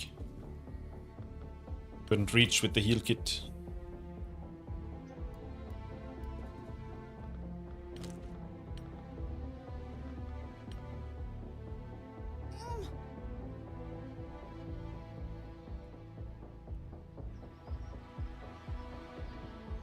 Because the smoke probably doesn't do much here. Like,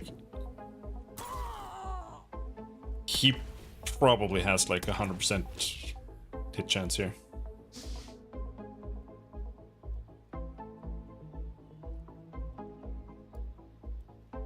I think I should just shoot and kill this guy here.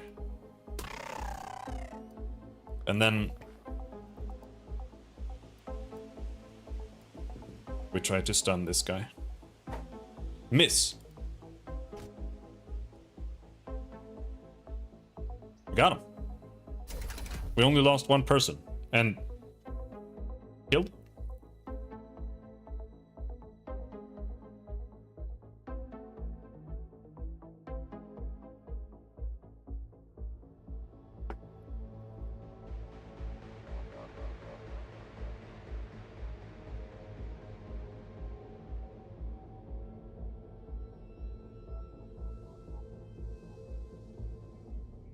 Killed in action. Unfortunate. But yes. Captured Mantid, captured Mentarch. Did not manage to capture that little guy, because I drove over him with the car. Oh well.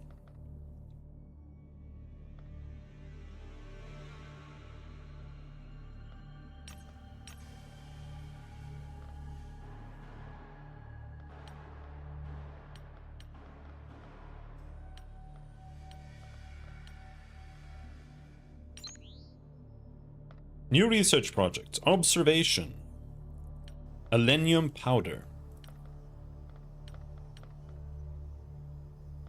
Alright, I'm gonna do observation. Improves training rate, grants a 10% damage bonus. Improves training rate. Alright, yeah, let's do these. Oh, well, hold on. I'm doing aerial warfare. Alenium is a yellow crystalline material that sits at the heart of most recovered alien devices. It seems to act like a futuristic battery, storing power at astonishing levels of energy density. A small sample of alenium holds more energy than hundreds of liters of fuel oil at a fraction of the weight. Yet alenium is also incredibly stable. It emits no heat nor harmful radiation, and though brittle, it releases no energy when fractured. Indeed, the gentle glow that emanates from its surface is the only hint at the vast power locked within. Such a substance could be transformative for human technology. Indeed, many previously far-fetched ideas, e.g. handheld laser weapons, already seem rather more feasible. However, copious amounts of alenium will be required to make them a reality, and manufacturing it lies well beyond our capabilities. Instead, you must liberate what we need from our fallen foes. Oh, I did get this little thing.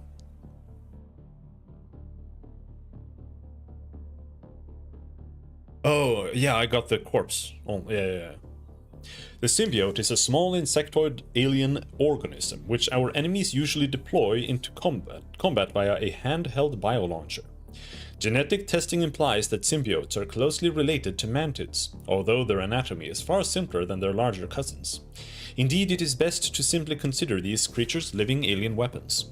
They have extremely short lifespans, and will expire mere minutes after hatching into the world. One suspects symbiotes may have originally evolved as a form of social predatory beetle, perhaps using their large mandibles to trap prey while the rest of the pack tear it apart. In combat, these vicious mandibles and wickedly sharp limbs now allow symbiotes to quickly eviscerate unarmored humans, while their small size and surprising agility can make them rather difficult to hit. However, despite an unexpectedly robust chitinous shell, these creatures still remain much easier to kill than larger alien units. Nonetheless, their military utility is clear, whether or not the biolauncher hits its intended targets, the barbed projectiles being dangerous in their own right. The victim immediately has to deal with a hostile creature, frenziedly biting at their legs. Battlefield reports suggest this can be extremely distracting. The best method of dealing with symbiotes can vary on the circumstances. Individual creatures can quickly be dealt with by fast-firing weapons such as pistols, whereas packs can be cleared using grenades. Alternatively, vehicles such as the Mars can simply crush nearby symbiotes under their treads. Yes, we figured that out. UFO Scout. The Scout is a small UFO that measures approximately 20 meters from nose to tail and carries only a handful of crew. Though highly advanced, it remains easy prey for our Angel interceptors. The first reason for this is poor maneuverability. The rear thruster array is an extremely efficient ion drive, a form of propulsion that excels when traversing the vacuum of space, but lacks the raw thrust required to change direction quickly in atmosphere. The second is survivability. While the hardened skin of the vessel is impressively tough, it is less than a millimeter thick, nowhere near enough to withstand modern munitions. Indeed, one suspects this armor may be no more than a heat shield intended to protect the vessel during planetary approach. Additionally, while the energy weapon mounted on the Scout is reasonably effective, it does not appear designed specifically for combat. It is fitted with a variety of different beam emitters, few of which seem to have any obvious military application. Indeed, the real problem is such weapons tend to generate a powerful EMP effect when discharged into atmosphere. Humanity's most advanced fighter jets are thus worthless against alien vessels. While whole squadrons liable to simply fall from the sky, with their electronics fried, should they even attempt to approach one. One therefore suspects the Scout is primarily a scientific vessel, designed under the assumption that human aircraft pose little threat. A miscalculation, given the primitive vacuum tube avionics on our interceptors are not susceptible to EMP.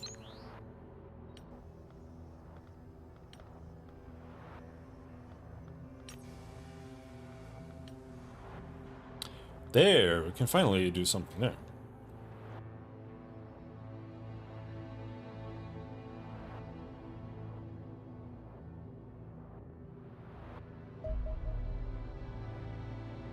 Symbiote corpse analysis. It's done?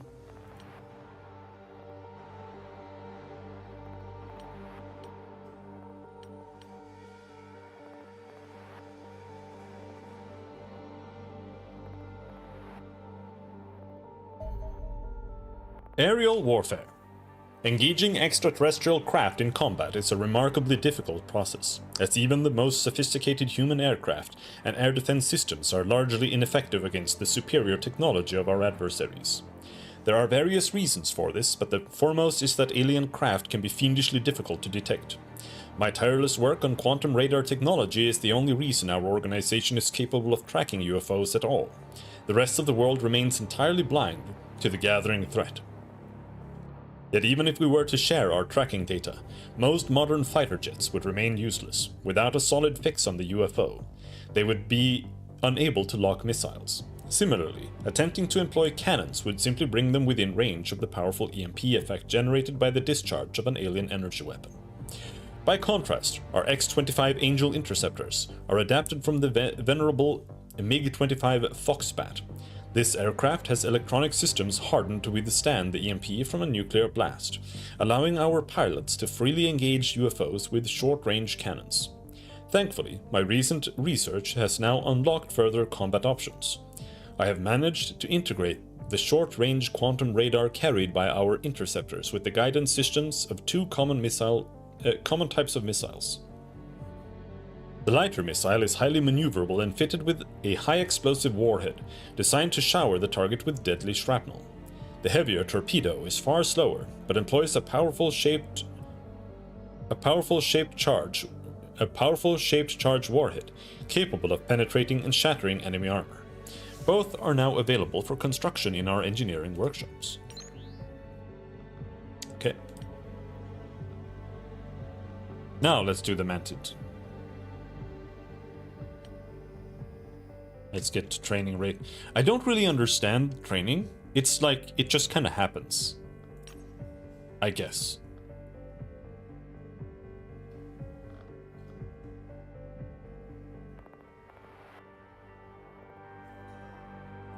I don't have enough soldiers, I feel like. If something happens now, I'm gonna have to employ a bunch of wounded soldiers.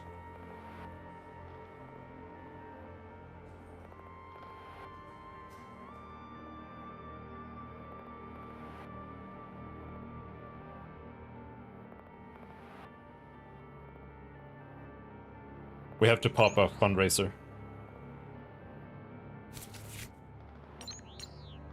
And see if we can hire a few soldiers.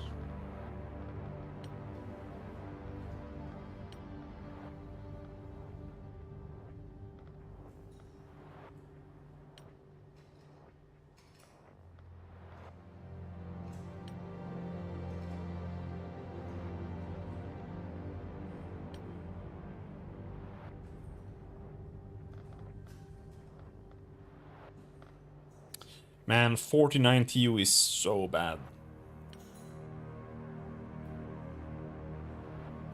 And 37 HP is ridiculous.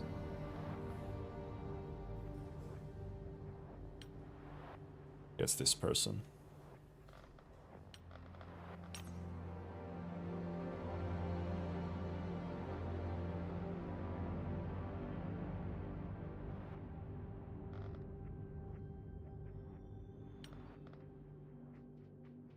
Let's build another hangar.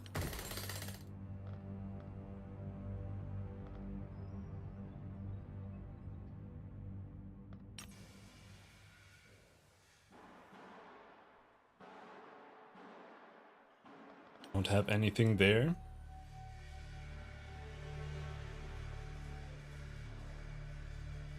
$250,000 for missiles. Sure. I can make one accelerated pistol. I don't know if it's worth it.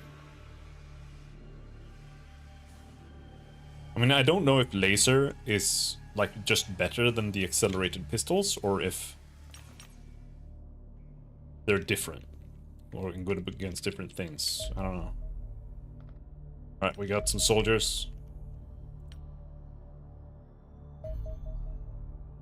My observation of the captured mantid specimen is now complete, Commander. The subject has a rather nervous disposition, becoming visibly skittish whenever anyone approaches. It communicates largely via high-pitched chittering. But despite our best efforts, the language proved impossible to decode. Interacting with the mantid reveals that it is surprisingly intelligent, demonstrating the ability to quickly master electronic devices and solve test problems with ease. Even relatively complex arithmetic proved little issue for our captive, but sadly we lacked the common vocabulary to test more advanced concepts. Given their frail physiology, herbivorous nature and excellent vision, I suspect these creatures are originally evolved as prey beasts. Although their strong marksmanship means they still pose a threat, one imagines their primary role is actually to operate complex equipment, such as UFOs, rather than combat. Indeed, many of my assistants seemed to rather enjoy interacting with the mantid, treating it like one would a particularly intelligent dog. Rest assured, I will monitor this matter closely. We must not forget that this creature was an active enemy combatant only a short time ago. Men talk.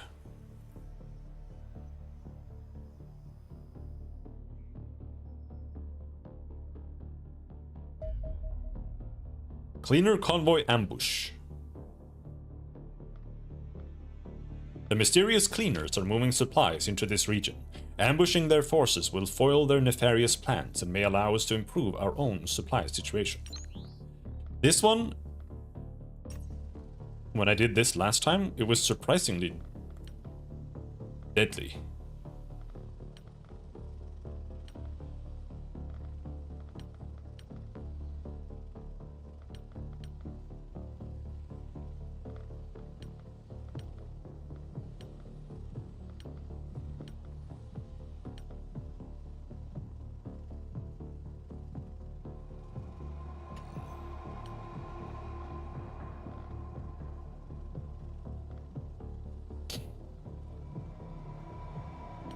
I think shields are bad here.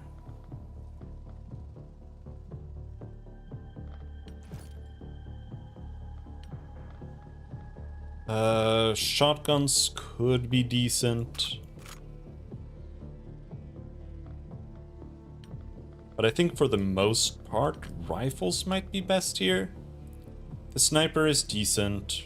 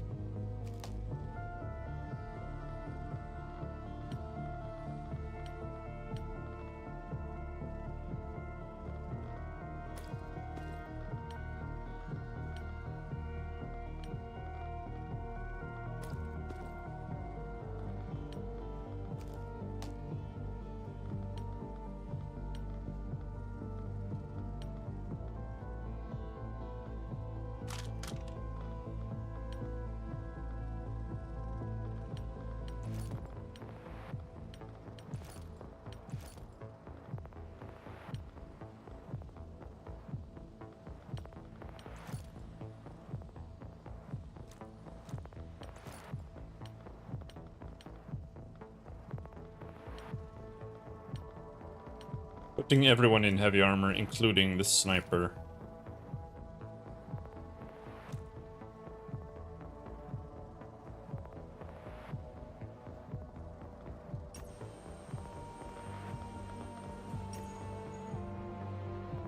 And then we hope that this goes decently.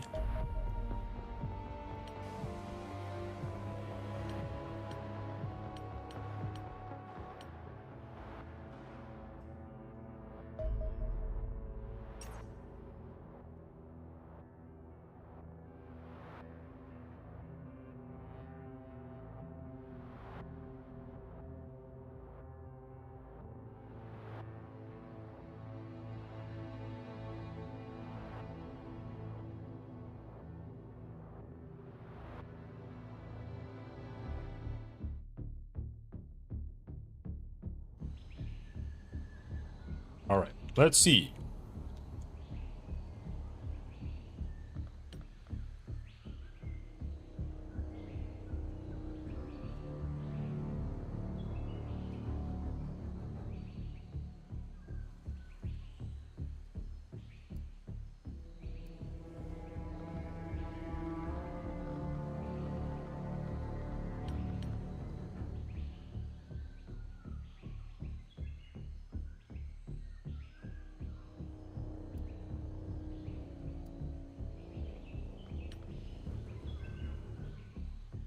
Where can we put a sniper?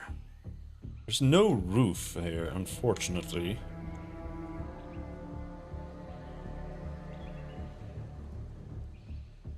We just put a sniper here.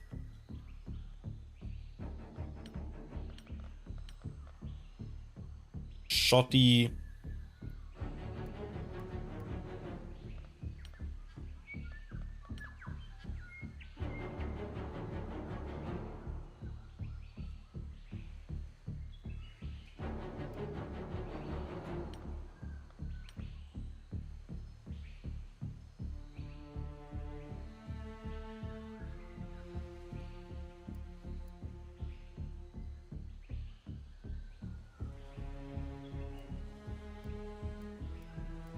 You can shoot over that.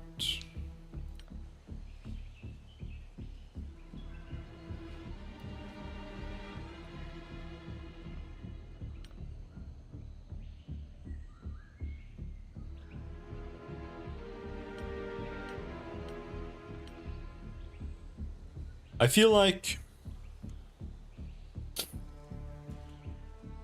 I should focus on like one flank. I shouldn't actually surround them everywhere.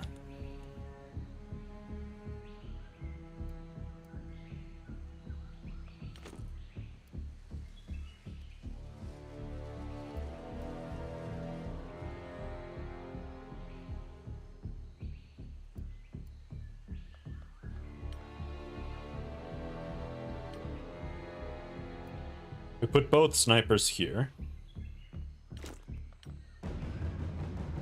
Heavy machine gun guy.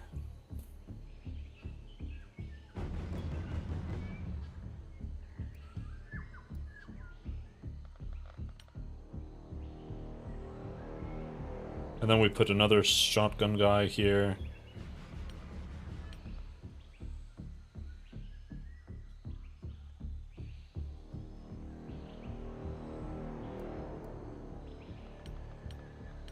Because it will be my turn first.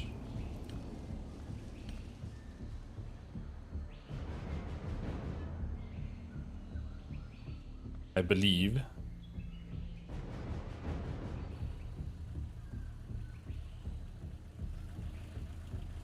Now, they might all, like, blast the shit out of me. But I don't know.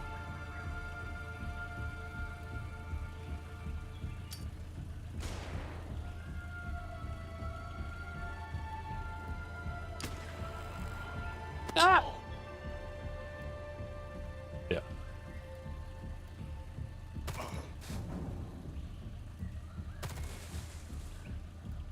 Come on.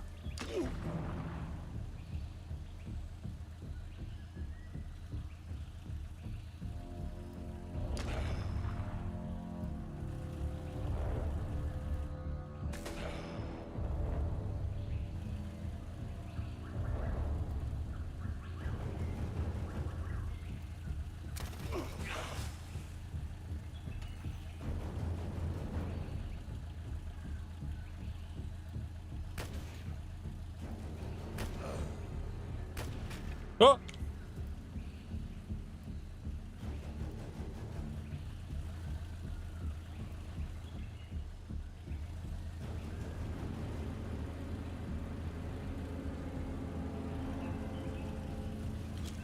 Right, so sniper guys left.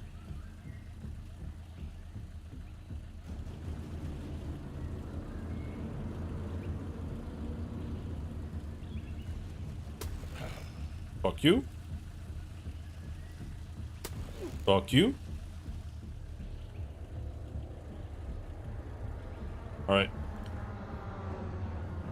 Now, how many people are gonna die? I'm gonna run over. Ah! Fuck! I moved over here to avoid getting shot.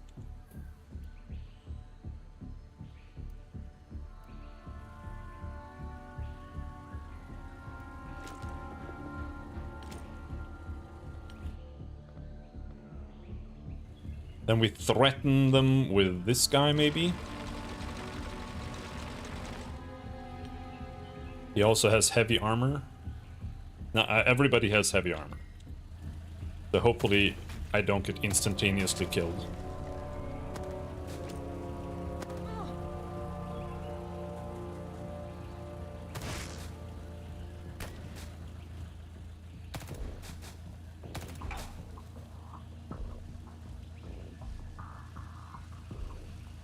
Looks like we are good.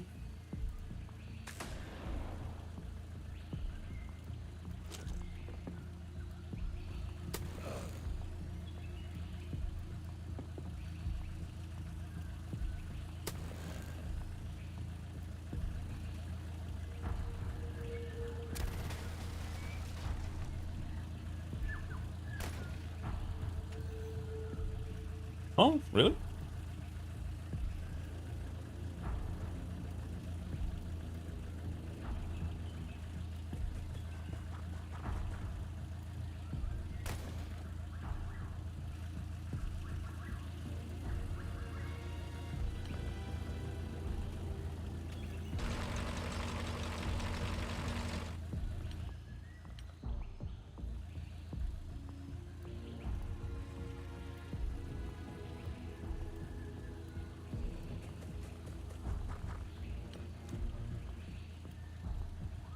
%2% chance. Oh, yes! Suppressed. Fuck you.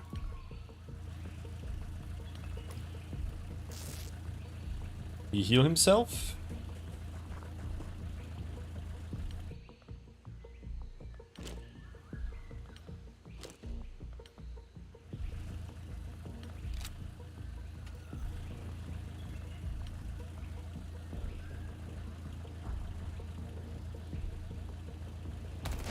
Oh.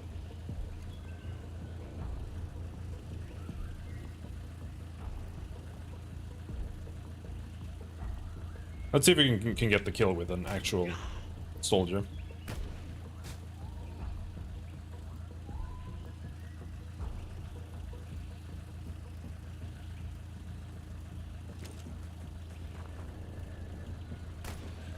There we go. Just practice shooting a bit.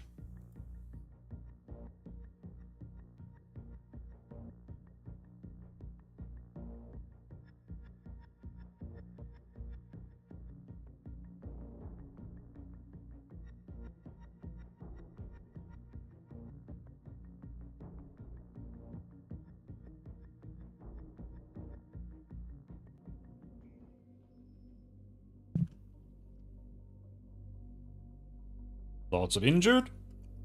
I think we got like 400,000 from that. 6 cleaner supplies. Thought we were gonna get a lot more.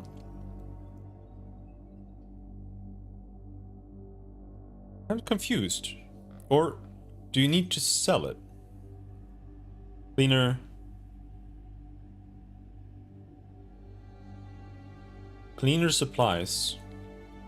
Yeah, okay. I guess there were 3 trucks with 2 cleaner supplies each for a total of 300,000.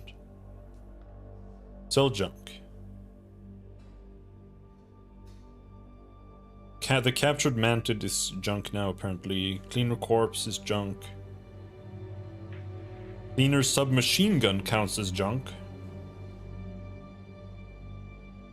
I don't know if I think that's junk, necessarily. I mean, maybe it is. Let's sell some junk.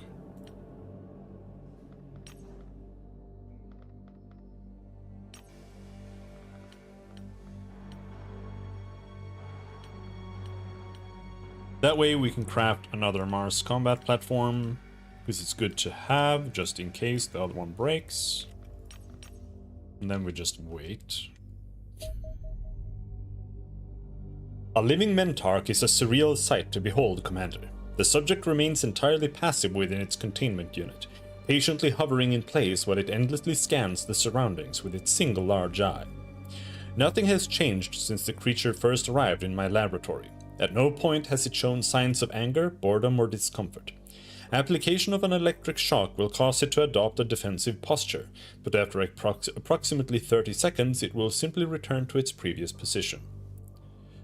This is not the behavior of a fully sentient lifeform. Indeed, the fact Mentarchs are only encountered within the confines of a UFO perhaps hints at their true purpose. I suspect they are powerful biological computers, networked directly into their vessel's control system, to assist with piloting and hyperdrive navigation. They are also formidable opponents on the battlefield. You are no doubt already aware of the power of their integrated plasma cannon, but their dexterous tentacles are also easily capable of generating enough force to break bones, as one of my less alert underlings recently discovered. As suspected, Mentarchs do indeed employ a miniaturized energy shield to protect their fragile biological sections, yet detailed scans of the shield envelope have revealed the coverage is not uniform. A number of weak spots have been identified, hopefully boosting the damage your soldiers inflict on these creatures. Alienum.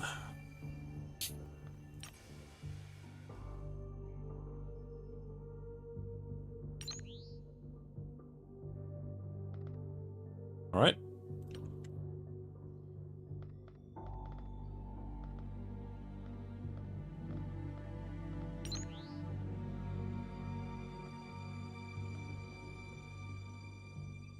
Let's clear that one out.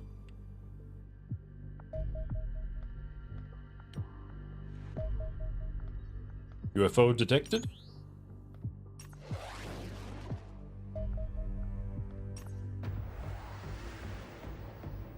I'm working on a second ship. Because the second we get bigger ships, then just having one ship is gonna suck.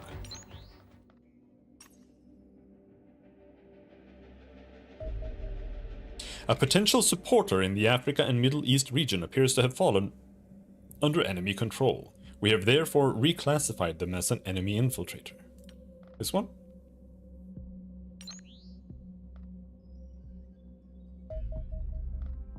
Oh, we finished the hangar. That means we can make the second airship.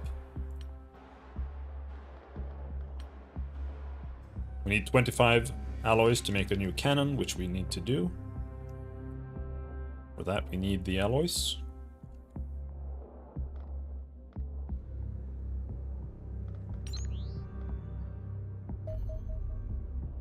There are several methods one can use to draw out the vast reserves of power contained within Alenium, each varying greatly in efficiency and complexity.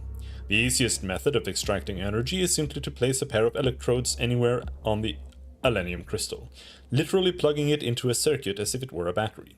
The substance will then output a constant flow of electricity that is proportional to the size of the sample used. Unfortunately, this process will also cause it to radiate away significant amounts of excess energy as light and heat. This is merely wasteful and inefficient when using small quantities of alenium, but with larger amounts it begins to become dangerous. This approach is thus best suited for use in smaller devices, such as the weapons and equipment used by your soldiers. Although energy efficiency is less than 30%, the space efficiency and low overall weight usually make up for this. By contrast, in situations where size and weight are less of a constraint, one can achieve greater safety and performance by constructing a reactor around the Alium. This captures the excess heat and converts it into electricity, which almost doubles the effectiveness of the process. Indeed, the extraordinary energy output of these reactors may allow a quantum leap in the performance of our aircraft. I shall shortly begin preparing research proposals for new craft capable of putting them to use.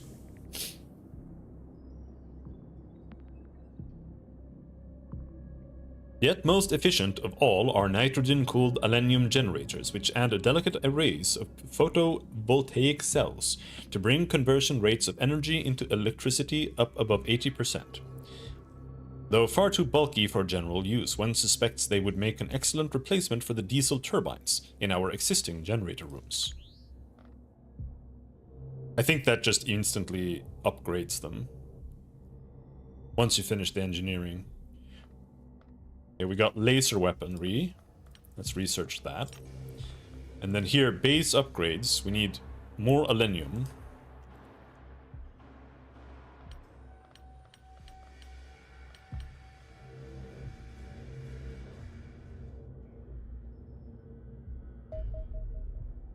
VIP extraction.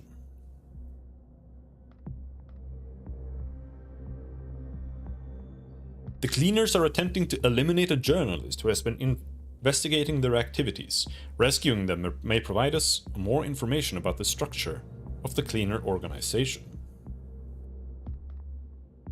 Alright.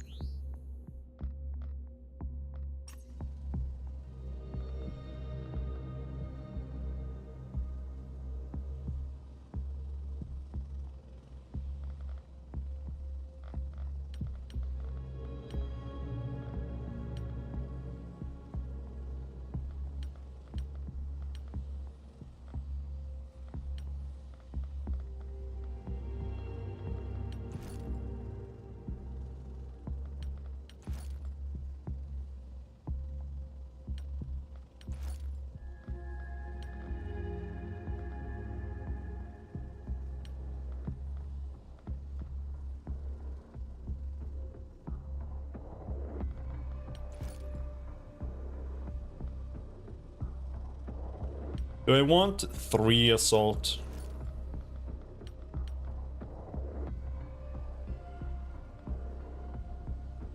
I don't think so. I want shield guy. For sure. We want the Mars.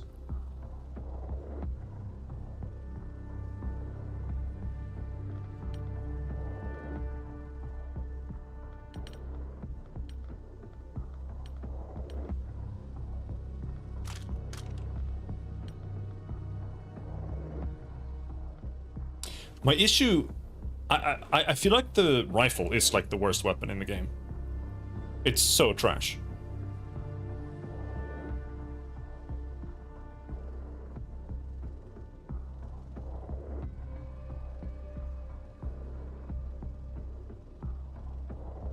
Plus 2% per tile hit bonus.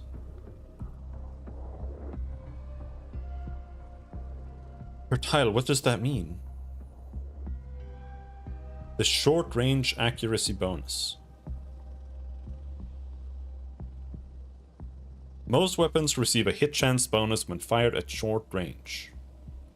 This is applied once for each tile closer than maximum range.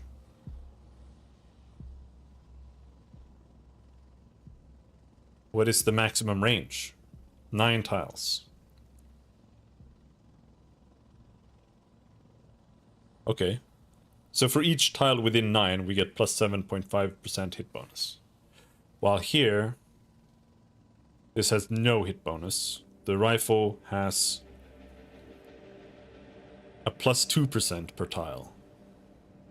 So if they are within, if they're 10 tiles away, they get a plus 20% hit bonus. Like, I feel like the rifle should be good, but I feel like it's not.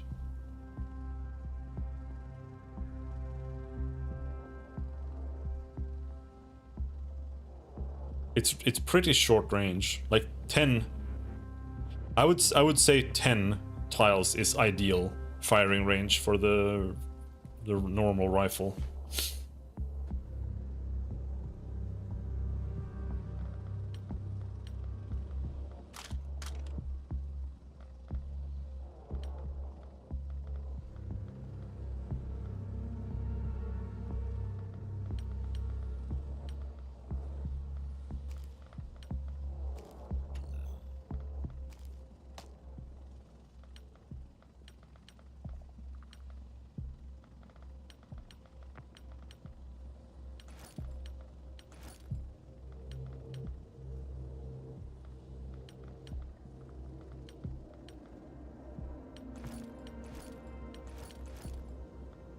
I feel like heavy armor is like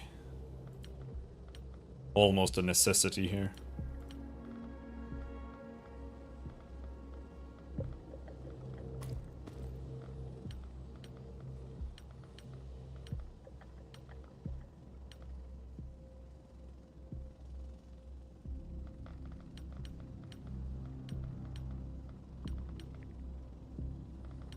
Because the armor is so bad that if you don't have heavy armor, it doesn't do anything.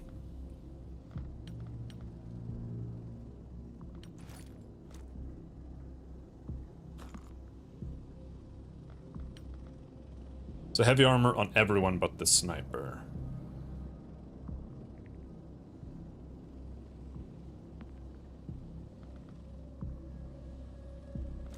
Smoke.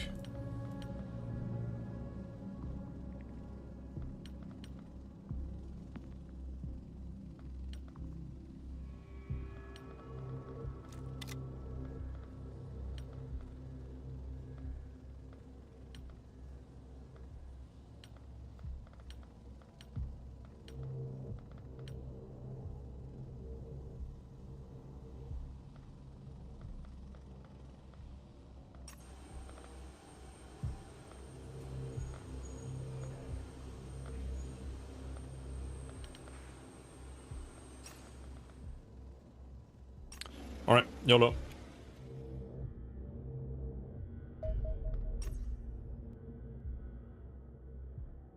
VIP is killed.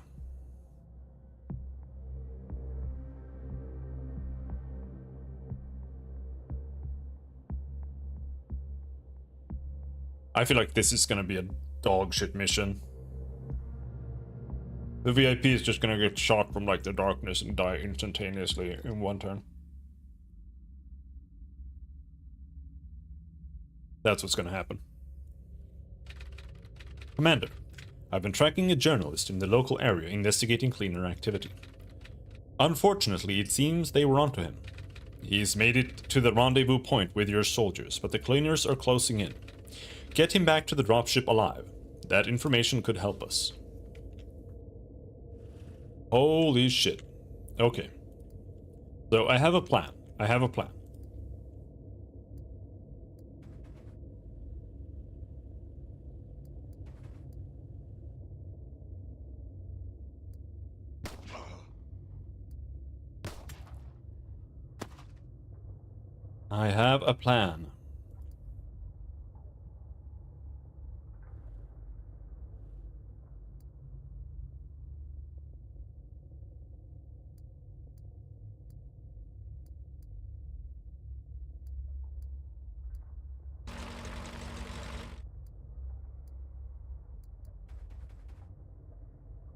Fucking wall.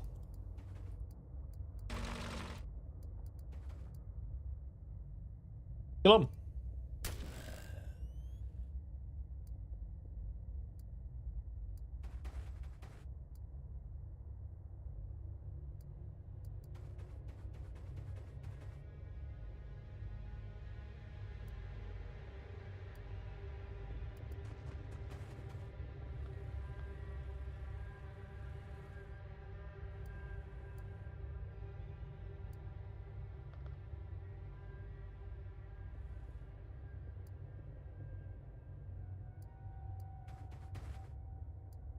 And this is the plan. He will always walk inside like that. in a little container.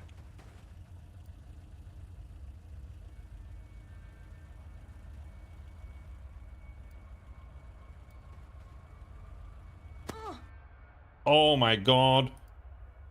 Fucker, are you serious? Well, I'm glad I had heavy armor. You missed with the shotgun at that range, bro?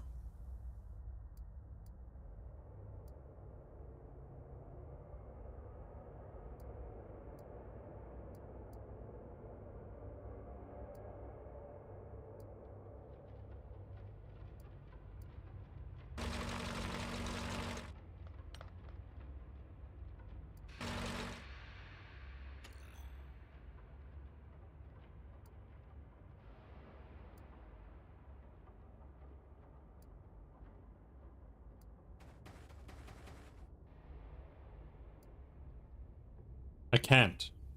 I can't reach. I can't shoot. I can't reach and deal with this.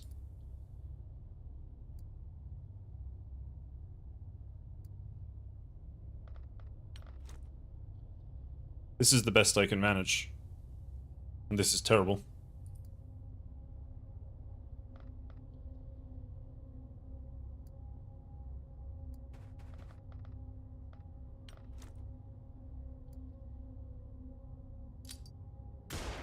Flashbang him.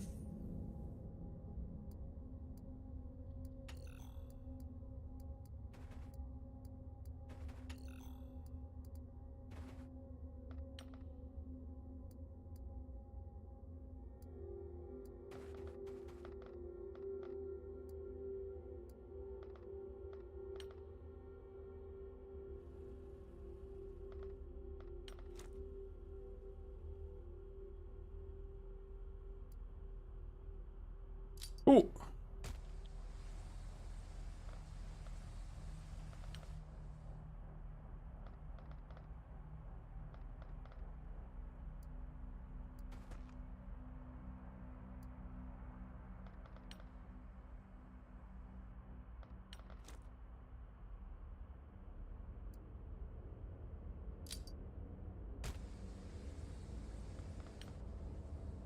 Just toss some flares.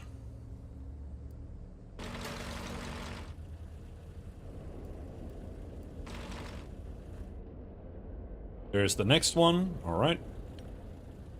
Let's hope we don't die. This is not a very good place to be. Ugh. Yeah. Like, heavy armor is 100% the play. 100%.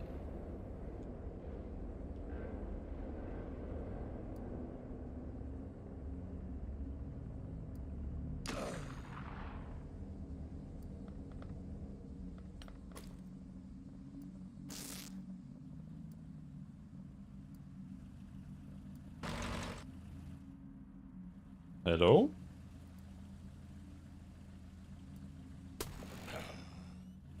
Got him?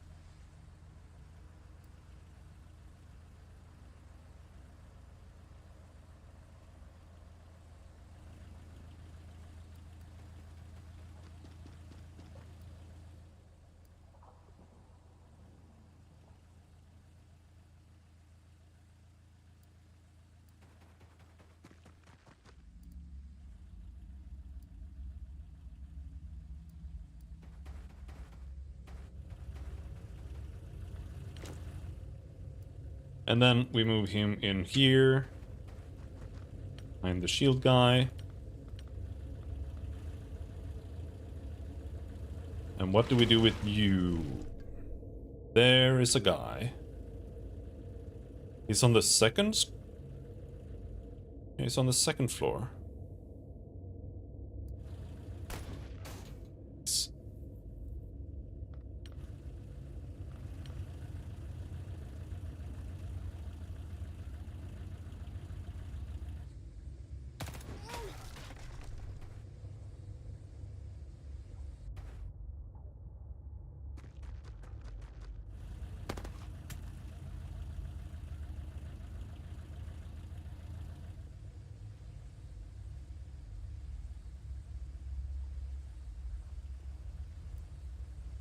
There just had to be a guy coming from behind, didn't there?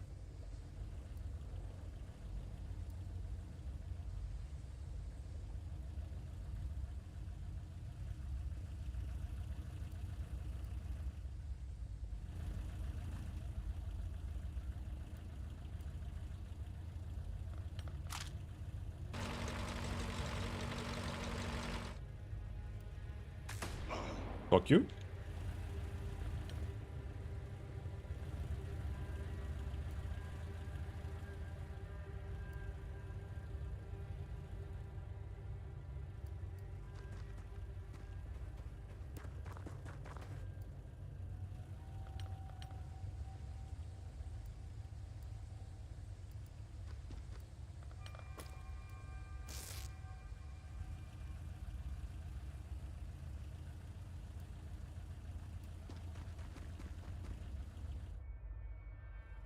We only have 6 turns.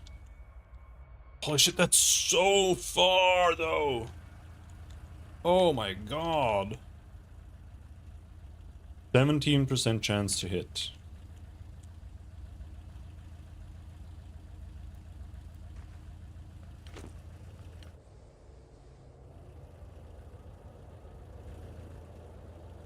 Okay. You can blast him.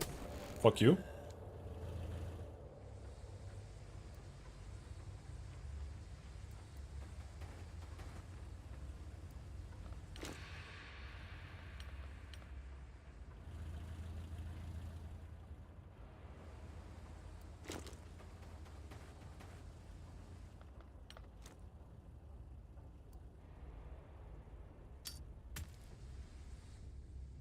There's a guy.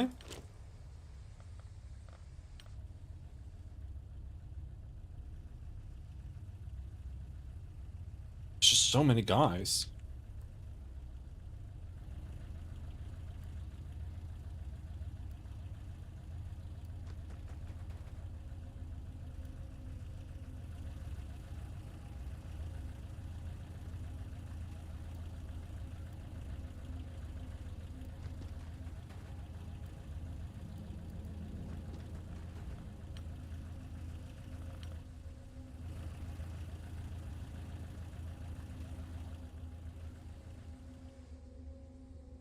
This guy's... He could be difficult to deal with.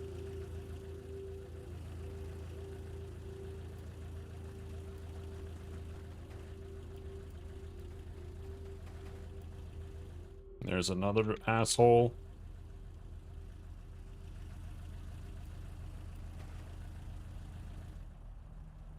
There's a guy.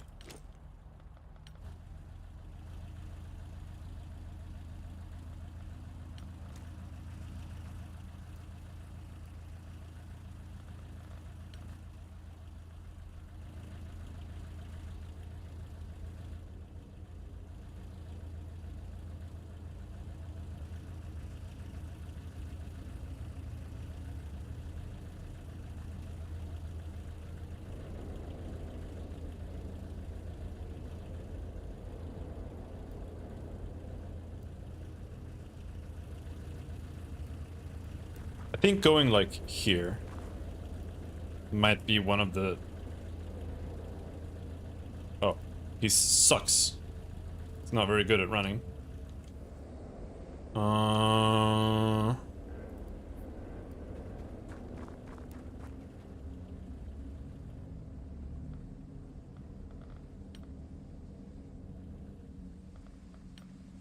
right, YOLO.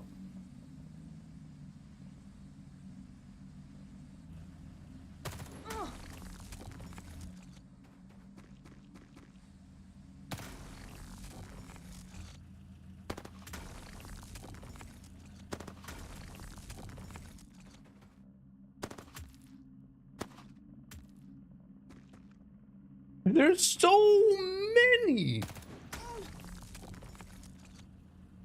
Holy shit.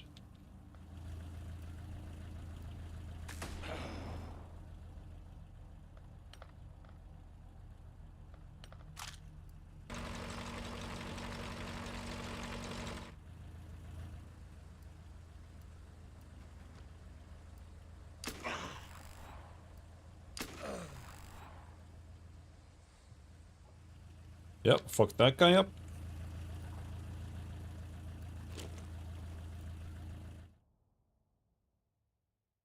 .7%. That's really bad. Let's see. 19 plus 27. What is that? 37. 46. Okay, best I can do is 2 snapshots if I hop in there.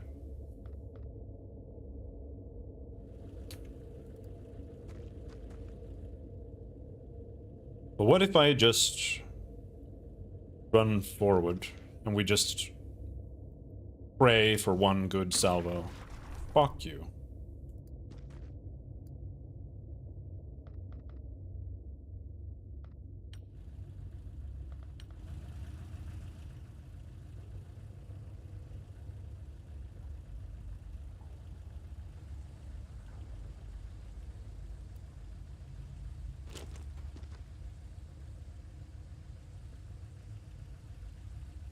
Should have checked before I moved.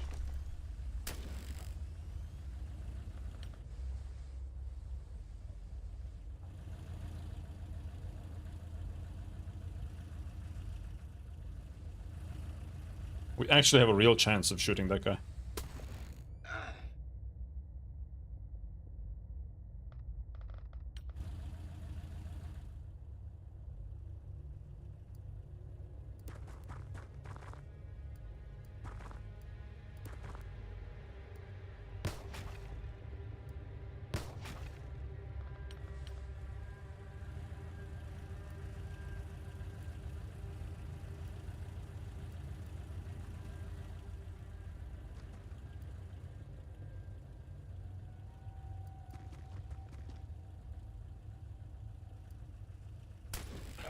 Oh, got him.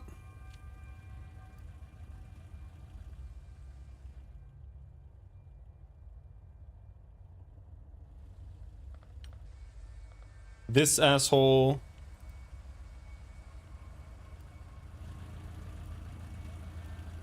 That asshole. Yeah.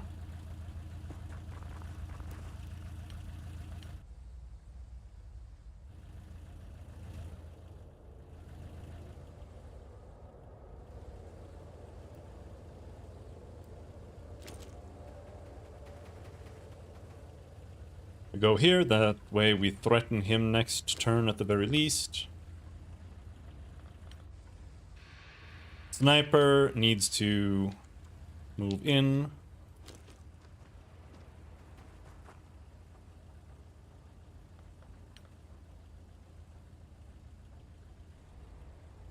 Don't kill me.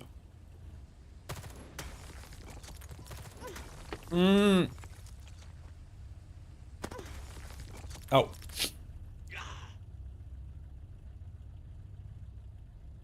See, he's above. That's what that means.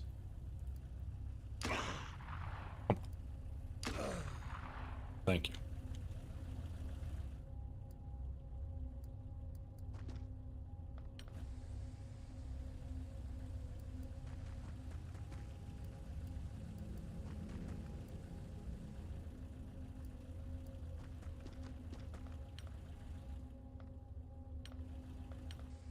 This guy should die now. Alright. Let's go. Patch yourself up.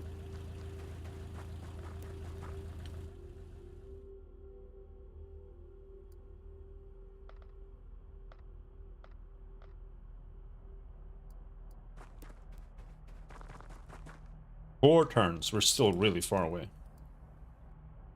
But it really depends on how many bajillion enemies we're still gonna encounter.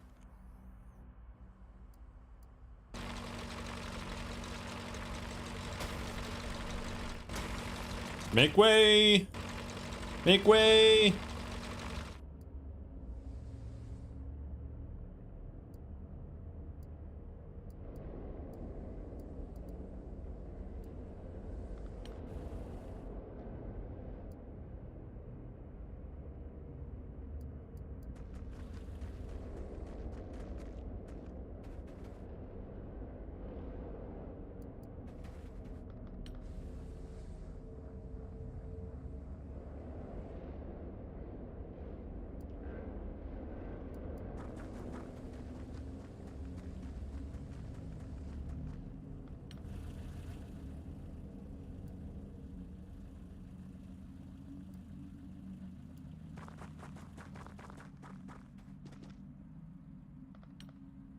think we're doing pretty good.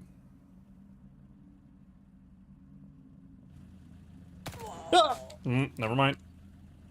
Where the fuck did you come from?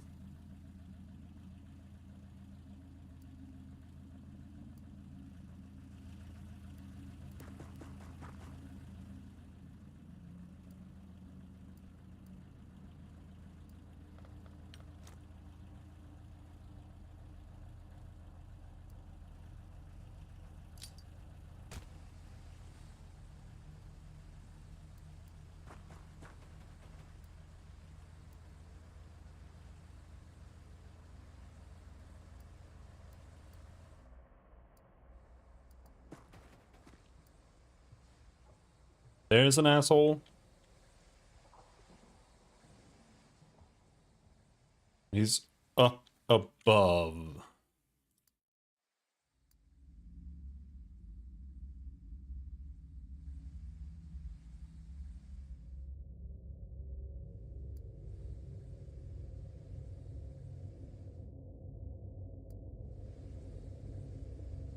%30 chance to hit him there. Okay.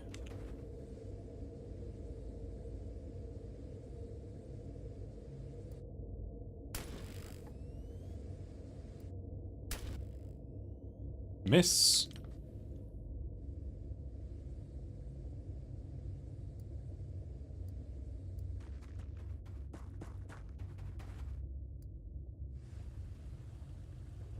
There's that guy.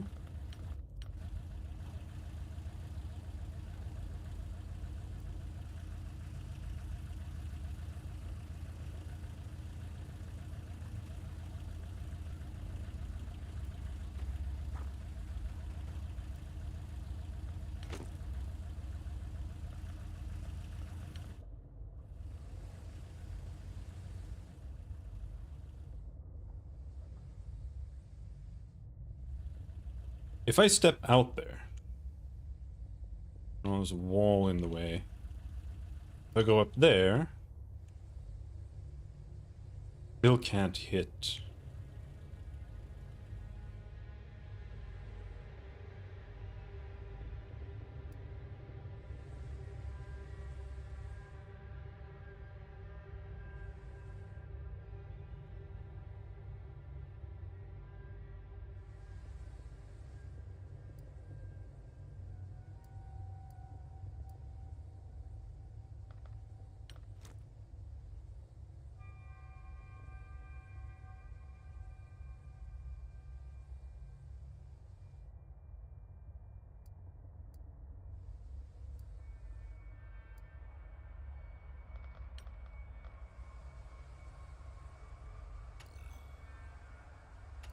What do you mean can't find a path?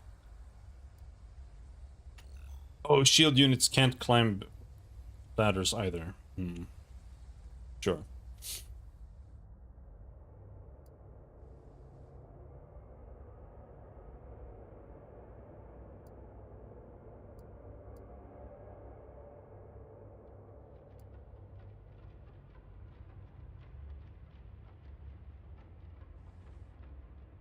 I'm gonna head over there.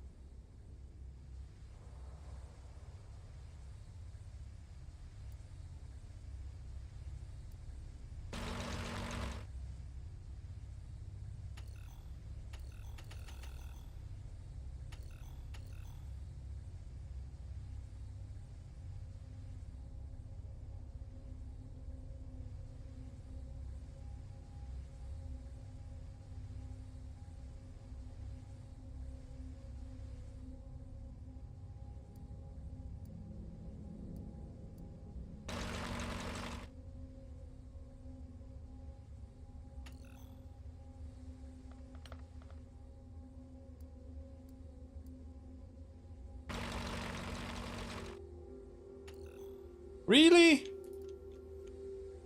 Come on, man.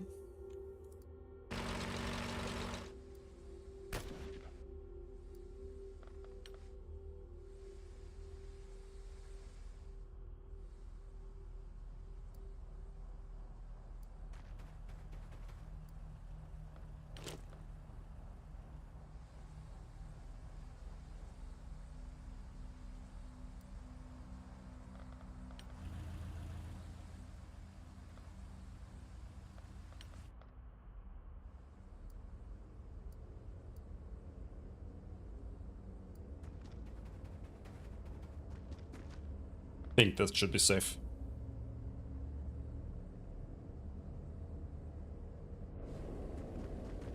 Come on! Come on! I guess it's a bad weapon to do reactions with. I was hoping he would just blast the shit out of him. Fuck you.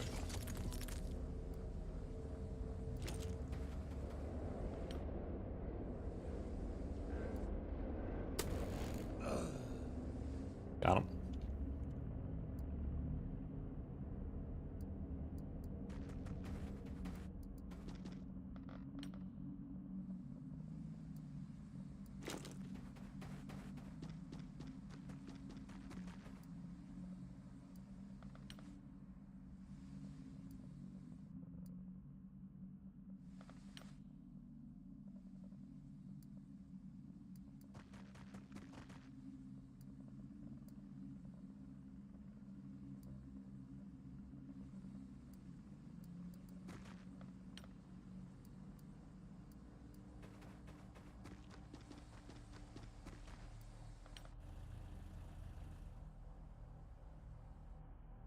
Okay. If we... No.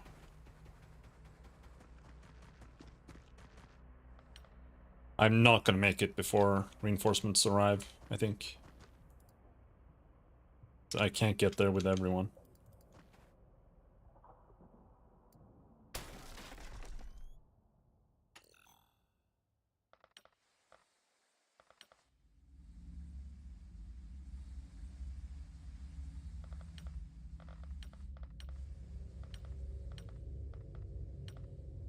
Because they arrive at the end of this turn. And then they can arrive anywhere.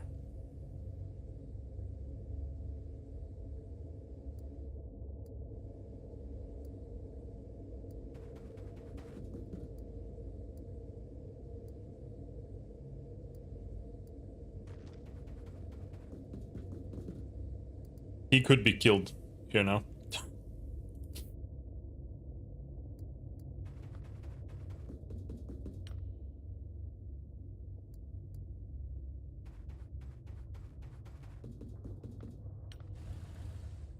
And it's this person that won't make it.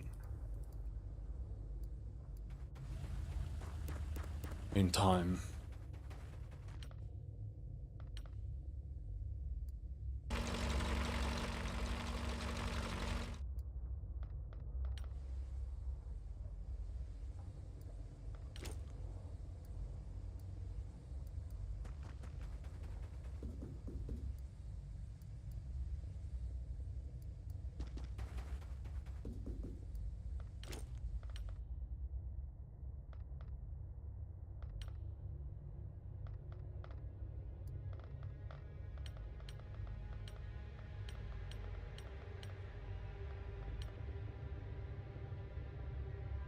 As long as they don't come in and just kill everybody in one turn, then we're good. I don't think they should be able to move like the first turn they come in.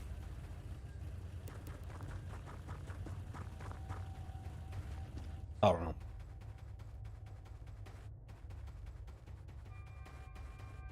At least only half.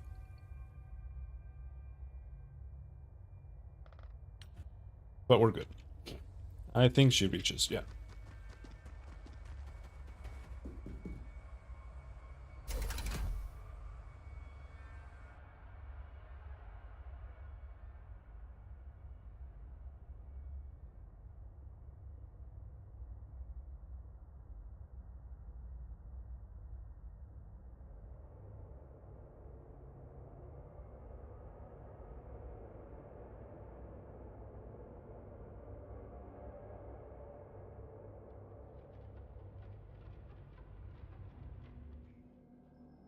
Missing in action.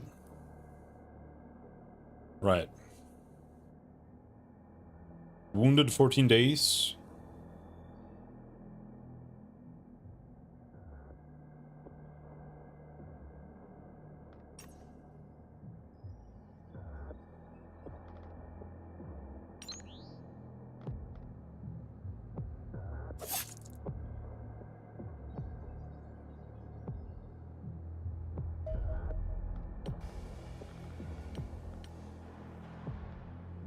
Millennium.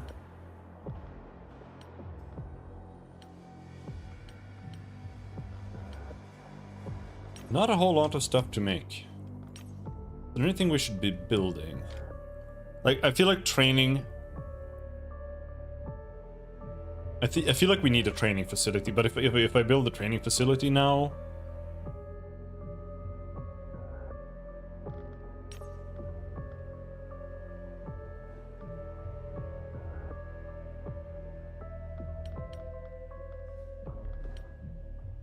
I'm not gonna have any money. I could get money now, though.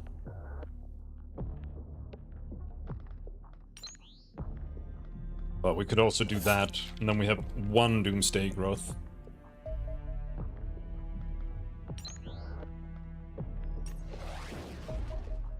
Two UFOs detected!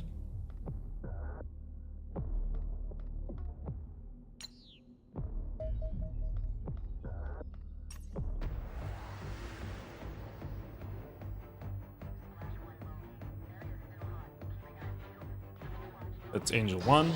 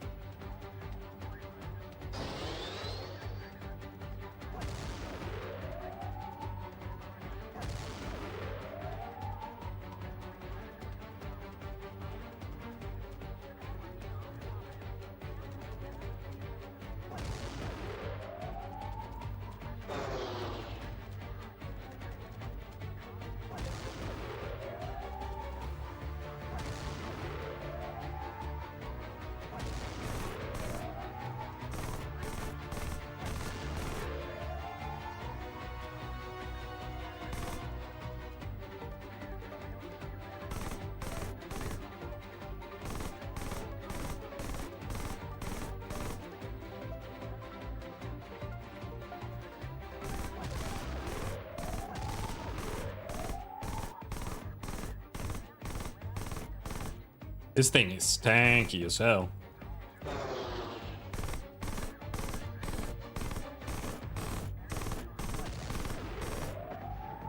Got him.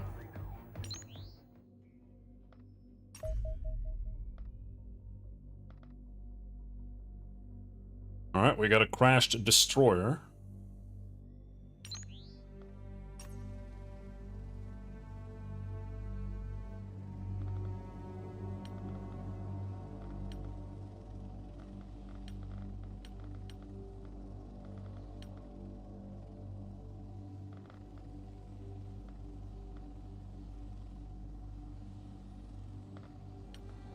Bullets are good. Bullets kill things.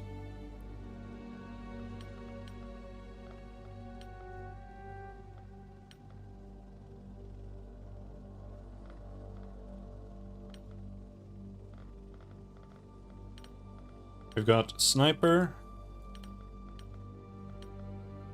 And this guy is also a sniper, but let's see here.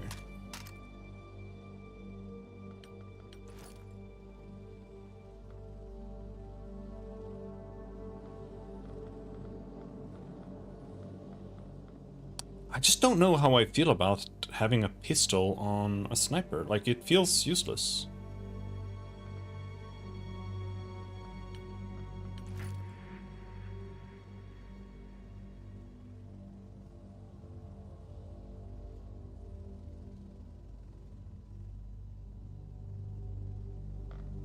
The medkit just feels like a better option, I'll be honest.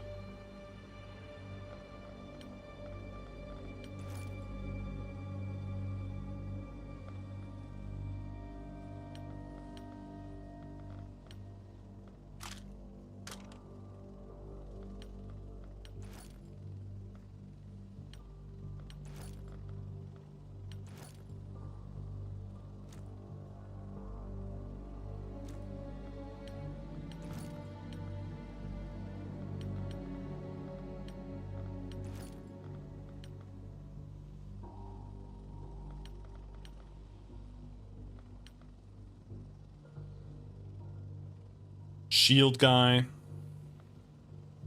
stun baton.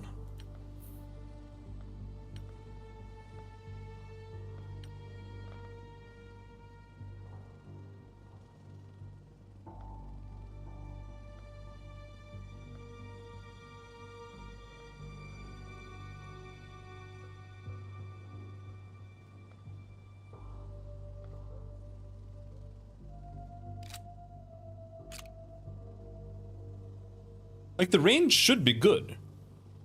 It says 95 accuracy at 6 tiles, and then plus 6 per tile.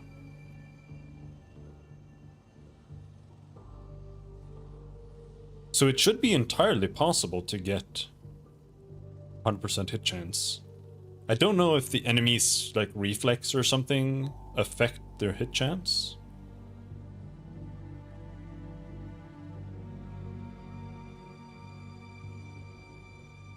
I don't think so.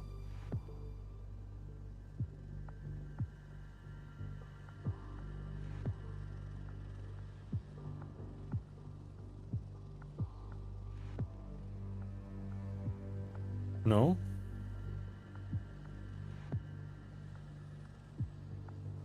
But there's also accuracy, right?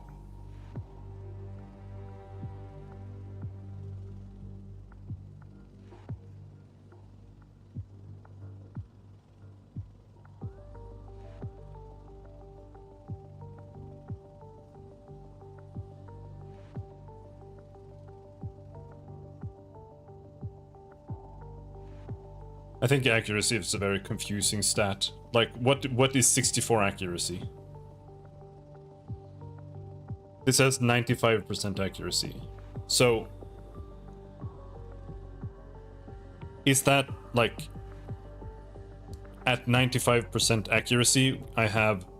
Let's say the fire mode says 100% accuracy. Does that mean I would have a 64% accuracy? Because... Or chance to hit, because she has 64 accuracy. That could make sense. Yeah, because here we've got 160%. Yeah, that's how it works. That is how it works. Okay.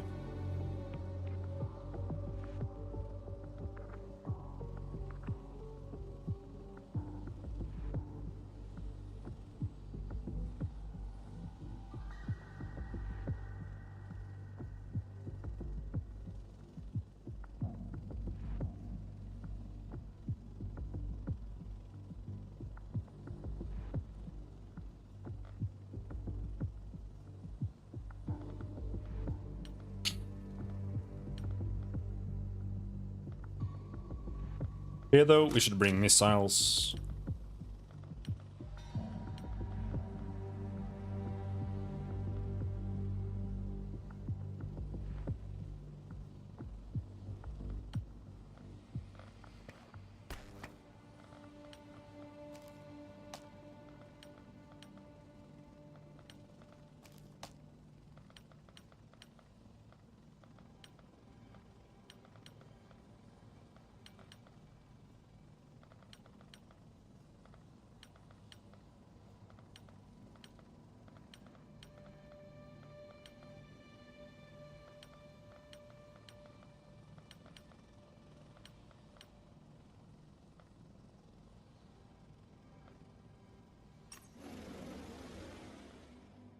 I'll be right back.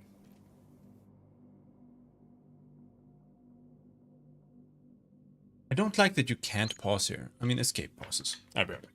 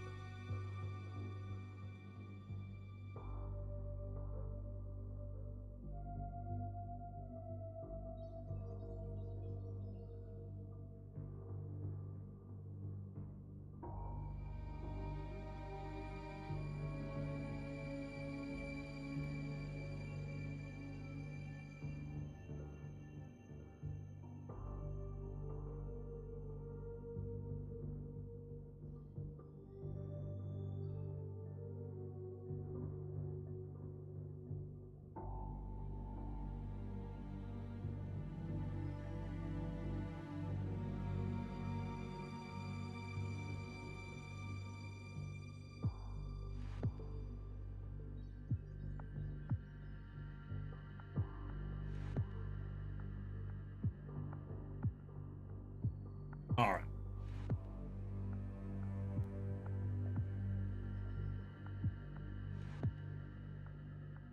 Let's do this mission, and then I'm gonna go and eat something, I think.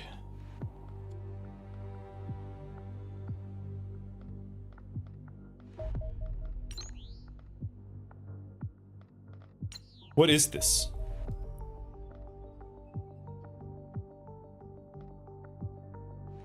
It's medium size.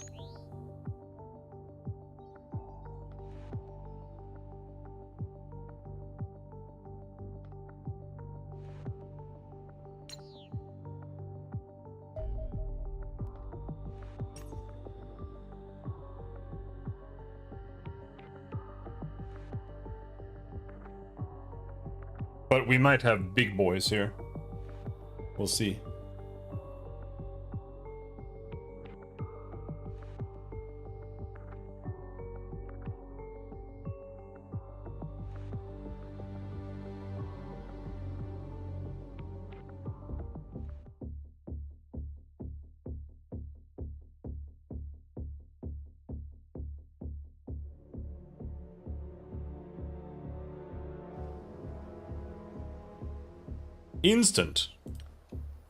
Instantaneous Alium.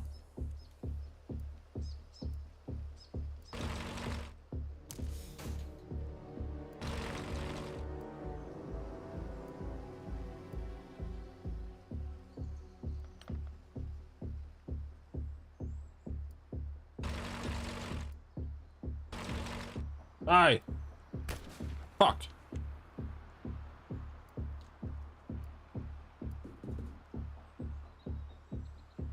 Fucking bush. Here.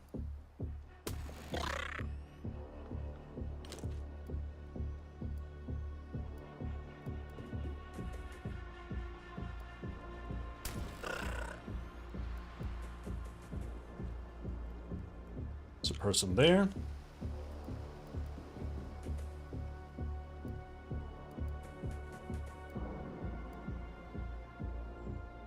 Nothing there.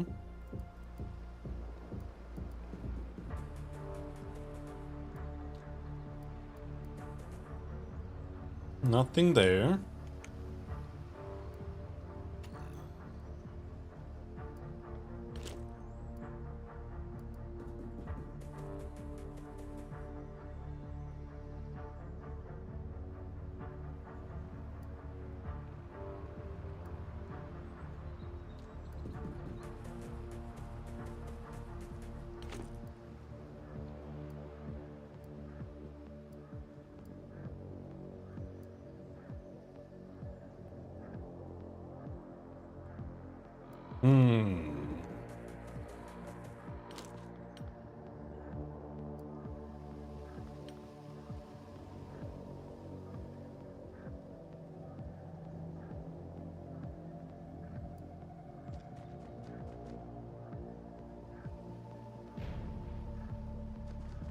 Hello? Oh, it's got a rifle. Ah!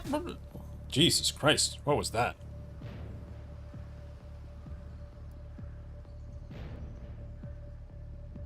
Huh? Oh, there we go. That makes more sense.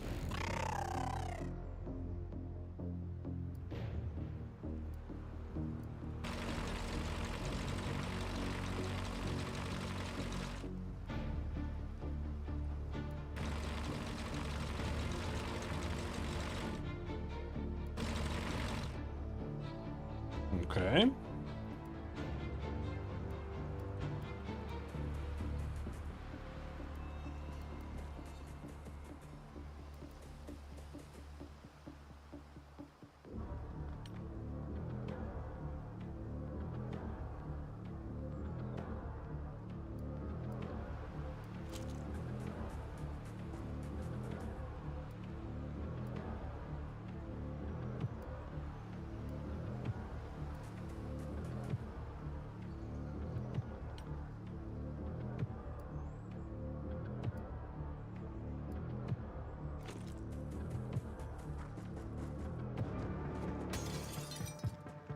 Shotgun bros jump the windows.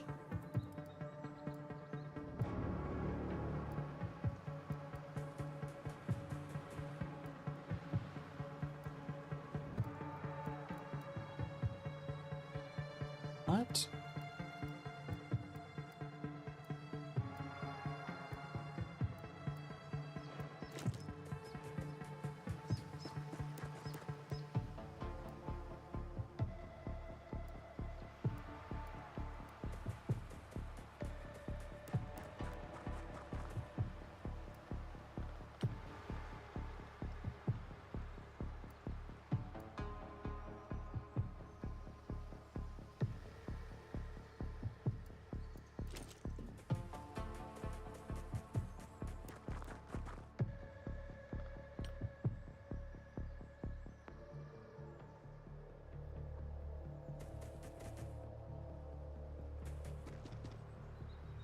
I think they're probably up there on the north side.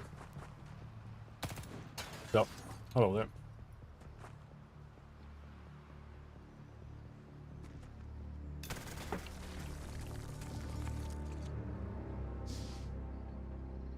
Would like to capture one of these guys, but odds of that are not very high.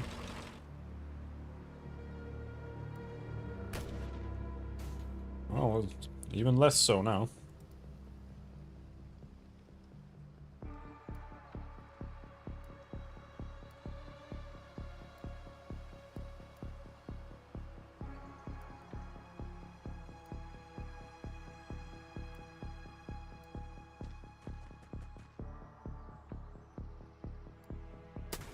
Oh, you bitch!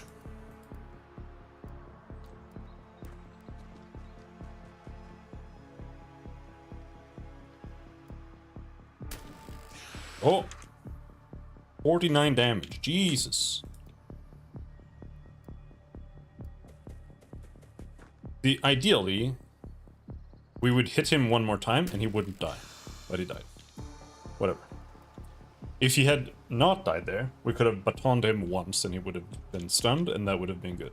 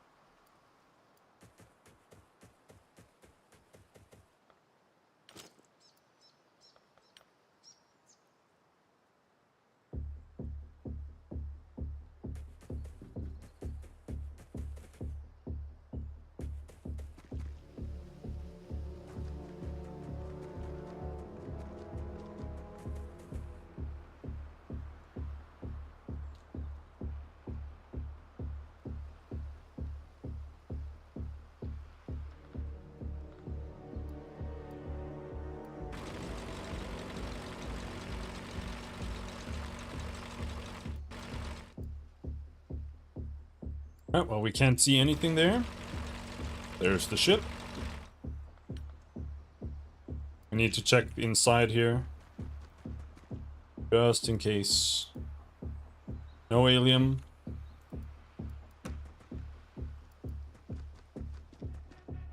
Alright.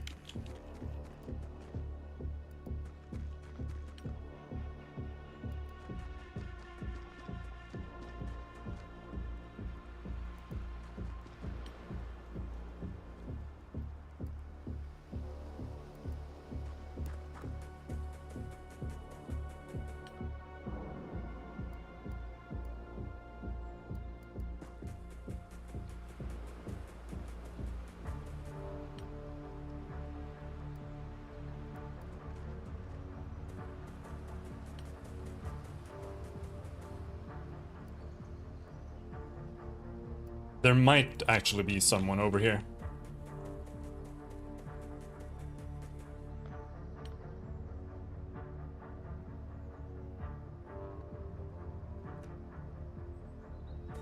At least shooting over something in this game counts as cover. I was a little annoyed at that in Menace, where like it, like, nothing matters unless you're standing next to the thing, which is a little weird.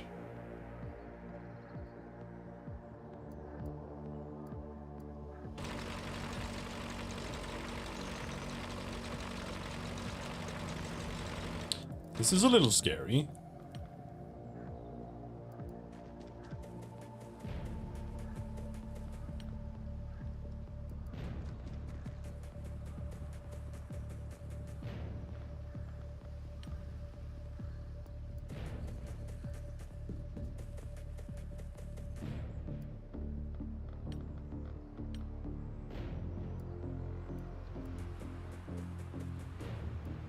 But there does not seem to be anything down here.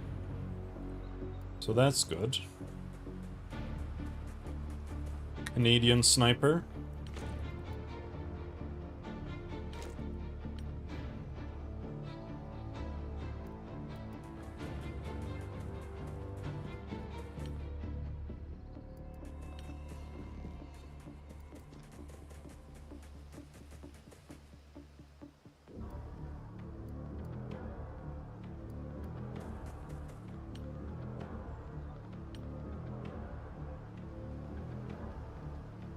Now here's the problem.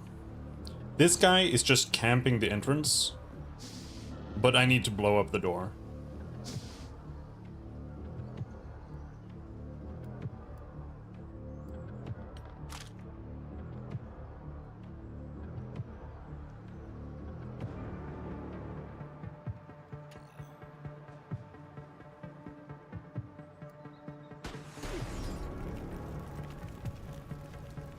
That's what you get. Shouldn't have camped the fucking door. Got him.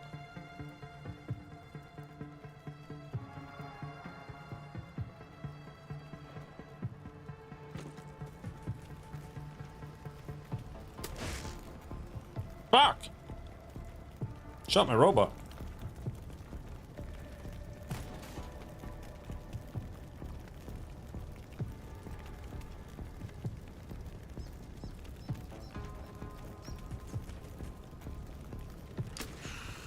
Dead.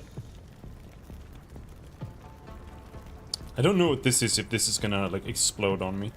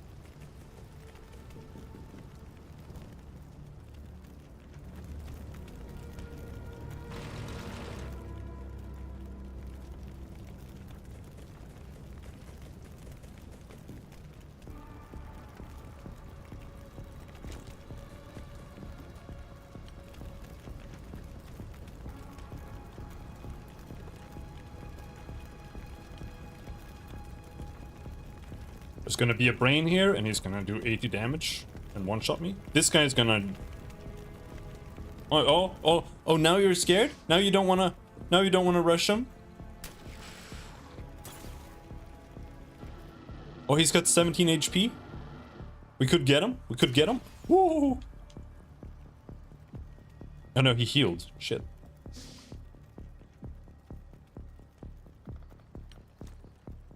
We could still get him.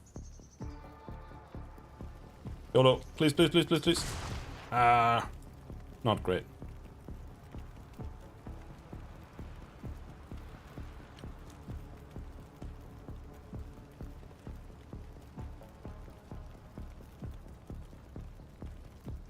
The brain we could kill before we try to capture the lizard.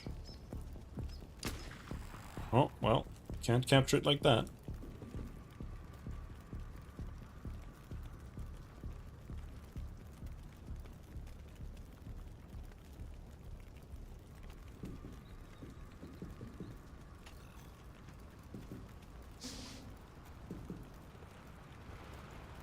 that thing dead? I think there's a dead thing there.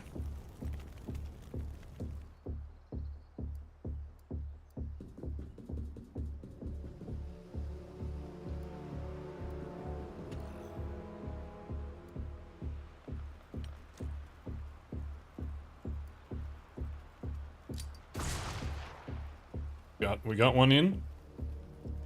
That's good.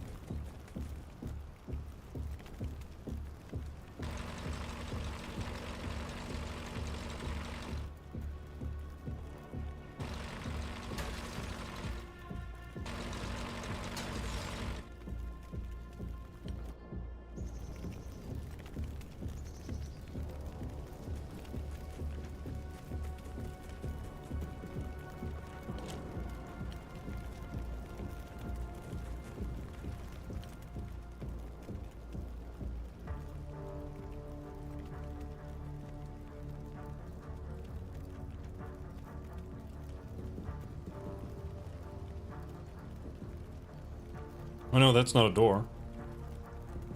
Oh, we can create a door here, maybe.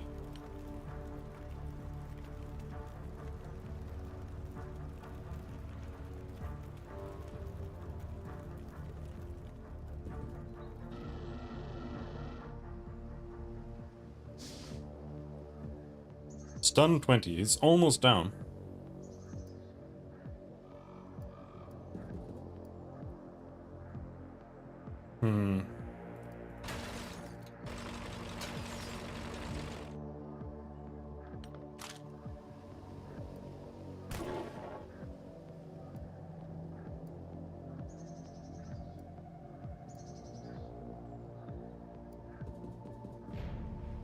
Yeah!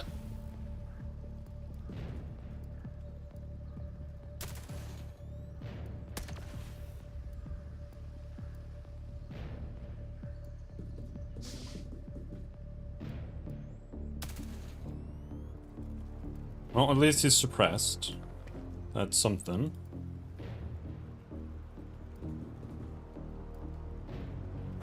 Miss!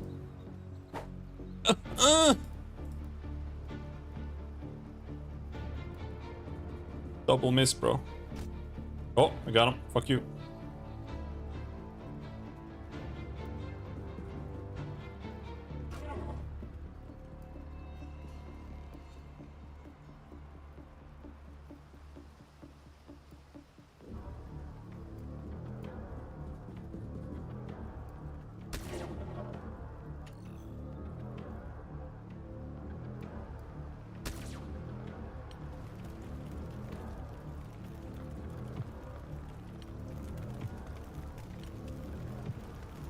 Don't kill me. Don't kill anyone. You're just a brain. There's no reason for me to capture him alive, I think, anymore. However, he's standing in a bunch of smoke, so it's actually kind of hard to kill him.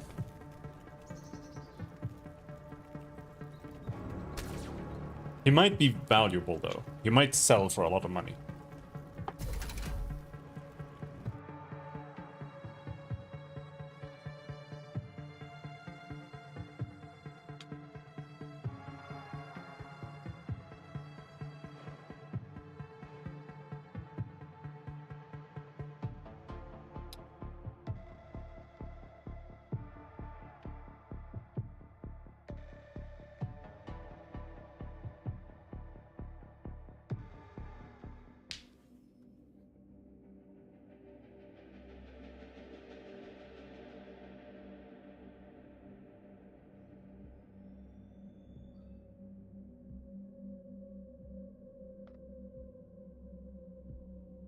Captured civilian.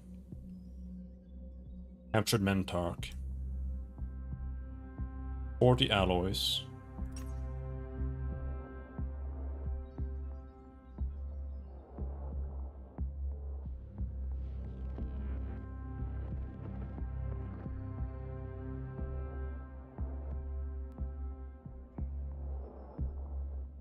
Maybe.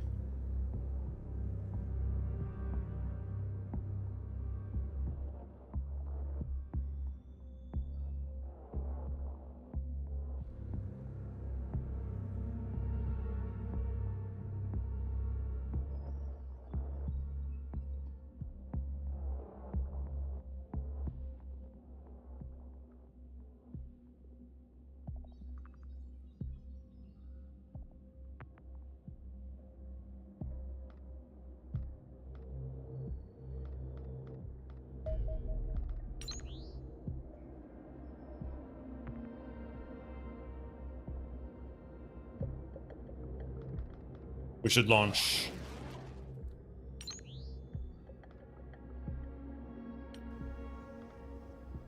laser weaponry, accelerated cannons.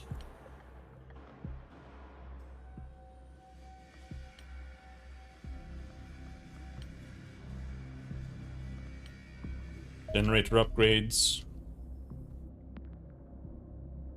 The reptilian creature known as the Civilian is an imposing physical specimen, standing roughly 2 meters tall and weighing almost 150 kilograms. It appears to be warm-blooded, with sharp claws and savage teeth that imply a carnivorous diet and predatory origin. The majority of this body mass can be attributed to the unusually heavy skeleton and scaled height of the creature, with the remainder consisting largely of raw muscle. Unsurprisingly, this hulking physique makes the creature rather difficult to kill in battle. Furthermore, rumors are circulating among your soldiers that civilians possess some form of rapid regenerative ability. This appears a plausible claim, given almost 10% of their blood consists of coagulants and unspecialized stem cells. Although capturing a live specimen should allow us to verify the facts of the matter. Despite its fearsome appearance, the subject possesses a well-developed brain that implies only slightly less intelligence than an average human, i.e. similar to one of our engineers. However, these creatures are reportedly ponderous by nature and react slowly to unexpected situational changes. Thankfully, the remarkable physical attributes of a civilian are somewhat offset by their vision, which is superb at short distances, but rapidly becomes indistinct at range. As range increases, perhaps implying the natural habitat of these creatures is thick vegetation. Civilians are thus best engaged at distance, beyond the reach of their deadly claws and where their marksmanship is compromised by their poor eyesight.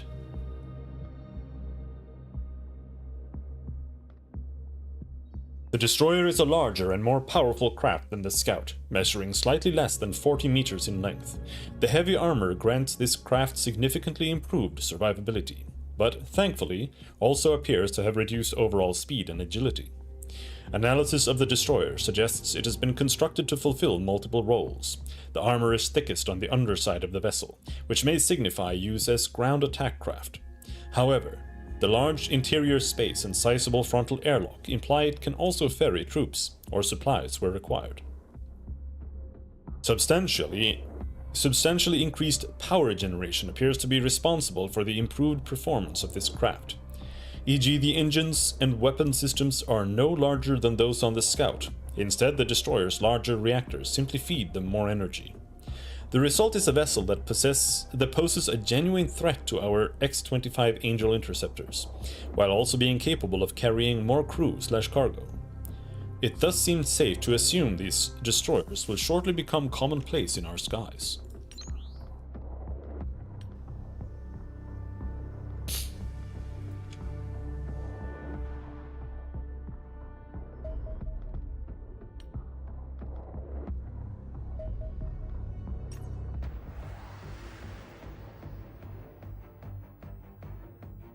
Kill them all!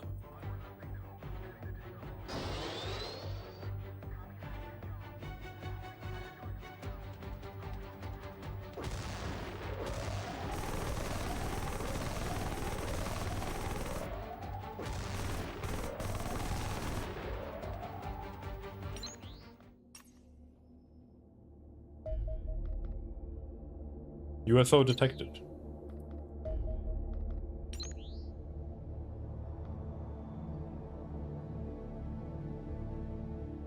Did I... Wait, hold on. Did I equip them yet with any missiles? Sidewinder.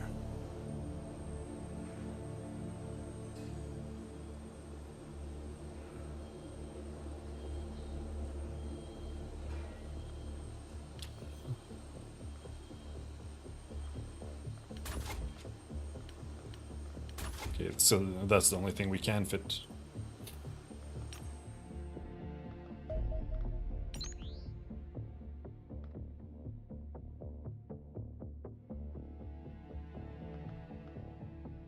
Go get him.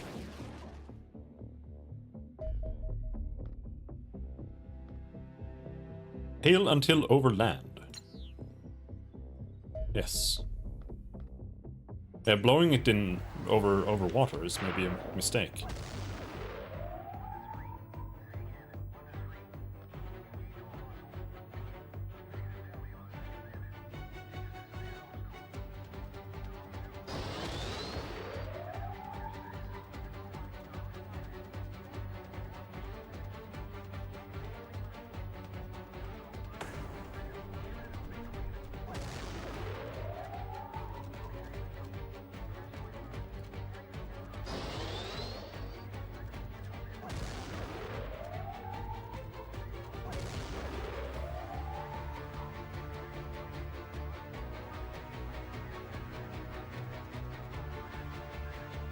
Uh-oh.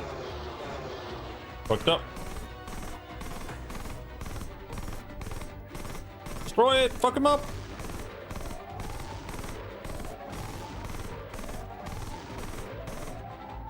There we go.